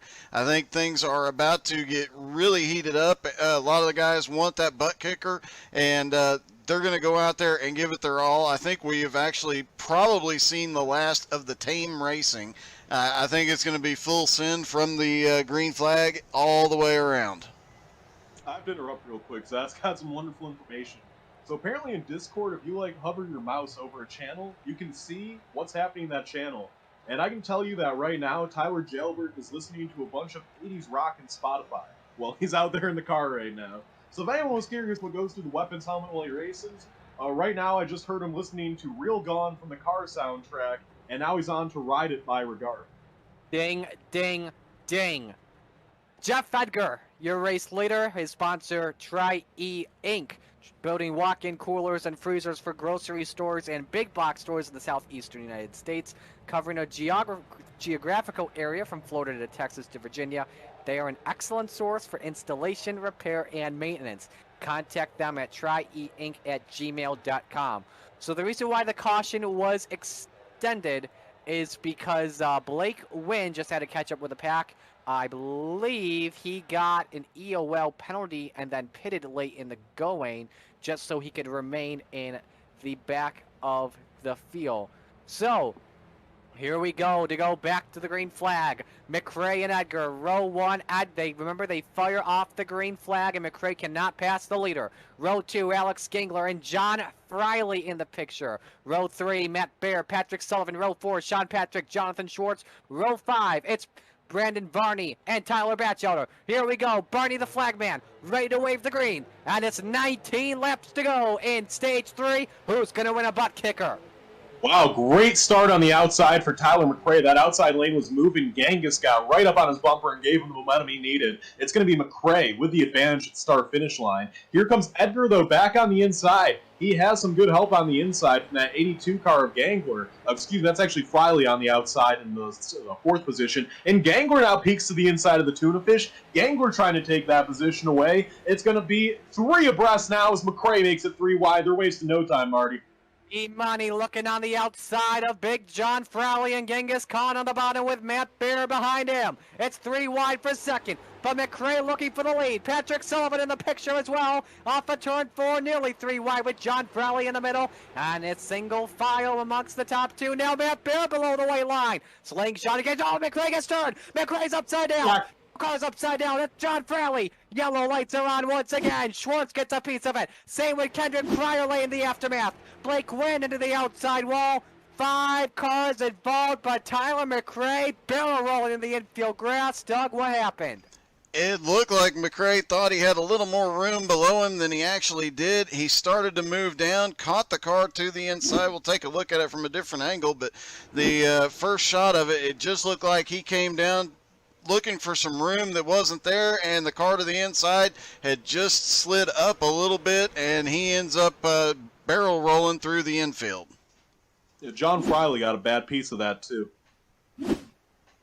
Yeah, there was a great job by a lot of these guys managing to avoid that, as he was completely sideways right in the middle of that pack, and only 2 or 3 cars really got a piece of it. So hopefully a lot of these guys will still be able to be out here. Big storyline here. This will put Jordan Babinger back to just 1 lap down. Kenny Tripp will get back on the lead lap. Remember, Babinger was racing for the lead before he got laps down from damage. That car no longer has damage. He's gotten it entirely fixed. If Babinger gets back on the lead lap, that'd be huge. That'd be big there. I gotta tell you, I'm watching Brandon Varney's on board. How close he got to the 06. I don't know how he missed that wreck with no damage at all. So update here, by the way.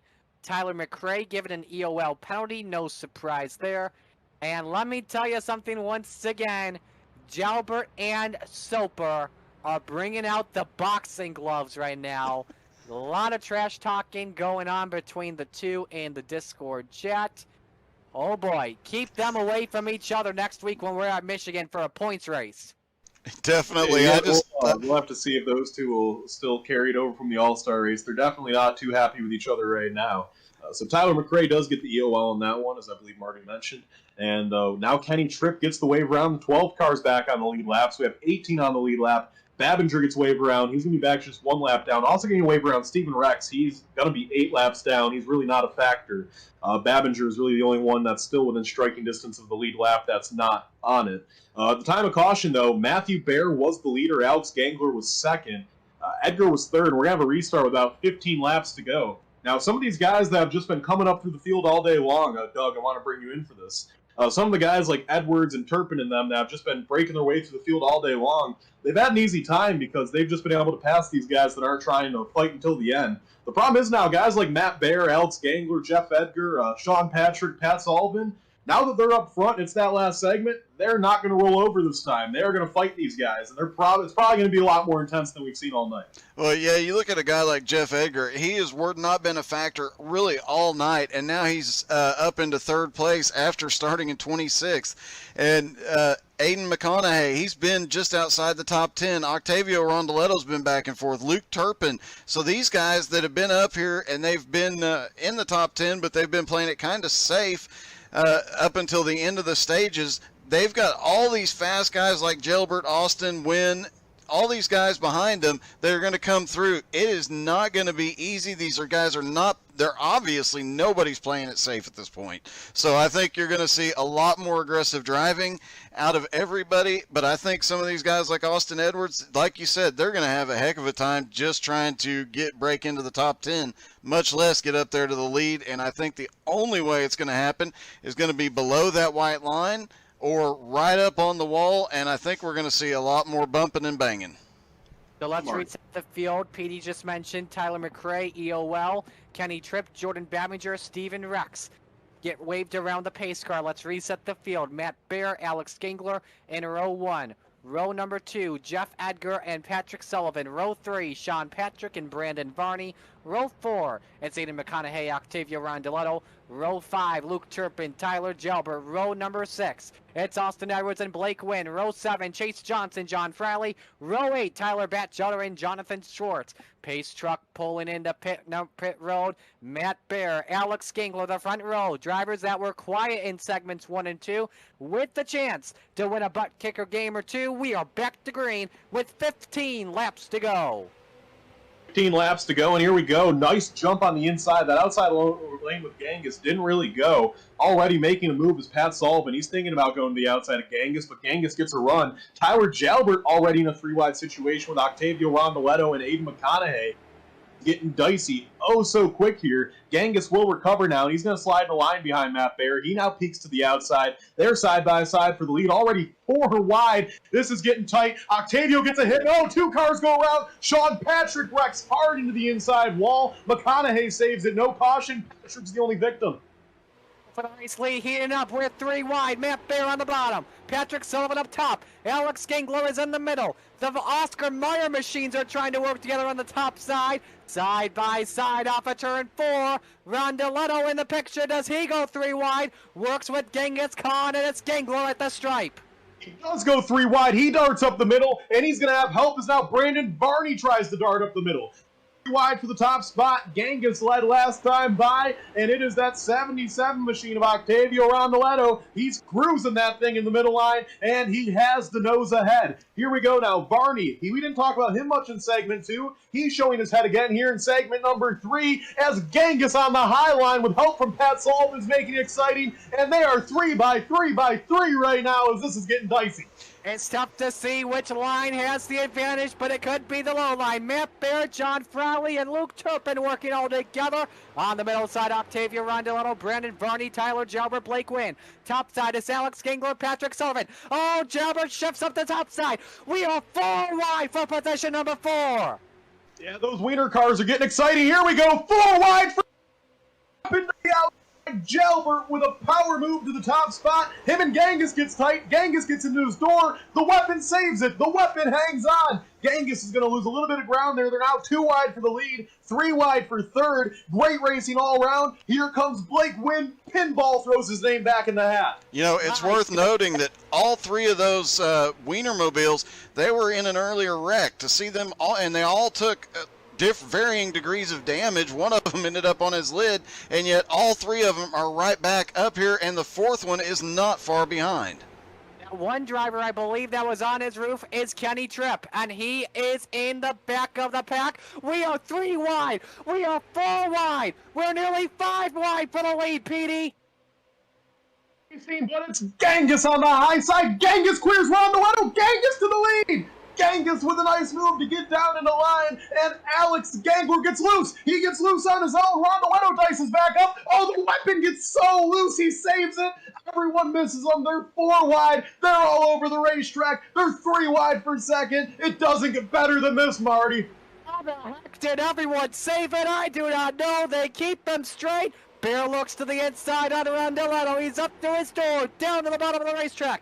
He has barely not much hope compared to Brandon Varney pushing Octavio Rondoletto. Coming to the stripe. It is an 11-lap shootout for a butt kick or 2. Contact for the race lead as here comes Varney. On the high side, Bear down low, Rondoletto in the sucker hole. They are dicey all over the place right now. There's still 14 cars within spitting distance right now. This is far from over. 11 laps to go in the All-Star race. These guys are going at it like there's 2 laps to go. It doesn't get any better than this. Doug Burns, how long do you think they can go without wrecking? I'm surprised with the saves we saw just a few minutes ago. I just caught my breath. The weapon managed to save it. I thought when the weapon got sideways, it was over. These guys are 3 wide into the turns. The guys on the bottom keep getting loose, and I'm watching right now, waiting for it to happen again. It's only a matter of time before it does happen. We've got Matt Bear now down under the white line, trying to block the run from behind, and they're 3 wide. They're about to go 4 wide. They're 5 wide right back there in about the 3rd row. To go to the parking lot. There's no way they can keep going like this. Turpin with 10 to go with a power move. He's now on the high side for the lead. It's Bear down low, Rondoletto in the middle, Turpin up top. They are 3 by 3, and then they're just a cluster behind them. It's a mess. There's still 14 guys dueling for the win as they come down into turn 3. All under a hornet's nest as they are 3 wide into turn number 3. No, give it up. All these drivers refusing to lose. We are 3 wide. We are 4 wide. Contact on the bottom. There they go. Sullivan and McConaughey. What a save by the 2 as they back out of the pack. But they're going to be out of contention. They lost the draft. That's 2 that are going to drop, and John Schwartz in a dangerous situation. He needs to grab the draft or he'll be done as they go 3 wide into turn number 1. This is still oh so tight up front. They might still wreck. You got to remember that. But if they get to 5 to go, it's a race. It's official as they are 4 wide. Edwards, haven't said his name yet this segment. He throws his name back into the mix. He makes it 4 wide on that way high side. He's coming up front. He might make it 4 wide for the lead down into turn 3.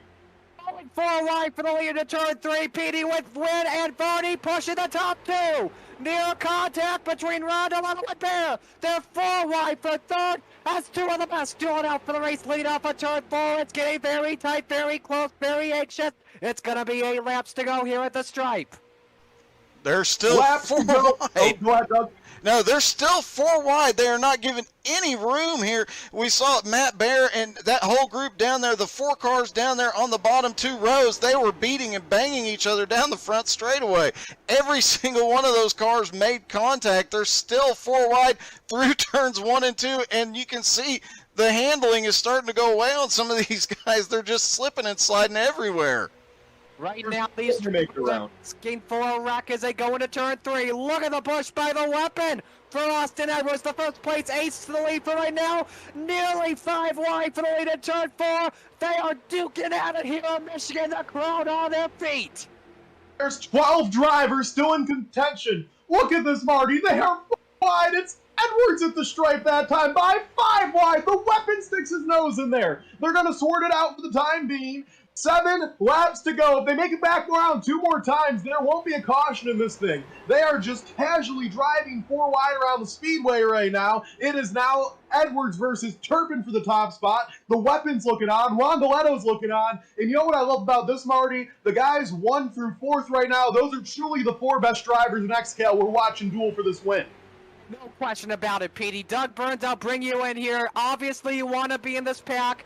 But do you want to be in the front of the pack, or do you want to be actually, hold that thought, we got trouble, Rondoletto loose, I want to save, almost puts him out there, they come to 6 laps to go.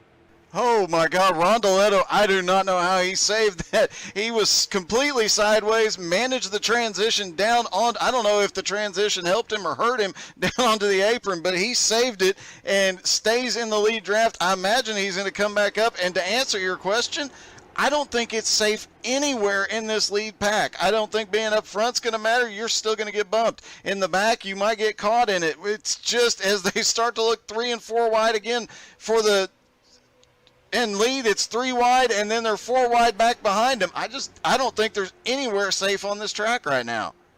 No question about it. You've got Edwards that clears Bear for the lead. Turpin and Bear, the Aaron Hillebush Racing teammates, battling for 2nd position. Here they come to the line. Going to be 5 laps to go. The race is officially on. We're going 3 wide for the race lead. 5 laps left, 10 miles. 5 laps to go from the Irish Hills of Michigan, and it's anyone's all-star event.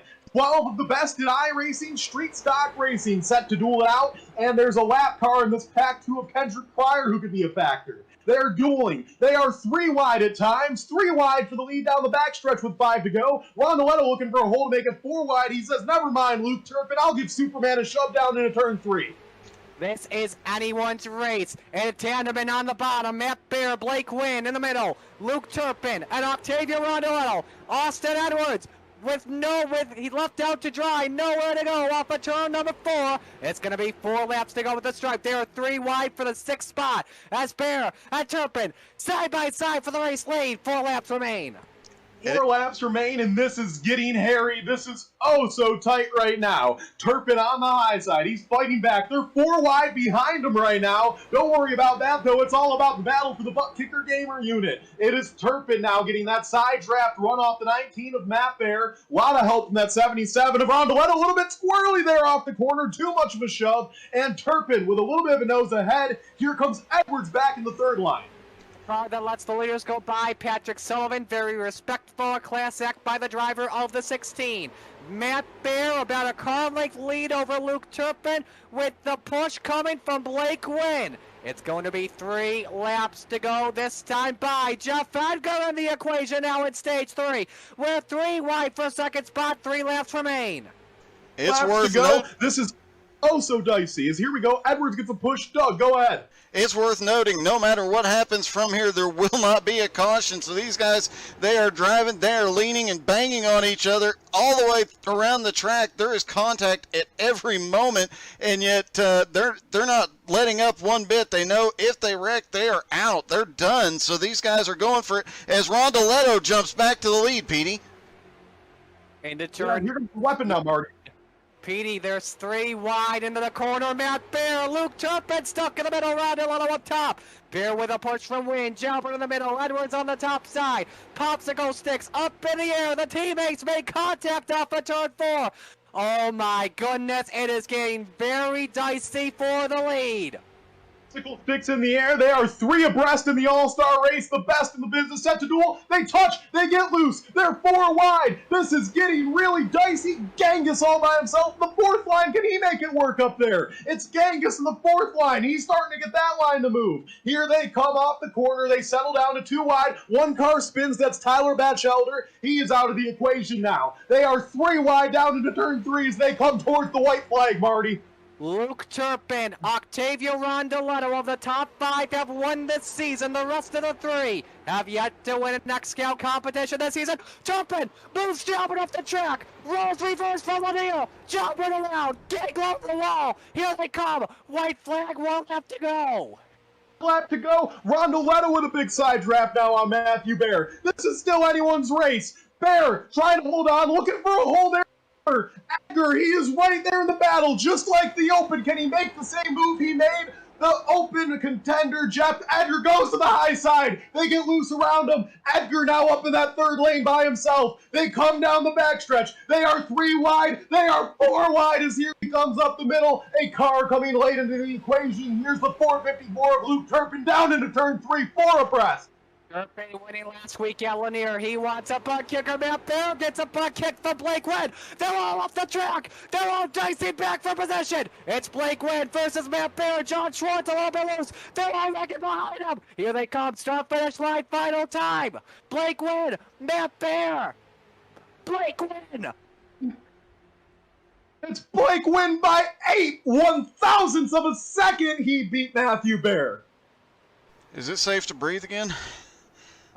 Oh my goodness. Wynn wins the butt kicker game or two in the XCAL All-Star race. What a finish between him and Bear. Schwartz third, Turpin fourth, and Varney comes home in fifth. Oh my goodness, I need to take a breather.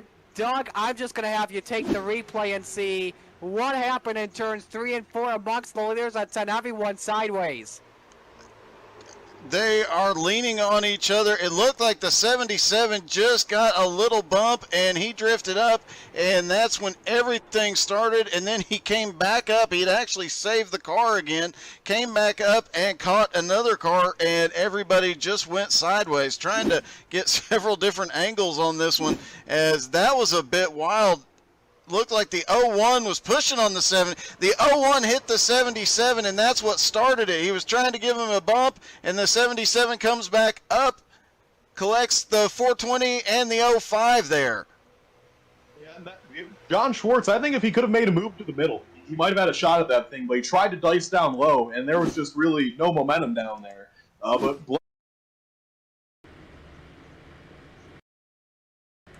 All right, guys, we're going to hop over and watch the prelim number 3 from last night. That was the All-Star race from earlier this season. You can find all that on the YouTube channel. Stick around. We'll be back live here shortly. Enjoy some of the racing from last night. All right. The lineup will be Andrew Rutherford and Matt Eddy on the front row, Jeff Edgar, Brett Edgar on the second row, Derek Colson, Connor Rockwood of the third row, Alex Crapser, Daryl Dillon of the fourth row, Kenny Tripp and John Friley round out the top 10. Josh Doobie and Jonathan Bronson starting 11th and 12th. And a lot of these drivers won't be in the field tonight, but like I said, I know Matt Bear is going to be in there, Alfred Vasseur, Jeremiah Burke, Christopher Miller, Isaac Salas, Butch Baker, both of them working hard to get into the field tonight. Those are names you'll recognize from a lot of dirt races we broadcast here. This is going to be a good one. Looks like 17 cars have taken the grid. And just think, you'll see a lot of excitement out of this one. Wait till you see all 42 cars take to the track on Tuesday.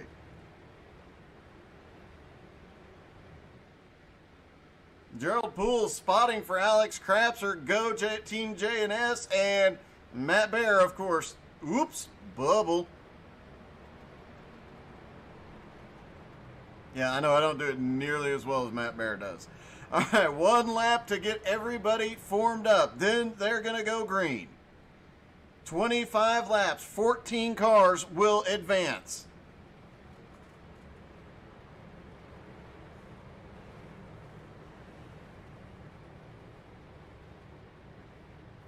Three of the drivers starting here will not make it into the heat.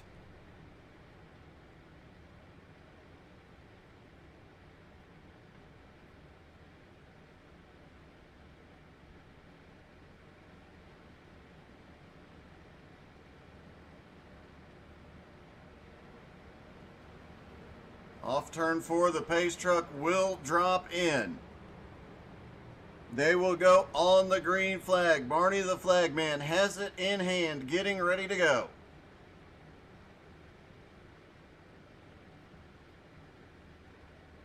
Pace truck is in.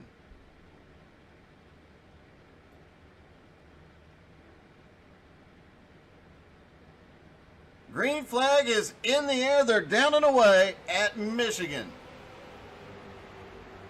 And already the Edgars are starting to push. Brett Edgar looked like he got an amazing restart, but the car in front of him just didn't. He got kind of stalled behind him. Jeff already in second, hopping up to the high line, looking for the lead. They'll be nice and decent for most of this first lap, and then, yeah, it's going to be go time. Especially with so many cars in the field here. Off into turn number 3. Everybody's still, for the most part, too wide.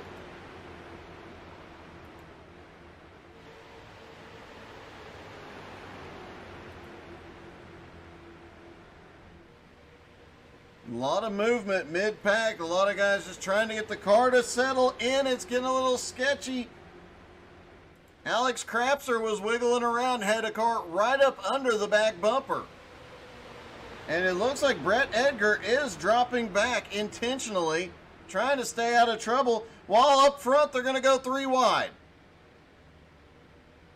Jeff Edgar to the lead. They're 3 wide behind him. He's got Connor Rockwood right behind him. Oh, we've got a crash on the back straightaway. Looks like Jonathan Bronson got caught in it with Jeremiah Burke. Well, what's happening with Edgar? He just drifts up and lets everybody, they're 4 wide on the front stretch.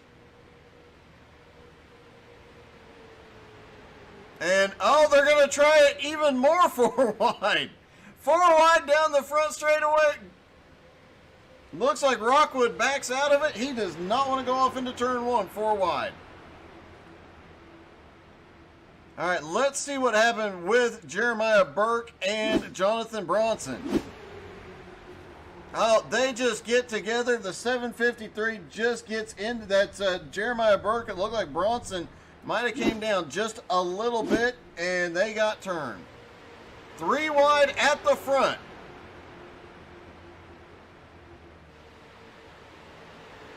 Rockwood is really moving around up there at the front.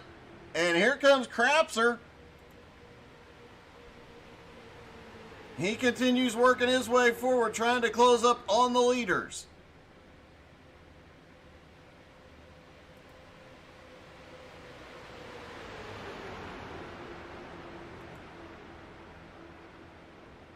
Down through 1 and 2, there's still 2 and 3 wide everywhere. Multiple lines you can run on this track with these cars. So you'll see a lot of different ways of getting around, trying to make up as much ground as you possibly can. As John Friley is sideways through 3 and 4. Andrew Rutherford pushing him to the lead. Now he's going to look down to the bottom. Nope. Probably not the best way to bump draft. Rockwood up high is scored as the leader at the line.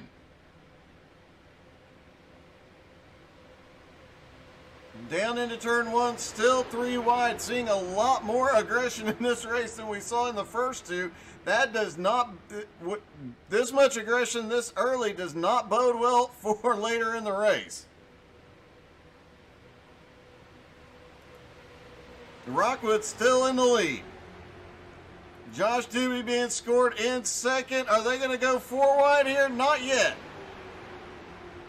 Now we have seen 5 wide at this track in these cars before. I kind of expect to see a lot of that come Tuesday night. Rockwood's getting a huge push from the 88. That is Matt Eddy. Huge push down the front straightaway. The middle line, we talked about it earlier in the race, or earlier in the night, excuse me, that middle line, if it's right, you can get a lot of side draft and pick up a lot of spots, but they have no help on the middle line right now. The outside line is staying away. The inside line is staying low. No side draft to be had. The 42 moving around, trying to find some air.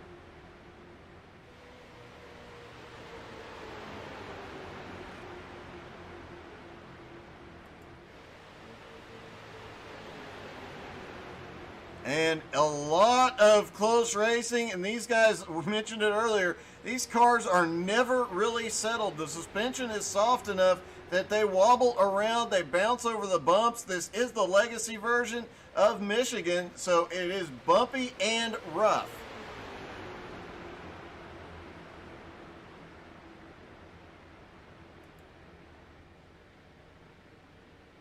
Josh Doobie moving up into the lead.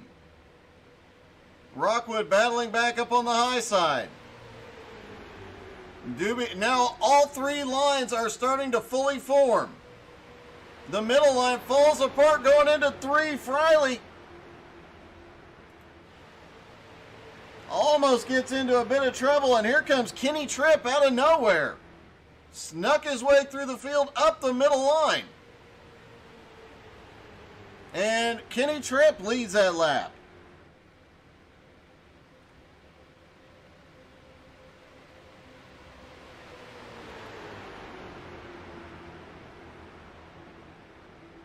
Josh Doobie there on the bottom, moving up a little bit, trying to get some draft off of Kenny Tripp. Kenny Tripp had the fastest lap of the race last time by. Josh Doobie in second, Connor Rockwood in third. Now they're going to try to swap places again. And it is chaos. These guys are not sitting still. We're seeing position swap, line swap every single turn.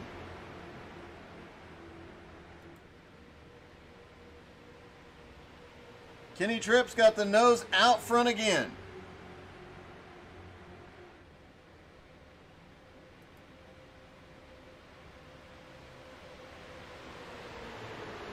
Alex Krapser in the 29 has stayed there at the bottom. Right behind Derek Colson pretty much the entire race. Staying down low, playing it safe.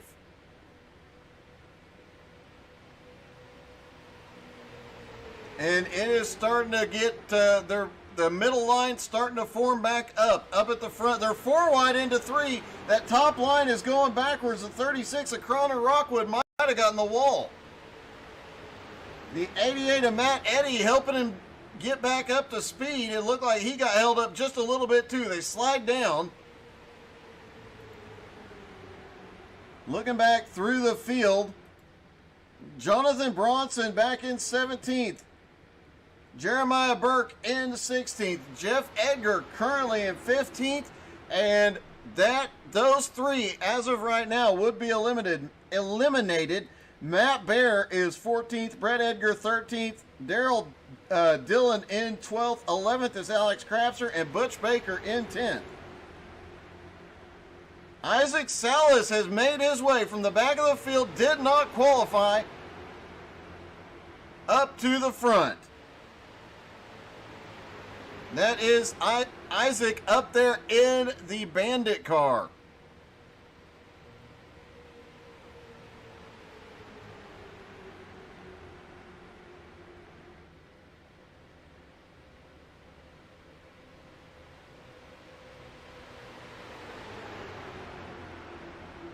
I am totally confused by that comment.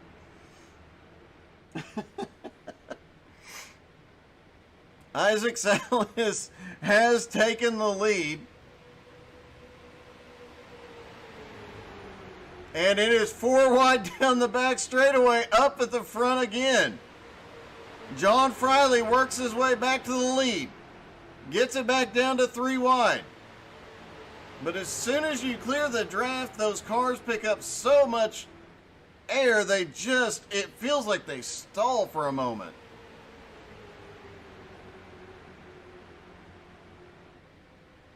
Three wide at the front. In the previous couple races, it was 2 wide up front for the first 10 laps or so. These guys have been 3 wide since the start, 4 wide a few times. Did have a practice session today. One of the practice sessions earlier today, they were 4 wide for over 5 laps before somebody made a mistake. That tells you what it's going to be like in the coming nights of racing. Kenny Tripp making his way back to the lead. Friley in second, Doobie in third, Rockwood in fourth. Fifth is Isaac Salas. Where's the Isaac Salas fan club at tonight? And where is Isaac's partner in crime? Let's see if we can find him. Butch Baker. There's Butch in the 97.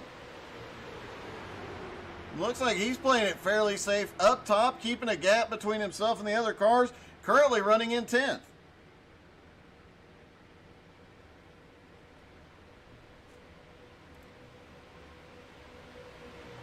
John Friley out front.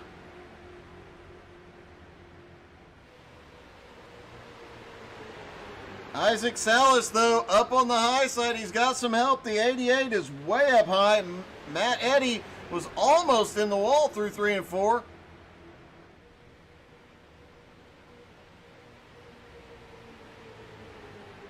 Oh, it's getting dicey. A lot of cars leaning on each other. Isaac gets pushed up. They're 4 wide into turn 1. Isaac backs out just enough to let it go back to 3 wide.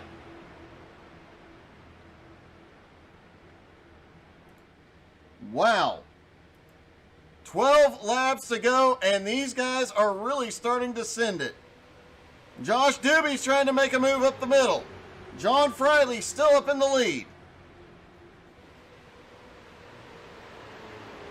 Andrew Rutherford drops down to the bottom for the lead.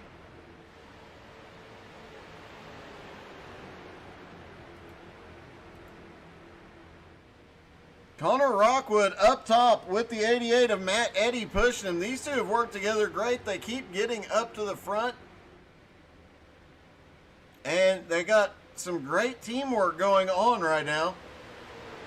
Lose a little momentum out of turn 4, though. They're going to have to get down a little bit lower. And Rockwood gets a little squirrely as Matt Eddy tries to bump draft him through the turn.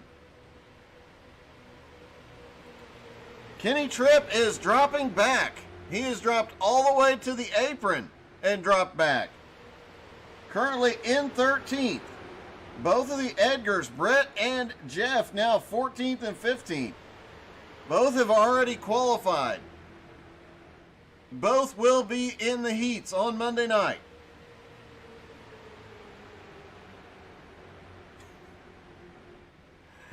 Three wide down the front straightaway.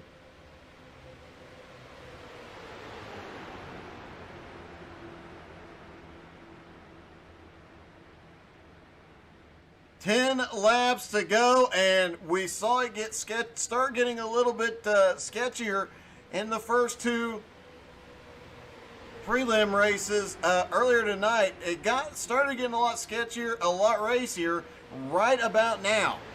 They have already been pushing these cars. They've already been leaning on each other. They've already been battling like it's the last lap since the first lap.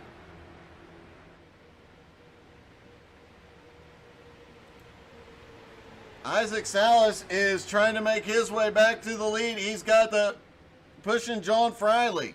Josh Doobie on the bottom trying to push Andrew Rutherford. Connor Rockwood up top. Help from Matt Eddy.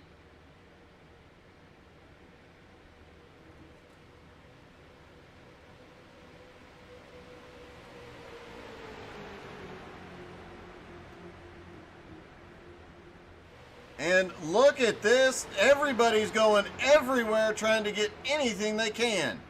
Connor Rockwood is working the mirror hard here. Trying to keep John Friley back there. We've seen John push a bunch of cars forward. They're 4 wide at the line. Isaac backs out.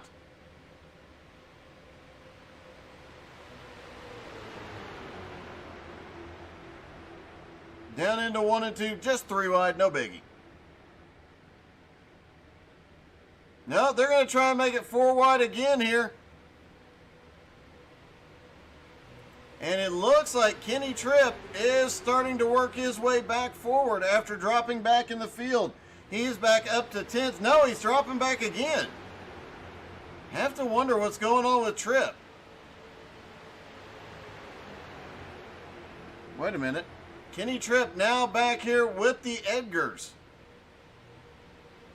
He'll have Brett Edgar and Jeff Edgar right there with him. Could this been a strategy move? Matt Bear in the mix as well. The front of the pack is 3 and 4 wide at any given time. These guys right behind him could easily start pulling forward just because the lead pack is punching such a big hole in the air. It is Rockwood to the lead. Friley giving him a hand. Rockwood dropping down to the bottom. The first two are single file and then 2 rows of 3 wide.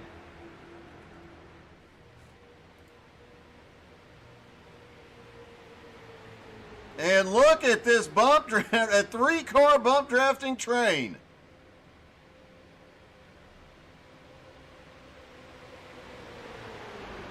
You know what's interesting? There's a couple of drivers back there, Derek Colson, Alex Crapser, that have just held the bottom line, have not pushed the car, have not tried to battle, have not tried to advance.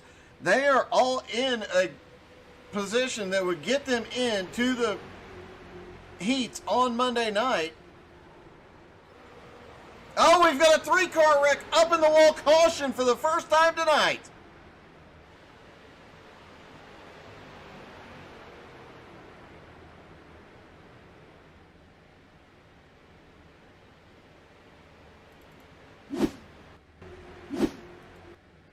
Let's take a different angle at this because I believe Matt Eddy was involved in that one. There they go. They tried to make it 5 wide. The 36, the 97 of Butch Baker caught. The 88 of Matt Eddy caught. And Connor Rockwood, who had been up front most of the night, now heavily damaged. That does allow the guys involved in that first incident. Jonathan Bronson gets to catch back up. Jeremiah Burke gets to catch back up as well. It looked like both of those drivers were out of contention for advancement, but now they have an opportunity again. And one of the best guys on dirt is leading an asphalt race. Isaac Salas.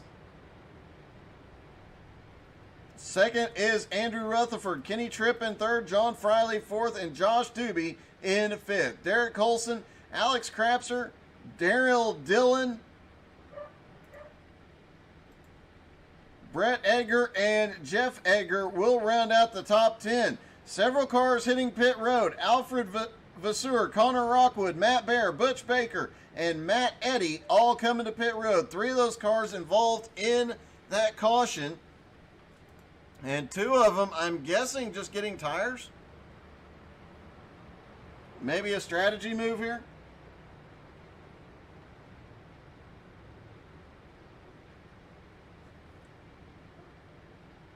And Jeremy Leto drop it in.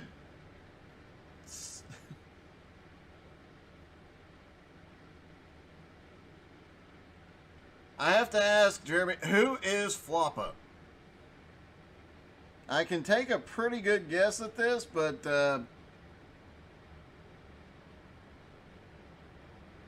I'm guessing Bronson.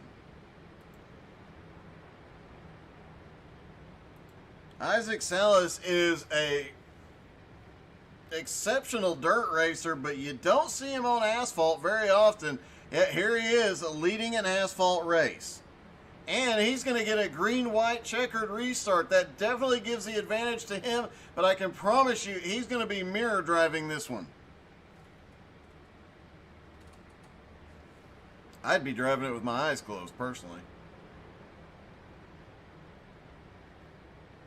Because there is going to be 16 other cars out there trying to get past him. Butch Baker is back off of pit road. Matt Eddy, Connor Rockwood still on pit road. Heavy damage to both cars. As they stack back up and get ready for the 1 to green. Lights are out on the pace car. We've got a car racing off pit road. That's Matt Eddy, and he does make it. He is going to stay on the lead lap. Connor Rockwood still on pit road, but now Matt Eddy still has an opportunity here.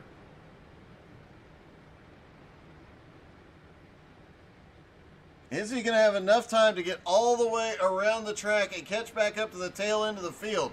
He's in the middle of the backstretch. They're coming out of turn 2.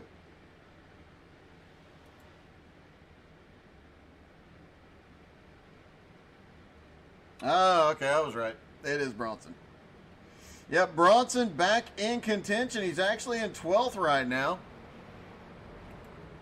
Remember, 14 drivers will advance. The last 3 drivers out here tonight will be out. Connor Rockwood is out. He will not make it to the heats. So 2 more drivers left that will, and I promise you, they're not done driving with the doors and the bumpers yet.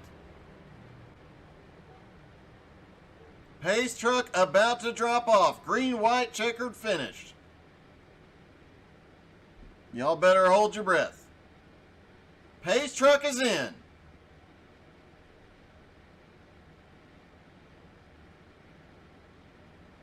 Green flag is in the air. They're down and away. Andrew Rutherford up top had a nose ahead. Look at this. Kenny Tripp trying to give Isaac a little push. Get him up to speed. The inside line advances just a little bit. Jeff Edgar jumps to the top. He looks like he might be going backwards. He had the momentum for a moment. As soon as he pulled out, though, started moving backwards. Isaac Salas still trying to hold on to the lead. They're 3 wide, 4 wide into turn 1.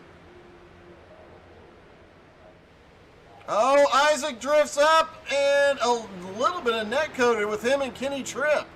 They were still a good 6 inches to a foot apart. Some of these legacy tracks do have issues with net code. White flag is in the air. Final lap. Who's it going to be?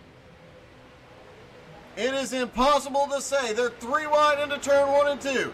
3 wide, 4 and 5 deep.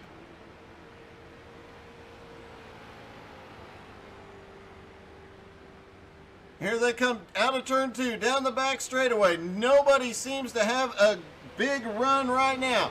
Kenny Tripp has the nose ahead. And Kenny Tripp comes down trying to get some side draft and prevent the 35 from coming up the hill. The 7 looks like he's going to try and make a move, doesn't? And here they come to the line. We're having a wreck. Only 1 car goes off. Who's it? Oh, we've got 3 wadded up.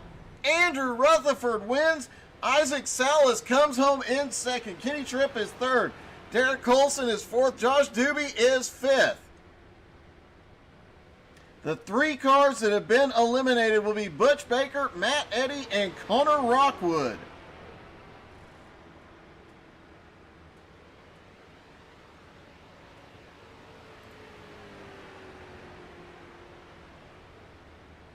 And holy cow, Andrew Rutherford, that was quite a battle there at the end. Let's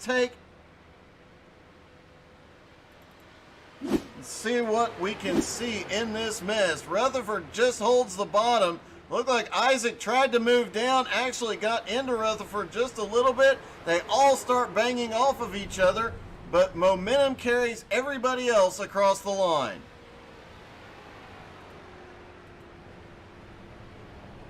And great save by Josh Doobie, by the way.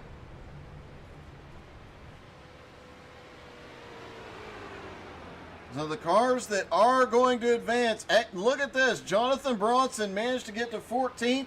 He will advance. The cars that will advance to Monday night, Andrew Rutherford, Isaac Salas, Kenny Tripp, Derek Colson, Josh Doobie, John Friley, Daryl Dillon, Jeff Edgar, Brett Edgar, Alex Krapser, Jeremiah Burke, Alfred Vasseur, Matt Baer, and Jonathan Bronson all advanced to Monday night.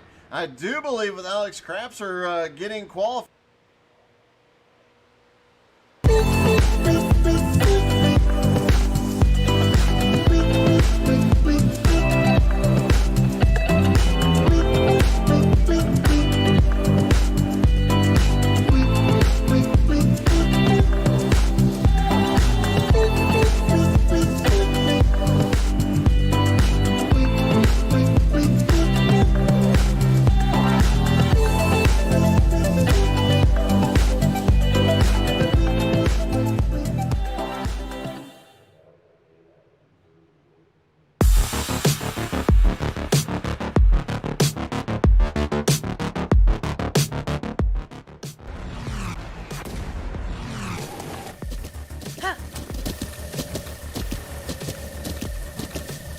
With the Butt Kicker Gamer 2, what you see and what you hear is what you feel.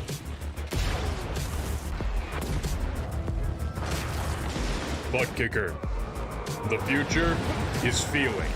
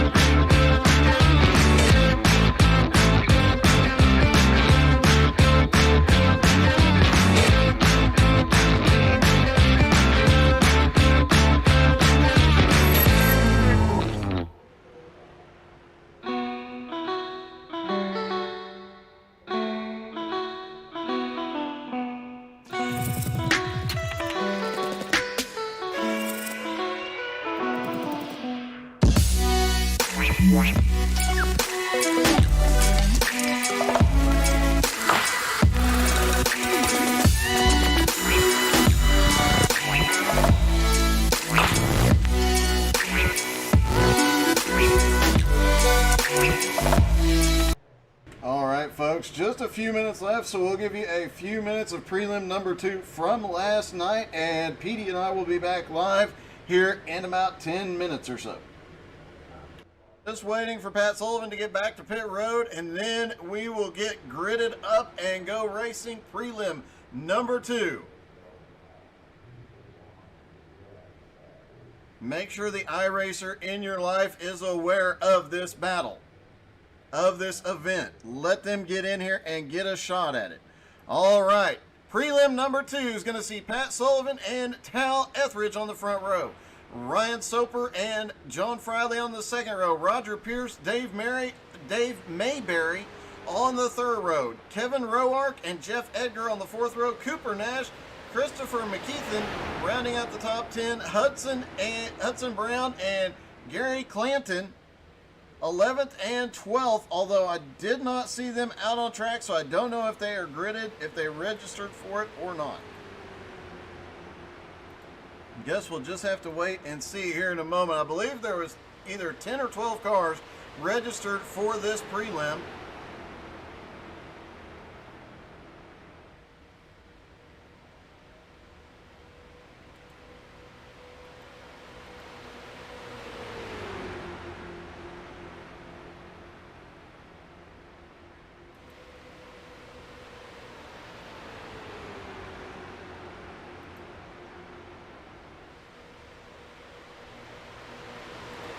Jeff Edgar had a rough first prelim, and we did see it, and it speaks to the setup and the skill of these drivers. Did see Jeff just getting bounced around and bouncing people around. They were leaning on each other, pushing each other out of the way, and still managed to keep the car going the right way. Great job by all the drivers in the first prelim to go caution-free, green 2 checkers. Could we see it again in prelim number 2? Prelim number 3 at 10 Eastern will be the biggest one of the night so far. And that promises to be even wilder as guys trying to race their way into the massive PETEY event Tuesday night.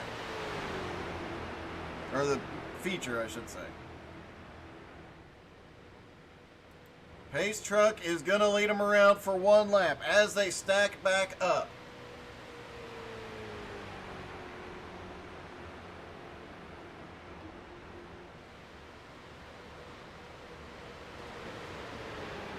Jason Rome, go to xcalracing.com and get registered. And do it quickly. You can get in on the 10 Eastern prelim tonight. Come represent BRR, and I don't think you can pull a Rome in a street stock. Could be wrong. Just saying.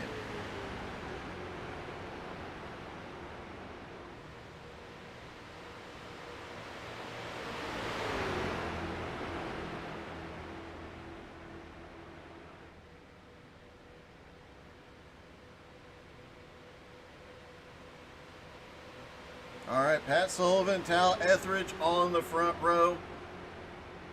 Will they still be there after lap 1? And who's going to come home with the win in prelim number 2? Drop your prediction. Let us know who you think is going to pull off the win. Let us know who you're cheering for.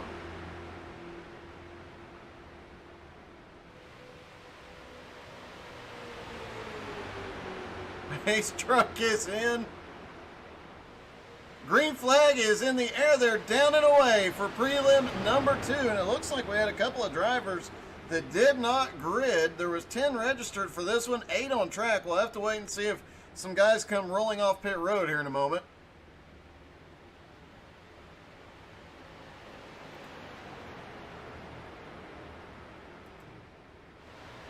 Pretty tame. The first race was pretty tame for about 15 laps.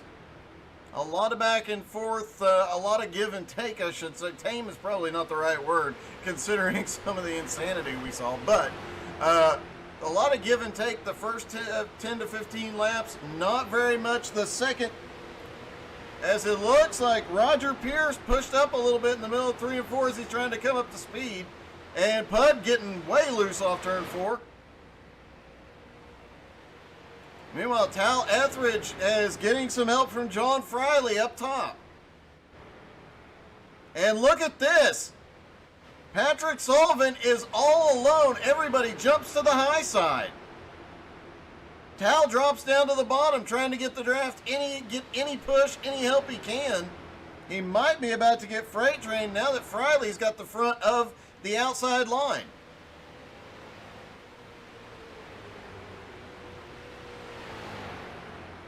Down the back straightaway, almost 3 wide. Pud's already looking a little bit racy up there.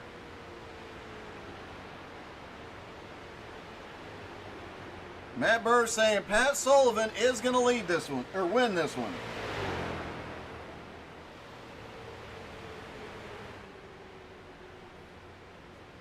And look at the lean. Pat Sullivan just leaning down on Tal.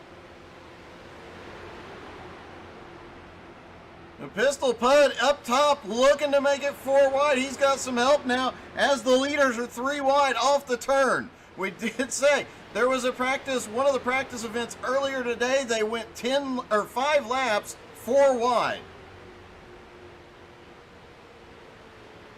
So I would not be the least bit surprised to see it happen again. Pat gets a run, but Tal gets a better one. John Friley falls back in line, and here comes Jeff Edgar again.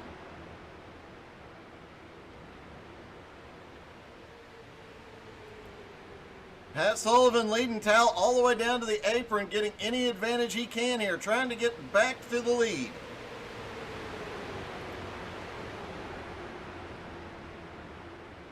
And are they going to, I think they're going to make it 3 wide again, coming off turn 2.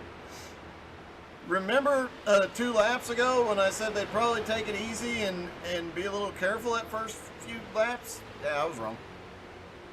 3 wide down the back straightaway. Again, Pud looking up top. It's 4 wide as they go off into 4.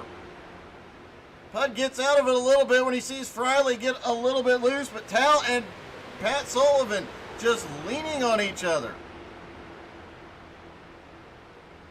down the front straightaway. I think these guys have been full send since the green, and they're not going to stop no matter what. These races, Pistol Pud does tend to like to run that way high line, but now he's moving back down into the middle, trying to get the nose in on Friley. Go up the middle here. Pat Sullivan back to the lead, but now John Friley up on the high side, Tal down on the bottom. And Jeff Edgar goes with Pat Sullivan. He could have gone to either lane on that deal, but stays up with Pat. Look at that. They're door banging every time they come off of turn 4. If this comes down to a last lap thing, you have to wonder just how hard they are going to ram into each other. And now they're three wide off into one. I thought for a second there that the 99 had a run, and it looked like they might even try and go 5 wide already. We're only 5 laps into this. We're seeing guys leaning on each other, door banging, bump drafting, the whole 9 yards.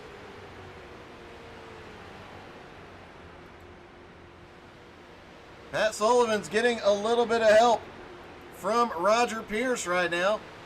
Had a little bump draft help down the back straightaway. He's going to pull right back up to the back bumper. Now up to the high side goes Roger Pierce. Oh, look at this. 4 wide on the front stretch into turn 1. John Friley in the middle with Pat Sullivan. Tal pulls ahead. Oh, they get together. What a save. Roger Pierce, sir, that was an amazing, amazing save, buddy. Wow. Pat Sullivan gets a nose back out ahead of Tal. He is back to the lead for the moment.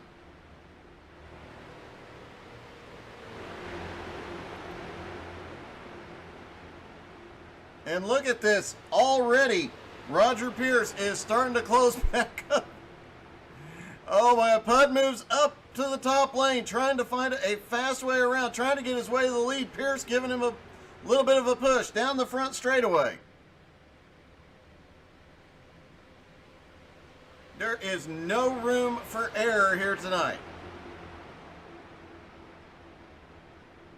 And just, oh, wow, Tal just drifts up just a little bit. Looked like the tail ink tried to kick out on him. He saves it, but Pat had to jump really high, loses a little momentum. He's now got to push from John Friley, but Tal's got to push from the 99 of Kevin Roark.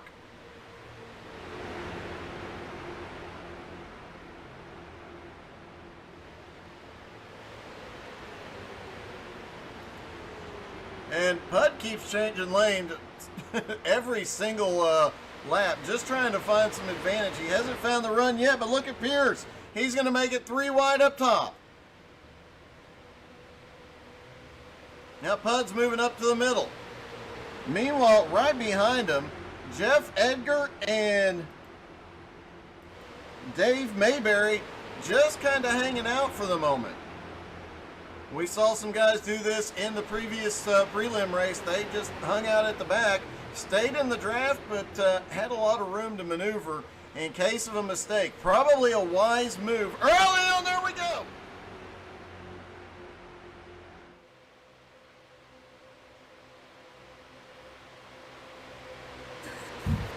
And good evening, my friend, and welcome to the Irish Hills of Michigan, where we get ready for preliminary race number 6 for the massive WHAL PD 200. My name is PETEY Zeller, the voice of this weekend's events, and the vice president of XCAL Racing. Alongside me, Doug Burns. Doug, the owner, founder, operator of the cameras over at How to Suck at iRacing, will be doing color commentary here today.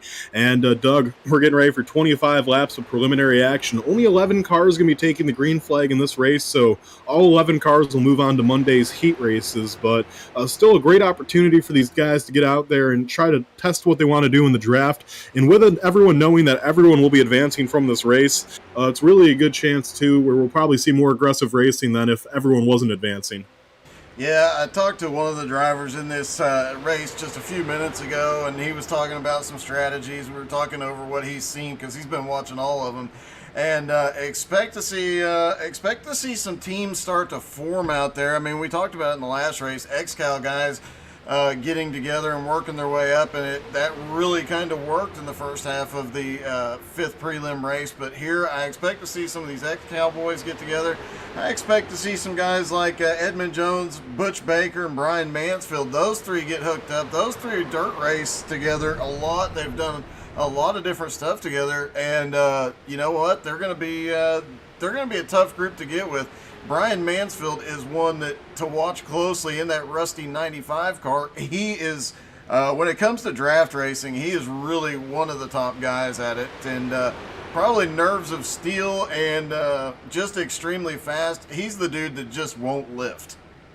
Yeah, looking at this field, here are the guys that we do have competing in preliminary race number 6. We have Patrick Sullivan, as he's known belovedly by XCAL fans as Glute Cap. He was right now on the pole. Second is Brian Mansfield, as you mentioned. Currently third is Edmund Jones. Fourth is Ron Morris Jr., who I've seen in a lot of practice races this week. Fifth right now is Patrick O'Toole. Sixth is Tal Etheridge, who's I've also seen in a lot of practice races this week. Seventh is Matthew Eddy. Eighth is Chris Papa. Ninth is Zach McDaniel. 10th is Derek Colson, XCAL's all-time leader in starts. He has, I believe, 45 starts, which is more than any other driver in the history of XCAL. And in 11th, Butch Baker. And Doug, this race, not a lot of XCAL guys, just Patrick Sullivan and Derek Colson. The other 9 drivers, all strangers to XCAL, so we'll see if the XCAL advantage plays out here for the 16 car of Pat Sullivan and the 5 of Derek Colson. Well, you say that. Edmund Jones is a new team owner in XCAL for 2022. So, wonder if that'll factor in. You obviously don't want to be angering guys you're going to be spending a 30-race season with. But a couple of interesting notes as we've seen a couple of these guys earlier. You mentioned Tal Etheridge. He's one to watch. He sat back in his prelim yesterday, kind of hung out at the back. He'd run to the front and then just drop back again. He knows how to get it done here. So, looking forward to seeing what he can do. Matt Eddy was up front battling the entire time during his prelim yesterday and was one in contention for the win. So expect to see, as he's making a bold move off 2, expect to see a lot of bold moves. And like you said, with only 11 cars, everybody goes to Tuesday or to Monday. I expect to see a lot of more aggressive racing. If you guys haven't registered yet, go to xcalracing.com. There's still 3 more prelims tomorrow night to get yourself into the heats Monday for a chance at the big event Tuesday night for $2,500 in cash and a butt kicker game or 2 for the winner. Yeah, and it's going to be such a great event, Doug. You know, with all that cash on the line, the butt kicker game or 2, as you mentioned. Just got to give a shout out here to all of our great sponsors, though. You know, Butt Kicker, obviously, for putting the Butt Kicker on the line. We are very grateful for all the guys over at Butt Kicker. Butt Kicker, feel what you've been missing. We also got the custom fix setup developed by the guys over at the Edwards Setup Shop, led by owner Austin Edwards. So thank you to all the guys over at the Edwards Setup Shop. Thank you to Sim Racer Hub for helping us promote this event. Of course, thank you to the JT Mobile pressure washing guys. If you need your scum blasted, be sure to hit up JT Mobile's pressure washing.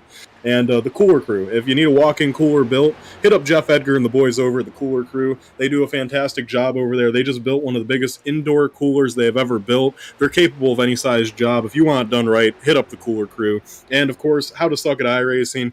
Thank you to everyone over there, obviously, as we are very, very thankful for the work that Doug and the guys do over there. And, of course, www.xcalracing.com. Be sure, if you want to sign up for this event, there's 3 more preliminary events tomorrow. We still have limited spots available to sign up, so be sure to go to www.xcalracing.com, get some of those last few entry spots. You do not want to miss a chance to be part of the massive WHAL PD 200. Not only one of the biggest street stock events in all of iRacing, it's the biggest event in the history of XCAL racing, one of the biggest street stock racing events all year on iRacing, and to be quite frank, it's just in general one of the biggest events in all of iRacing this year. So www.xcalracing.com if you too wish to be part of the massive WHAL PD 200.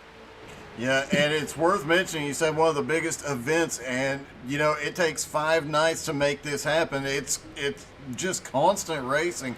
We've seen a ton of action out here. Guys all the way from just barely out of rookies all the way up to pro level drivers have been out here, and it has been interesting. Last night we saw a lot of patience, a lot of thoughtful driving, a lot of strategy played out, and just a little bit more give and take. Tonight, I don't know what's up. Is it a full moon out or what? But it has been nonstop aggression. I mentioned during the last prelim race that, last night you had a few guys with banged up front bumpers.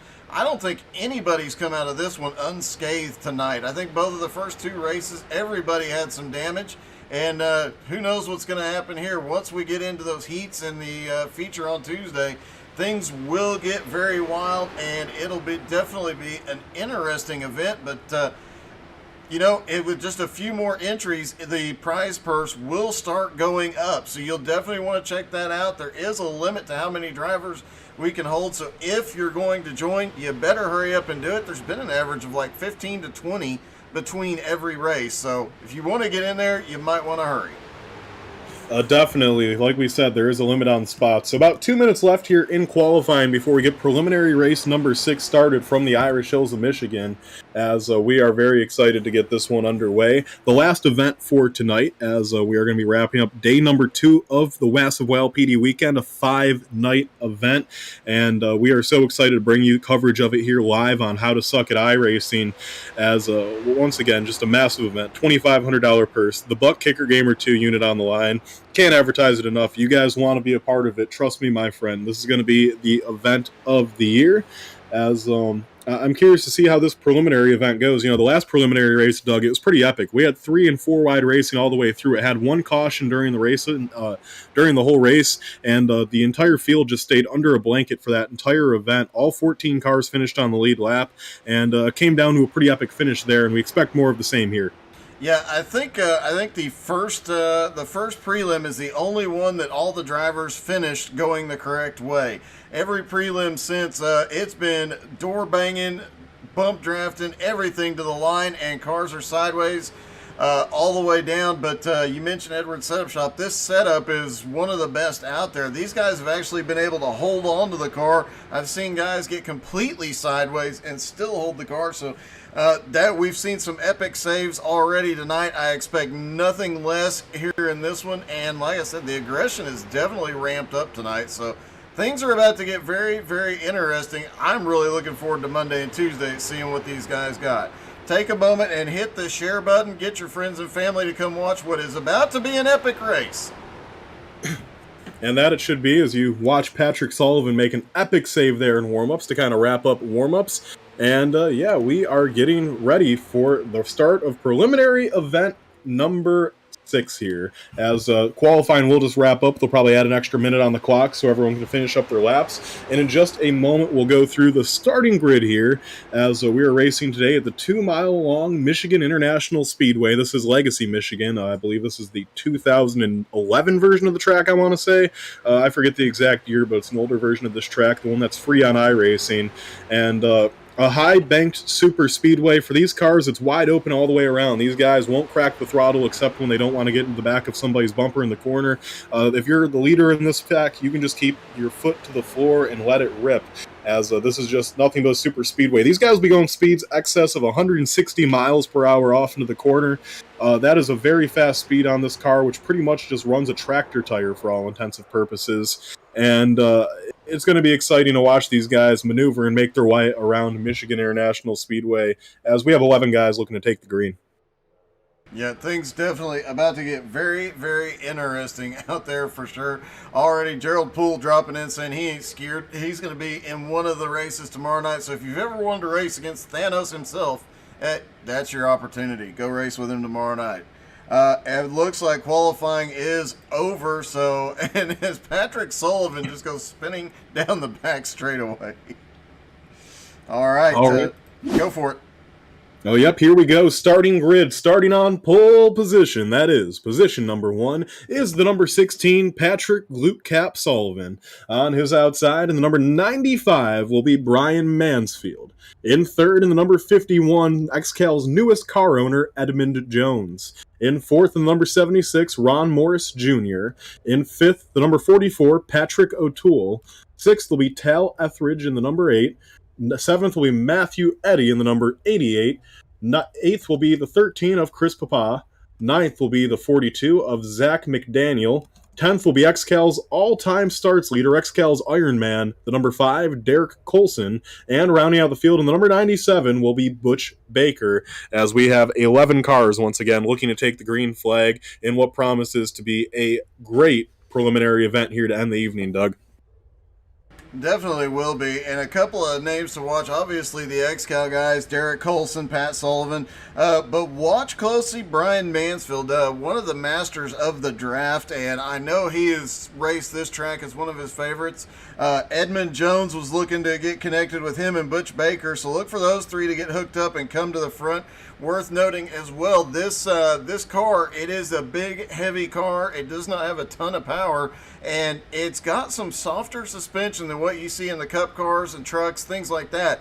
This track, being the legacy version, is bumpy as all get out, especially down the back straightaway. You're going to see the cars bouncing up and down. They're never completely settled, and they're going to be banging off of each other a lot. I have to wonder if the 95, that paint scheme, I'm wondering if that might be a prediction of how some of these other cars are going to come to the finish line here tonight, Petey.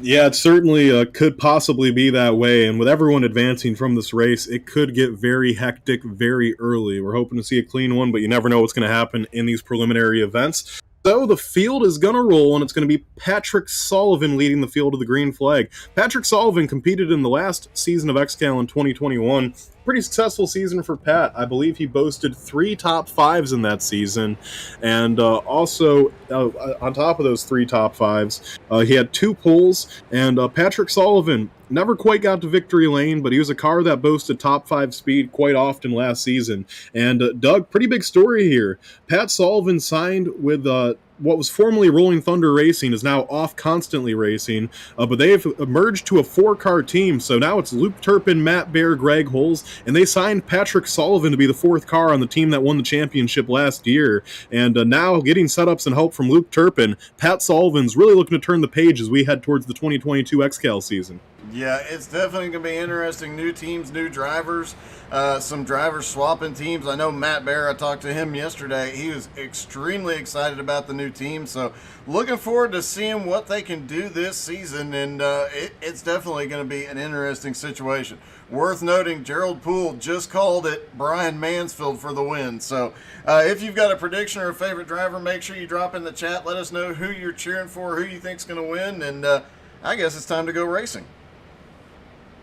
That it is. We're down in turns 3 and 4. It is Patrick Glutecap Sullivan leading the field down to the green flag in his number 16 machine, as that Camaro will be bringing the field down. The iRacing Chevy Silverado pace truck brings the field off of turn number 4, and it will now make that hard left-hand turn into the pits. The field has to go on the flag man this weekend. That is the rule, so Patrick waits for the green flag to drop, and here it is. Green flag in the air. We're down and away, and Sullivan hits the go pedal fastest. He jumps out to a 1-car length advantage over the number 95. Yeah, that won't last long. I've noticed it takes a little over a lap for these cars to get up to full chat at this big track. Obviously, these cars more short track cars than anything, but XCAL makes them work everywhere. Some great setup guys out there.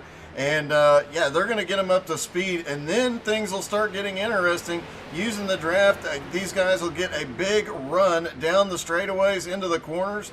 You'll see a lot of passing out here tonight. We have seen nothing but non-stop guys moving back to front, front to back, all night, all throughout these prelim races. And the 16, Patrick Sullivan, is way, way loose.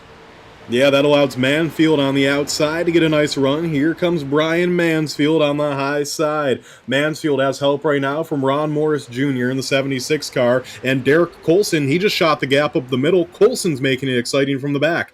Coulson now to the outside of Eddie. Coulson races up to the back bumper of Etheridge, where Coulson's looking to continue to march up front. That 5 Dunkin' Donuts machine is on the move right now. And now Etheridge goes up the middle. 3 wide already. Etheridge shoots the gap. Etheridge looking for a gap between Mansfield and Sullivan. He finds it there. 3 abreast for the top spot. And it's Etheridge with help from Coulson. Etheridge is going to take the lead.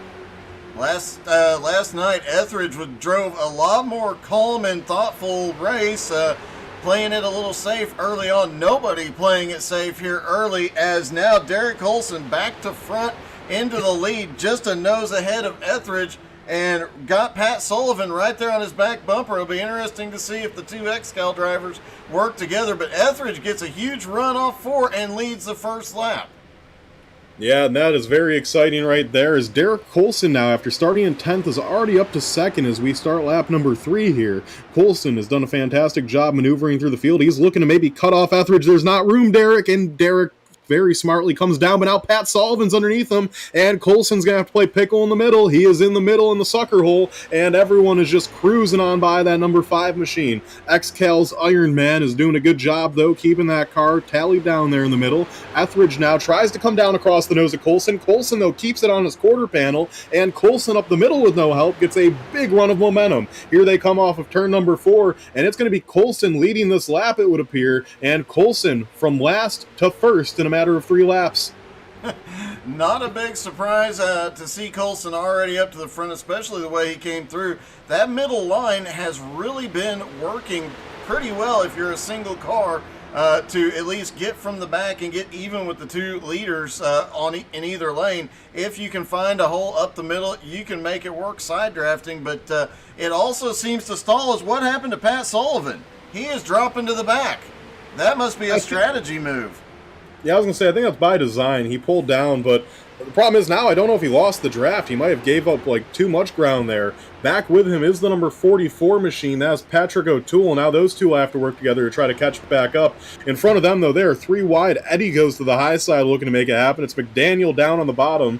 And in the middle right now is that number, I believe that's the 13 machine of Chris Papa, as they are going all over the place for the top spot right now. But Eddie on the high side trying to make that outside lane work all on his own. And Eddie will clear a row of cars doing it. And Eddie's not going to pull in the line. Eddie's keeping that car way up on the high side. What a nice move there from Matthew Eddie. I've seen him in a lot of practice races this week. I actually watched him win a couple. And Eddie is a guy that certainly has his eyes set on the massive Whale PD prize. As here he goes to the outside. Eddie's trying to do it on his own once again. The 88 car flexing some serious muscle here early on.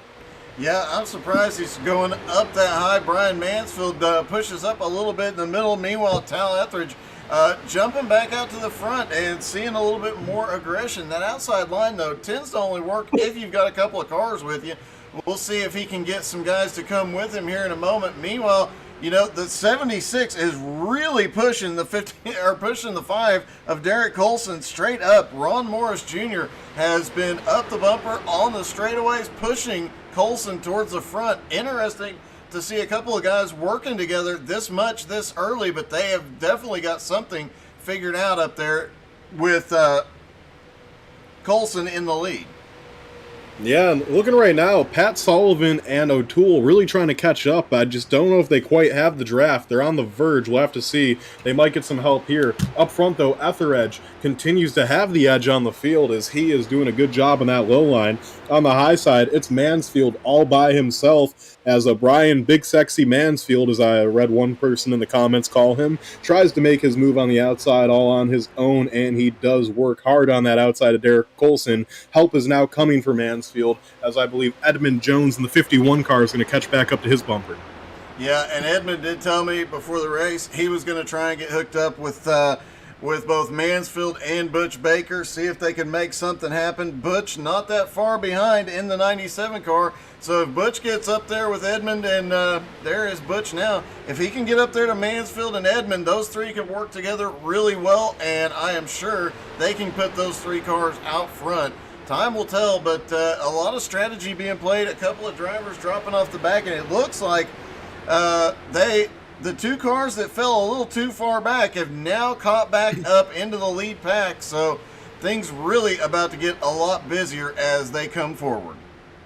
Yeah, we're on lap number 8 here. Now all 11 cars that took the green are back under a blanket here as the pack reforms.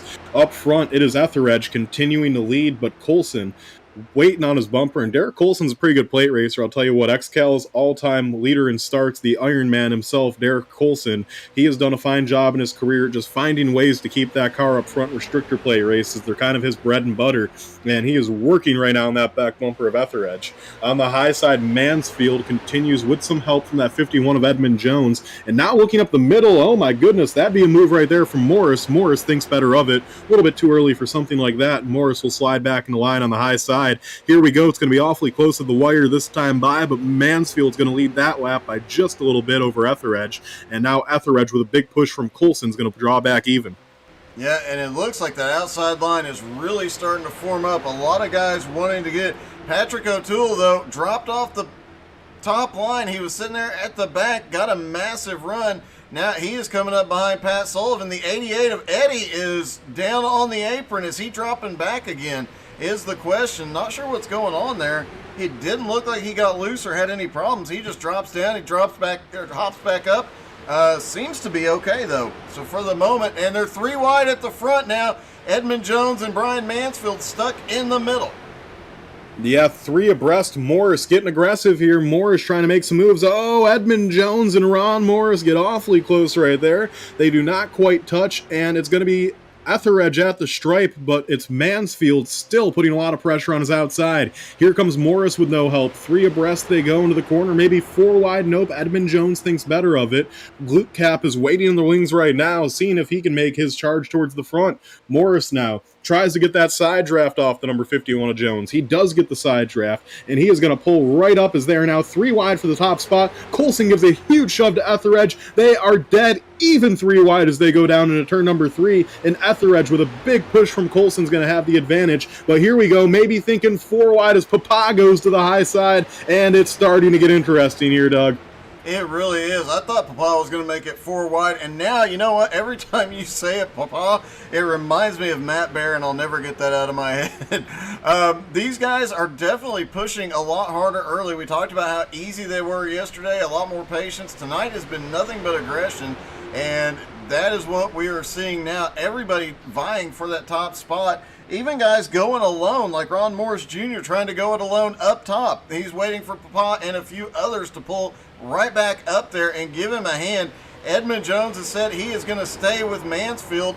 Oh, he gets into Morris there, Doug, and that's a tough break for Morris. I really don't know where Jones was going there, but he just kind of got right into the quarter panel there of Jones. Yeah, that was a bit crazy. You'll have to see if we can find a replay on that. That was just racing 3 wide, and it looks like Jones just maybe was trying to shoot a hole that wasn't there. I'm not too sure what happened there. It was a weird incident. It definitely was, and trying to find the right... Let's see if we can get the right... Alright, here we go. So Edmund's coming. It looks like, I don't know what, I think he just got a little squirrely, and Derek Coulson got squirrely going into the turn. I think it might have been unstable air or something that moved Edmund up, and he just gets into the left rear quarter panel, sends him around. Fortunately, everybody in the race is going to be able to make it into the heats on Monday. So a little bit safer situation for some of these guys. Had it happened in that earlier race, we might not, somebody might be out already. Yeah, watch it here. Morris is catching back up to the back bumper of Jones. I don't know if he's upset or trying to show some displeasure. It looks like he might have calmed down now. And expect Morris to come into the pits and just get some damage repaired. Actually, no, Morris isn't going to pit. He's going to keep his track position as Derek Coulson comes across the grass to get into the pits there. Coulson chooses to pit from the second position, I believe he was in. Morris, though, he really didn't hit the wall in a bad way. He didn't hit it with his wheels. I don't think he bent anything on the wheels. I think he just kind of caved in that nose a little bit. I think the speed should still be there on Morris, though, as he's going to opt to stay out there in 4th. Yeah, I don't think it's too bad. He's got a little right front damage. As long as he has somebody in front of him, he might be out of contention for a win, but I think he's still in contention for a top 5 spot. He definitely has some speed out there. one of the interesting things is we've got 5 cars on pit road in a 25-lap race, but we did see this earlier tonight. Matt Bear, he pitted under caution about the same amount of laps into that second race, and with right sides only came charging back through the field. I know some of these guys were watching that race, and that's got to be what's going on here, as these guys, Derek Colson, Matt Eddy, Chris Papop, they saw that strategy work. They're going to give it a try here. It's, if nothing else, they're guaranteed to be in Monday night. Might as well test it now.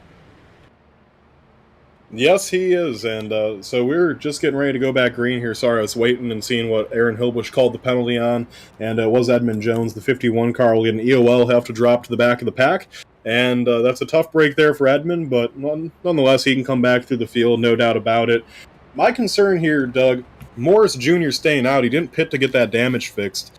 Like I said earlier, I think he might be okay, but at the same time, you can never be too sure. I think he should have came in the pits and at least tried to get the optional repairs done. He chooses to stay out. That car might be really slow when we get this restarted. Yeah, I mean, he's got some body damage on the right side. It's obviously pushed in off the right front. That's going to have a huge aero impact, and if he's slow, I don't think we'll see it till the second green flag lap, and then we'll be able to tell if it's really affecting it. I would be surprised if it didn't slow him down a little bit, but I don't think it's so much damage that it's really going to affect. He didn't hit hard enough.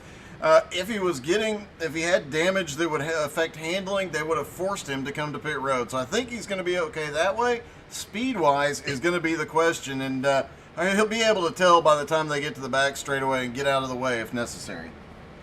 Yeah, and one thing we'll have to watch, too, is overheating. Overheating could become a real issue there for him, so we'll have to see if Morris is up to snuff and if his engine is going to last the 11 laps that will remain when we take the green flag. Here's your running order. In first position is the number 95 of Brian Mansfield. In second is the number 8 of Tal Etheredge. Third is that 76 we've been talking about, Ron Morris Jr. Quietly working his way up to fourth is the number 97 of Butch Baker. I haven't said his name at all so far, but he has just quietly maneuvered through the field. In fifth will be Derek Colson, the first car that pitted for tires. In sixth will be Matthew Eddy. Seventh will be Chris Papa. Eighth will be Edmund Jones. Ninth will be Zach McDaniel. 10th will be Patrick O'Toole. And 11th should be Edmund Jones, as he got that EOL penalty. So we are getting ready to go green. The pace truck makes that hard left-hand turn. The flagman holds the green in his hand. When will he lower it? And he lets it wave. Green flag in the air. We're down and away. And it's Etheredge on the outside, getting a little bit better jump there than Mansfield. And Mansfield, I tell you what, he has not gotten the greatest jump on either of these starts. Now the inside line pushes him and helps him go. Yeah, Derek Colson is definitely helping Morris get up there to Mansfield. It's worth noting, we were talking about the damage to Morris's car slowed him down. We wouldn't be able to notice it for a few minutes. Josh Doobie had an incident earlier in one of the earlier prelims and hit hard on the right front. Said he barely noticed anything, so Morris could be okay here. And you know what? That outside line just started kicking up, and there goes Etheredge back to the lead. And look at Colson. Colson making daring 4 wide moves. Colson goes for a hole. Colson back up to third now on them fresh tires, and he's looking for Mansfield now. Derek Colson in that number 5 machine getting a huge head of steam, and he's going to push it right into the back bumper of Mansfield. Mansfield gets a heck of a shove there from Colson, and now Mansfield on the high side is going to challenge Etheredge for the lead as they are still 3 abreast behind him. Matthew Eddy making a pass now on the high side, as it looks like Ron Morris's car isn't that far off the pace with the draft. He should be able to hang in the pack. It's just a matter of I don't know if he's going to be able to make any moves with the damage. Now, it does look like he is up to pace. He's losing some positions right now just due to the fact that he got shuffled, but I think he'll come back. Getting to the front might be a whole nother question, but regardless, he'll be able to pull off any, and it's getting really sketchy right in front of him. He's picking up a bit of a run as the guys way up top are losing some momentum. That high line off turn 4 has not been beneficial tonight. Off turn 2 it works great, but off turn 4 it's been nothing but a struggle as Derek Colson goes to the lead. Etheredge gets a little bit loose on the straightaway. Etheridge getting a little bit loose there, but he hangs on to it. We still have all these cars up in the lead pack, all 11 of them that started this thing, racing with 9 to go for the prelim win. They get so tight there off corner number 2. Coulson and Etheridge almost touch doors. They both hang on to it. Coulson now shuffled back to third as here we go, 3 wide. High side comes Butch Baker. Butch Baker on that high side trying to make a move. We haven't said his name a whole lot in this race, but Butch Baker trying to make things interesting in that number 97 car. As we were 3 wide for a moment, things calmed down briefly as we go back to 2 wide, and we have kind of a 4-car pack that's merged in the back. Those guys got to be careful not to lose the draft. Yeah, they really do, but look at this. I mentioned it earlier that Edmund was going to get with Butch and Brian. They were going to try and get hooked up. Now the 3 of them are together. Brian Mansfield leading that high line. Butch Baker, a guy who says asphalt is what you drive on to get to the dirt track, is making some moves here and continuing to work his way forward. Now he's got one of the best drafting partners out there in Brian Mansfield. But Tal Etheridge, like I said last night when he was in his prelim last night, he was really patient, calm, kind of hung out at the back and played it safe early. He has been sending it this whole time, and with 8 laps to go, he is in the lead, and he's not making it easy to get around him. He is most certainly not making it easy, and Etheridge getting a lot of help from Derek Coulson on them fresh tires. I tell you what, Doug, there's been nobody in this heat, or in this preliminary race rather, that has been a better pusher than Derek Coulson. I mean, he has been just shoving everyone out in front, and Coulson proving that he is a very effective pusher. I'd say he's been pushing better than anyone in this race.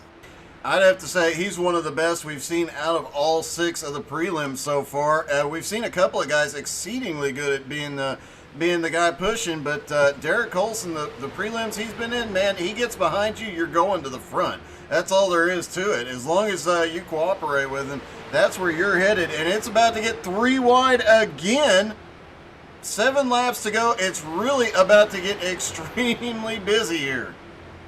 Here we go, Coulson now giving a big push there to Etheridge. Coulson using those 45 XCAL starts, an all-time record, 7 years of doing XCAL. He's using it to his advantage right now as he knows where he needs to place that car. Coulson pushing Etheridge there, still 3 wide. Papa way on the high side, Edmund Jones in the middle, and McDaniel down on the inside. Etheridge, though, has the advantage. If they make it back to the stripe again, there will be no more cautions. There will be 5 to go. Green, green, green to the end of that situation. Here we go. Etheridge gets that great push from Coulson once again. They draw even with Mansfield down the backstretch. Now they go off in the corner, and Coulson continues to push on the back bumper of Etheridge. He lets off now and gives a little bit of breathing room until they get back to the straightaway. We have a 3-car pack that is just barely hanging on to the draft. Pat Sullivan, the 44 of O'Toole, and Eddie. That damaged car of Ron Morris has fallen off the pace. That car cannot hang with the draft. Here they go. 5 laps to go this time by. Green, green, green to the end, Doug. Yeah, and they get the green, green, green, and it just seems like they hear that and say, okay, it's time to be a little bit more crazy out here, see what we can do. I have to say, it's been an aggressive race, but as far as crazy moves out there, not nearly as many as we saw in that 5th prelim just a little bit ago, as Coulson gives a huge push to Tal down the back straightaway. Almost gets him loose going into 3, but they clear Brian Mansfield. I'm sure Brian's telling Edmund, hey, give me a little bit of a push. Butch Baker is back there with them. These guys are going for it now, and everything they've learned so far in this race is about to come out. As we see, Pat Sullivan has started pulling that group back up. I think they are going to have a run. If they pick a line, the 3 of them might be able to go through it all the way to the front together.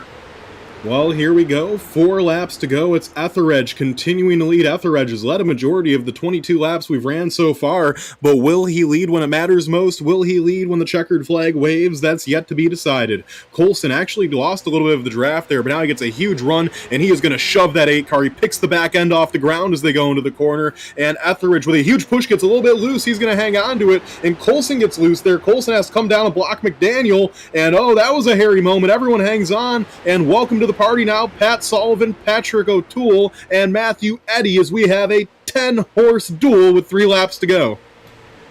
This is where things get interesting. These guys, we'll probably see a few guys drop back just a hair. The outside line looks like it's starting to form up as Papa's got some help coming. Edmund Jones now looking up high as well. Is he going to leave Brian Mansfield? They've been together this whole race, trying to work together towards the front, but Brian looks like he might be alone as Edmund Jones goes to the high side, makes it 3 wide in the 44. I'm not sure what just happened, but Patrick O'Toole had a moment. He ended up down on the apron. Everybody keeps going the right way, but look at Derek Colson into 3 every time. He seems to be angling or something weird going on, but that car keeps getting loose.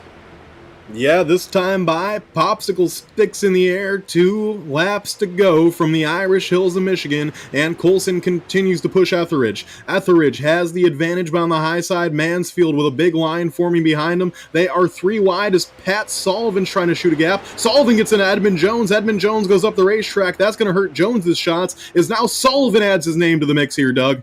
Yeah, that's not surprising. Patrick Sullivan has had a few rough races here. He's already in from a previous prelim, but he is still sending it all the way around this track, and they're going to come down and get the white flag. Things are going to get even more dicey. I think we're going to see a lot more leaning on each other as Edmund Jones went from the bottom halfway up the track. And Tal, I don't know how he has managed to hold that lead the way he has. That has all got to be down to Derek Colson right there. No doubt about it. White flag in the air. 1 more lap to go. Who gets back first? 10 cars still eligible to win this thing. They are all in the pack, and I guess if they all wreck, Ron Morris is waiting in the wings. Here they go. It gets tight. Sullivan cuts off the nose of Jones. What a move there by Sullivan. Glute cap trying to make it exciting. Does Coulson drop to the outside? Coulson looking for somewhere to go. Oh, him and Sullivan wreck down the backstretch. The 2 XCAL guys take each other out. This is going to be down to the wire. Etheridge on the outside. On the high side, it's Mansfield. Mansfield with help from Papa. Papa's going to try to make it 3 wide. Papa hangs on the quarter panel. Here comes Edmund Jones. He is not out of this thing yet either. Oh, Jones gets Etheridge loose. Etheridge a little bit sideways. Here comes Mansfield now on the high side. Papa looking for a gap. Papa going to jump out to the high side. They are 3 wide down to the wire. Who's going to be? It is, I think, Brian Mansfield by 19 1/1000ths of a second in a 3 wide finish. Wow. All right, Gerald Poole called the win on this one. So, Brian, you got Thanos to thank for that one. Wow, what a finish. That was some close racing. Let's take a quick look at the at that last lap off of turn 2 incident and see what happened between Coulson and Patrick. Oh, Patrick tried to jump down low. Derek Coulson came down just a little bit. Not even sure he knew he was there. Spotter probably didn't have time to notify him. That's how close this thing was. But Brian Mansfield, what a win the Outlaws came to represent tonight. Oh, they most certainly did, so we're going to try to get word with these guys, and hold on, Doug, as I try to get everyone organized here.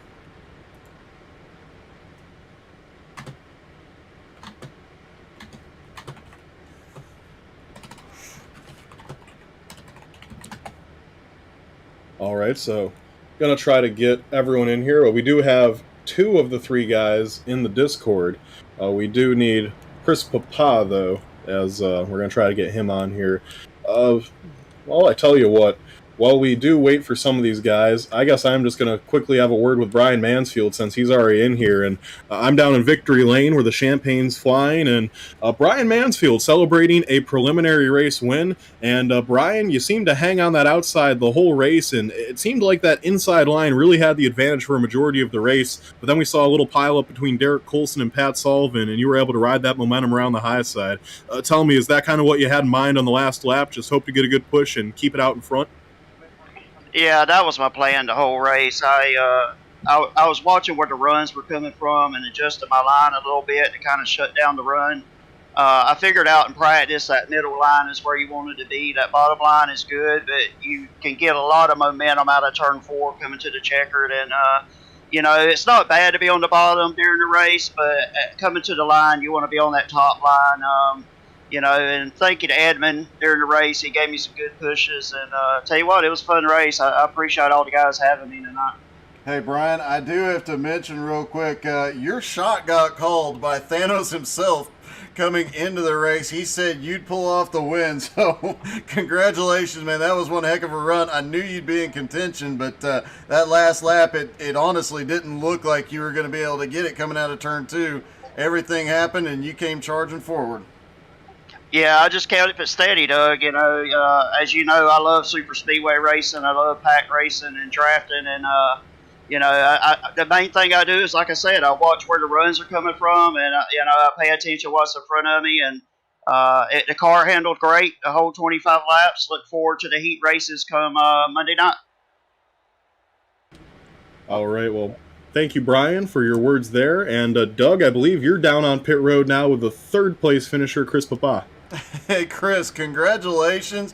That I have to ask, man, because that was a wild race. You kept going to the outside line by yourself and somehow making that work. You got me, Chris? Copy on Chris. Chris, you have us here? It looks like there might be some technical difficulties on Chris's end, as unfortunately I gotcha.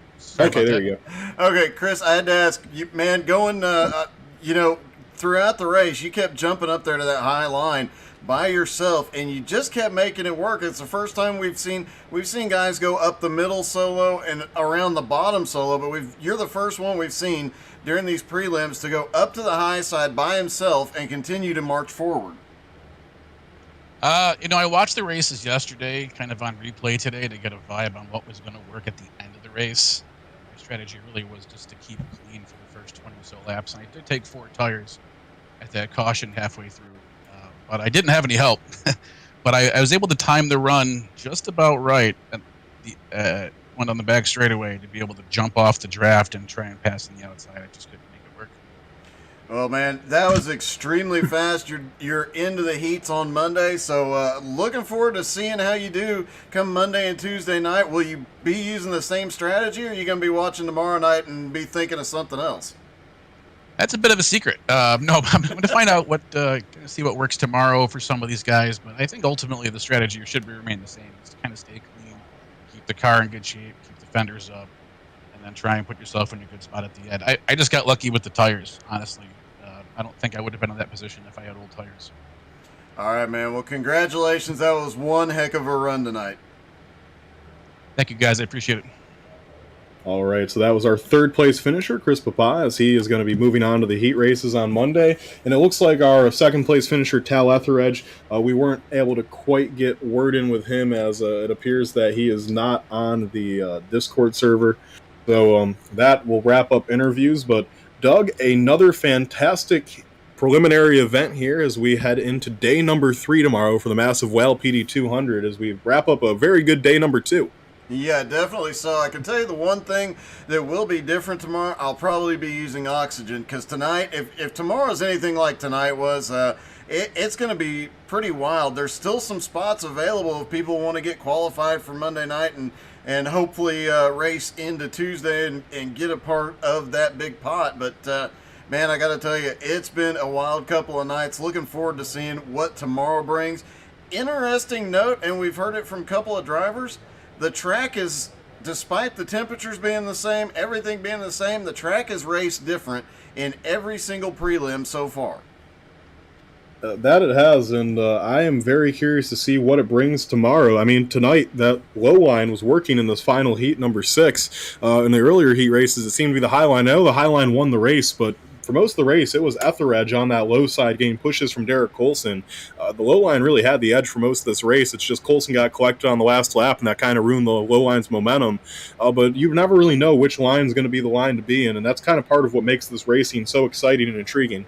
Yeah, it definitely does. Like you said, that low line has not worked a single race until this one, and it just really was working really, really well right up until the end. So maybe it's just being in the right line at the right time.